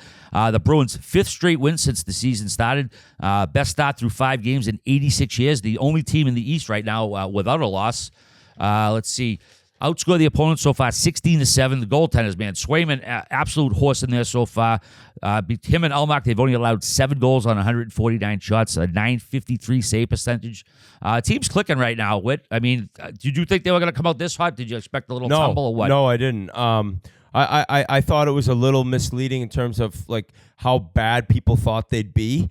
I mean, I think someone said if they had 18 less wins, they'd still have 100 points, something like that. It's like Grinelli put up a clip on his social of just kind of describing when we were back at Chiclets Cup going over the Atlantic, like Marchand, Pasternak still as dominating as ever. I think I was crazy to say that he definitely wouldn't get 60 goals again because who knows with how good he looks. Marchand's been phenomenal. It's just their D and goalie that are that good. And then I will say, like the Ducks game last night, the Ducks outplayed them for the first and the second. And they looked good. The Ducks were hitting. They were physical. They were bringing it. And then the Bruins just kind of gave up that lead in the third and immediately put Portra. He got the first one. And then I noticed, I think there was an icing, and Monty put him right back on the ice. He was playing with DeBrusk, who DeBrusk got suspended that one game. He missed the team meeting, and, you know, he's a free agent year. It's kind of a tough start, but he was awesome against Anaheim. And they go right back out. And I was thinking, like, I wonder if Monty's just feeling something, get the kid right back out there. And he got another one right then. So that kid obviously looks like he belongs. I think the announcers were mentioning he did struggle a little bit against, who was their game before? He struggled in San Jose, I think somebody said. Yeah. But he looked awesome, and he's so smart. I'm not comparing. I'm not doing anything close to this. But when Bergeron came in, here we go. No, dude, it's just being a righty center. Not the biggest guy, but super smart, hockey IQ, and like. It's crazy. This kid right away, he does not look out of place at all. I would say from what I've seen, I watched the entire Blackhawks game. I watched the Nashville game. I saw the third period of the LA Bruins game, and I watched the whole game last night. He's in the NHL for the season. He's getting the letter? You're giving him a letter? He is. I'm giving him the letter to get a place. Poitras, get your apartment. Witt said it. It's the hockey IQ, dude. And Monty was talking about him after and just said the puck follows him around. Like, he's one of those players that it's all about your brain and being able to figure out where to be on the ice and how to be on the defensive side in the puck. And if he ends up being like a legitimate player this year, a top-notch rookie, then you can start saying, hold the horses here. The Bees could do something. So I think it's a pretty cool storyline considering nobody even mentioned him last year. None of us knew anything about him. Gee, you didn't know shit. You were always dogging their contract, dogging their prospects as everyone else was. And this second rounder that lights up the O comes in and looks great. So exactly what the Bruins needed. DeBrusk with the bounce back game. Marchand in LA was so dominant. It was incredible. He was all over the ice. He had I think he had 3 points. And it's just that team, and it's the culture, as Biz said before the year. They know what it takes to win. They probably talked about how everyone thought they'd take an enormous step back and be a fringe team. They look at it like a challenge to themselves, and they look great. And the goaltending, Lazari, like Swayman looks like a Vezina candidate, and Ullmark won it last year. Marchand said it once. I'll say it again. I mean, the culture. Poitras looks a lot like Mitch Marner out there. He really does, I think. And a little bit of David Krejci, I think, and his ability to so Bergeron, Krejci, and Marner. This guy's no pressure. His ability to create Beliveau, separation, slow things down on the play, I little. think is crazy for a 19-year-old. But one more guy I want to shout out on the Bruins. I think Morgan Geekies looked awesome. He played alongside Poitras and DeBrusk last game. He's been penalty killing a lot. Seattle giving away all their good players. No wonder they're fucking shit this year. Suck on that one, Bowie. Yeah, he's been great in the corners, G. Just grinding, digging out pucks. How about that fight? Did you see Frederick versus Eglin the other night? That fight? Oh my God. Bud, I love this Fredericks game. I love him. I mean, he popped off offensively last year. I think you're going to see the total package this year. And he's just a fucking nail gun, brings it. Love him. Love this Brutus kid. fucking hammered him Sunday night. Did you? Cronwall, Rob Blake. No. With your back. Like, he Little actually went Rafi down Torres the tunnel. in there He came too. right back, though. Come for it the was jugular. a monster hit.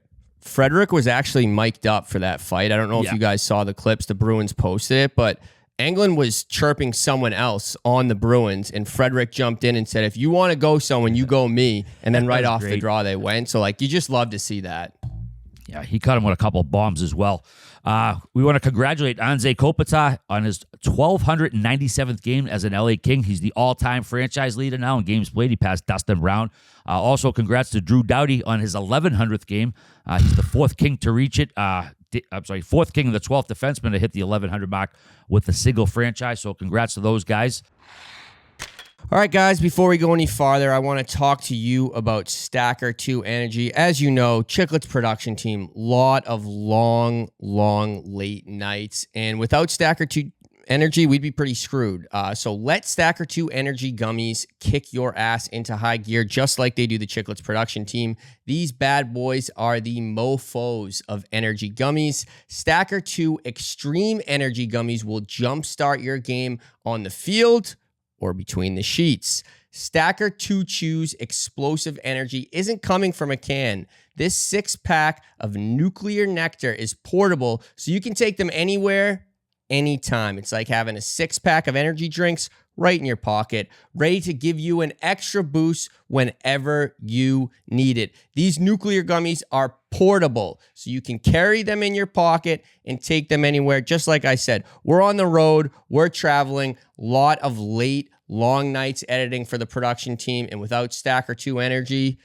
we wouldn't be able to get these podcasts out. So go to stacker2.com/Barstool for your Barstool Bite Pack special. Get $5 off your purchase or $5 worth of free product. Go to stacker2.com/Barstool for your Barstool Bite Back special. Get $5 off your purchase or $5 worth of free product. Revo in the news again, Biz. He loves being in Toronto, loves all those mics in his face. And then the Worm were going at it. First, early in the game, the Worm scored, and he pointed, somewhere in the crowd. Everybody thought he was like, shit talking. But it turned out to be Upshall and O'Brien. They were at the game. He gave them a little shout out with the point. I think he's playing with both of them. Yeah, he did. That was pretty funny. But then, they had a little tussle with Revo. And, why don't you play that clip of Revo? Yeah, I mean, I never really liked him, to be honest. We always seem to kind of run into each other when we play against each other, but not a lot of love for that guy. Where's that date back to? First day I met him on the ice. Yeah. Is there anything in particular that makes him hateable? Just the way he runs his mouth. I don't know. He kind of acts tough. He's not tough. I don't know. Doesn't drop the gloves, I guess. No, definitely wouldn't. I mean, it's got a little WWF flavor here, Biz. No, it's like entertaining at least. Listen, did I think that Revo was going to come in hot? Yes, he always comes in hot. Did I think he was going to come in this hot? The guy's making the fucking national news every other day right now. Between all the fighting with Wi-Fi, then the post-fight comments, and then now getting in a tussle with Corey Perry, which I believe is probably a future Hall of Famer, and then getting it going. I mean, at the end of the day, Corey Perry gets the last laugh because that goal was, in fact, the game winner, and he's had a Hall of Fame career, and he's got a cup to go with it. So, but all in all, from an entertainment value, Revo has brought it all and then some. No? I agree with that. Oh, 100%. Yeah. Like I don't need to pick a side here. We just should get to talk about the fireworks. And it's like, what's going to happen next week with Revo? What's he going to say in the media this week, guys? I feel like Leafs fans have kind of already picked a side. I was watching a Steve Dangle clip, and he was going nuts on Revo, basically saying he doesn't want to see him out there again for the rest of the season because William Nylander got hit from behind and Reeves didn't do anything about it. I feel like Toronto might have already seen enough of Reeves. What do you... No, come on. Come on. Steve Dangle, the voice of the fans, man. Okay. Wow. What were the comments? Did you read the comment section? No, I didn't. All right, well, read the comments, and then we'll go from there. I disagree. I think he's been doing a great job of carrying his own, getting the momentum started. He had that big fight against Foligno the game after the Wi-Fi fight, so... All in all, I think he's bringing his part of the bargain. All right. If he wasn't doing what they brought him there to do, he wouldn't be in the lineup. Like obviously Sheldon Keefe likes having him there. In terms of the Leafs, though, Matthew Nyes with his 2 first regular season goals, huge goals. He ties up that game in Tampa, and they ended up winning OT. I think Tavares got it, but what was good was Nyes kind of lights it up and has this big game. He looks great. He could skate. He's big, but it was also Max Domi who set him up on both the goals. 2 times. He had a little tough start, so that was kind of a big win. They got outplayed. They got outshot, I believe, and It looked like it was kind of a lucky They win. were, and then they peppered the Tampa Bay Lightning. I think they had over 50 shots. They took the game over. Oh, at the beginning, was it through the first period or something? And then Samsonov, I believe, got pulled, and then they put that Wall kid in who had a good couple games or a game last year in playoffs in round one. So I think that, was it him or was that 2 years ago? The Joseph Wall kid. I don't know. They're all blending together at this point, but that was the one thing. I couldn't watch that game for whatever reason when I was in Jackson, so I was just following online. But a lot of people said that Wall came in and shut the door, and that's a big reason for them mounting that comeback. But having Nyes show up and the way that all their players are talking about him, like I think they asked Tavares after the game, and he basically said, and this might be the quote that every guy says for the young guy coming up after he pots a few, he said, he's just scratching the surface. So there's a lot more left in the tank for him to give, and I'm excited to see it from Leafs Nation, baby. Wi-Fi's little brother, I think it was the AHL. He fought Eric Bolton's son. I don't know if you guys caught that one. No shit. Fucking unreal scrap. Looked like an old school one. Good stuff to check out. Had a pretty big suspension come down. Calgary defenseman Rasmus Anderson, he got 4 games for charging Patrick Laine. Not a particularly clean hit. He kind of went up as he hit him, caught him in the head. Bullshit. No, definitely dirty. But were you surprised he got 4 games? Was that appropriate? No, because so he's never been suspended. I think he was fined once, but that hit was kind of exactly what Parros is looking to get rid of because it's the end of the game. There's no need for it. He left his feet. He buried him in the head. It was like every single thing you need for a suspension, it was right there.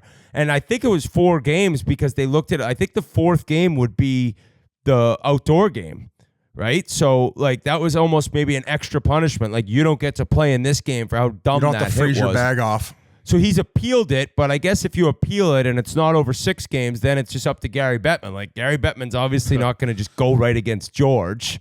So I don't think that suspension will go anywhere, but I just thought it was such a bullshit hit that it's like I don't mind. Seemed like a guy getting out some frustration, and I think Flames stink too. That's the shit that they're trying to take out.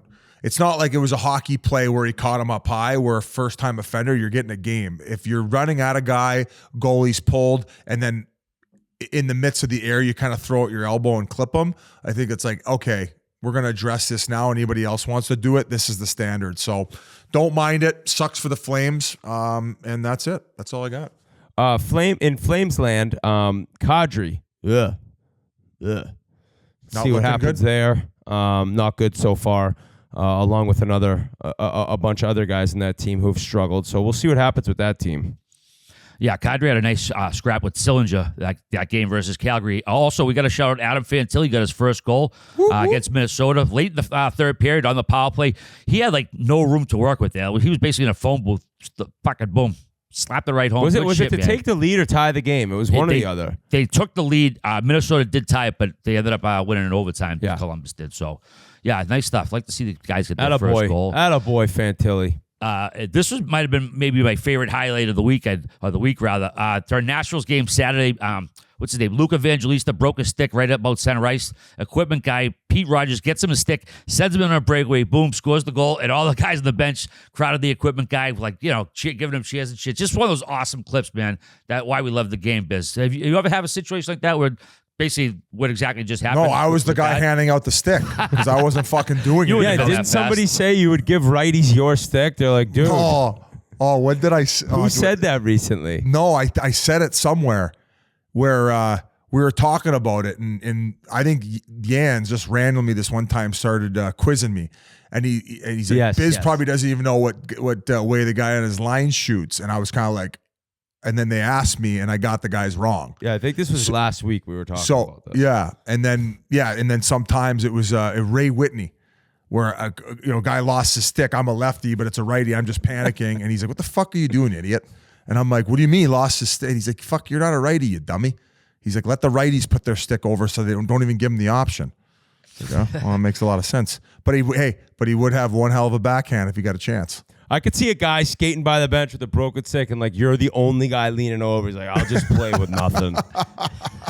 I'll just play soccer out there." Take mine, please.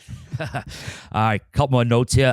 The Blues will induct Keith Tkachuk, Pavel Demitra, and Mike Liut into the team's Hall of Fame in January. Some pretty cool videos. Keith's boys, Brady and Matthew, surprised him with the news. He was out on his back porch with a cigar and probably a cold one in front of him. And then Keith surprised Pavel's widow with the news that they were going to induct him in the Hall of Fame. Pretty emotional scene if you haven't seen the clip. By all means, check it out. You know, obviously, Pavel, we lost him in the plane crash in Russia a couple of years ago. Awful tragedy, but it was a pretty special thing to have Keith give the news to the wife. So look for that video. Tonight, the Frozen Frenzy, ESPN. All 32 teams are playing. Staggered start times. They finally listened to us, Biz. Stagger. Of course, they're only going to do it for one night. It's kind of be like the red zone, but for pucks. Buccigross is going to be there doing all the goals, the fights, whatever. Toronto, Washington at 6. Boston, Chicago, 8:30. Wait, so they're not doing it on Sunday? I thought that was the whole point. No, it's tomorrow. That whole like Frozen Frenzy thing. Oh, yeah. shit. Okay. The thing is, folks, he's not kidding. He thought it was on Sunday. Oh, okay. I thought we were just going to go right for that was not a joke. Yeah. Okay. Philly, Vegas, the nightcap at 11. And one, it was, I don't know, maybe a sad video, Biz, with Barkov when he was playing with Gudis last year. They always did that like kind of high five with the arms thing. And then he had to like fake it. Like you could see him put his head down. He almost like little puppy dog guys. You almost felt bad for him. Did you catch that one, Biz? I saw it, yeah. I was sad for him, too. He lost his sad. buddy. He lost his Chewbacca buddy. All right. Let's see. Oh, Kirby Dach, man. Awful news. Out for the season with ACL and MCL tears. Just a huge loss. This kid was really finding his game there. Chicago, he didn't really find a spot there, but he's been dynamite in Montreal. Just awful, shitty stuff to see. And it didn't even look like anything, really. Yeah. It was the one on the bench where he got hit into the bench. Yeah. It looked he just like kind of slid on the boards. And so I would just say you mentioned already, started sprouting in Montreal, showing his game off, and now this is a second major injury. He dealt with that nasty wrist injury when he was playing at the World Juniors, and now he's got to deal with this. So a great kid who's got an extremely good work ethic, and he's going to find himself out of this early adversity in his career, man. It sucks. Too early in the year, you feel like you waste all your fucking summer training. So to the guy with the record amount of fucks was it fucks that he kept saying? Oh, fuck yeah. Yeah. So he was like Joe Pesci in Goodfellas. Yeah. That interview. That sucks, man. That sucks. All right, one last note here. What's grinding my gears this week, Biz? Uh-oh. Grind my gears, brought to you by BigDealBrewing.com/finder. I sent the tweet out last night. Did you see the hat that Swayman had on in his interview after the game? Fanatics, dude. I never had Fanatics shit. When the NHL signed the deal with them, everybody was suing them. They're like, they're the worst. They're the worst. I never had any dealings with them.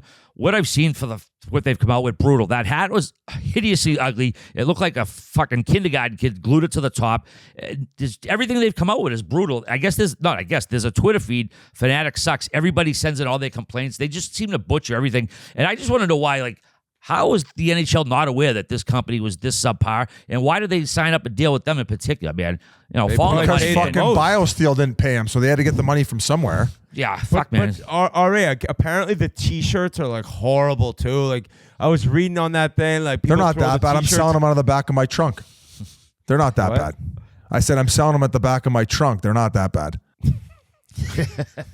So yeah, they're putting them in the washer. They're shrinking. It's just a trash. So what was wrong with the hat that you posted though? I couldn't see what was wrong with it. So ugly. It was just ugly. It had that awful patch in the front, which was like all yellow. Like I never seen the B like that before. It just looked like shit. It's just like not a hat. If you saw that in the store, you'd walk right by it. And people spend a lot of money, especially Jersey folks. They spend a lot of their dough on this stuff. And when you get it back a piece of shit, man, that shouldn't happen. The NHL should have done a little better with who they paired up. But go check that site, man. There's so many orders they screw up like nonstop. So that's what was grinding my gears this week. Once again, go to BigDealBrewing.com/finder. Find Big Deal Brewing where it's near you. I got one final thing to my old man. Happy 79th birthday to the best dad ever, Peter Fruit, Leo Mack. I love you, pal. I know you'll be listening. Thanks for everything you've done for me and continue doing it. I'm glad I live so close to you now, buddies. We get to hang out, watch all the games together. So love that. I love you, Dad. And Year of the Warthog. So you guys got any final thoughts? Chime in. I got to go check on my house right now. All right. Go see how the renos take it. Screaming downstairs. So let's just keep Chiclets recording. TV this week, episode 1. Chiclets TV Wednesday 6 p.m. Tune in. Hey, and shout out to all the crew behind the scenes. 300K we hit on YouTube. Make sure you subscribe. It'll give you updates. You're going to see the Chiclets TV. And then also next week, do not forget, mark it on your calendars. Wednesday, Jack Eichel, Stanley Cup champion, Noah Hannafin, Man Missile, Sandbagger. We go for 10 in a row, baby. Let's go. Peace.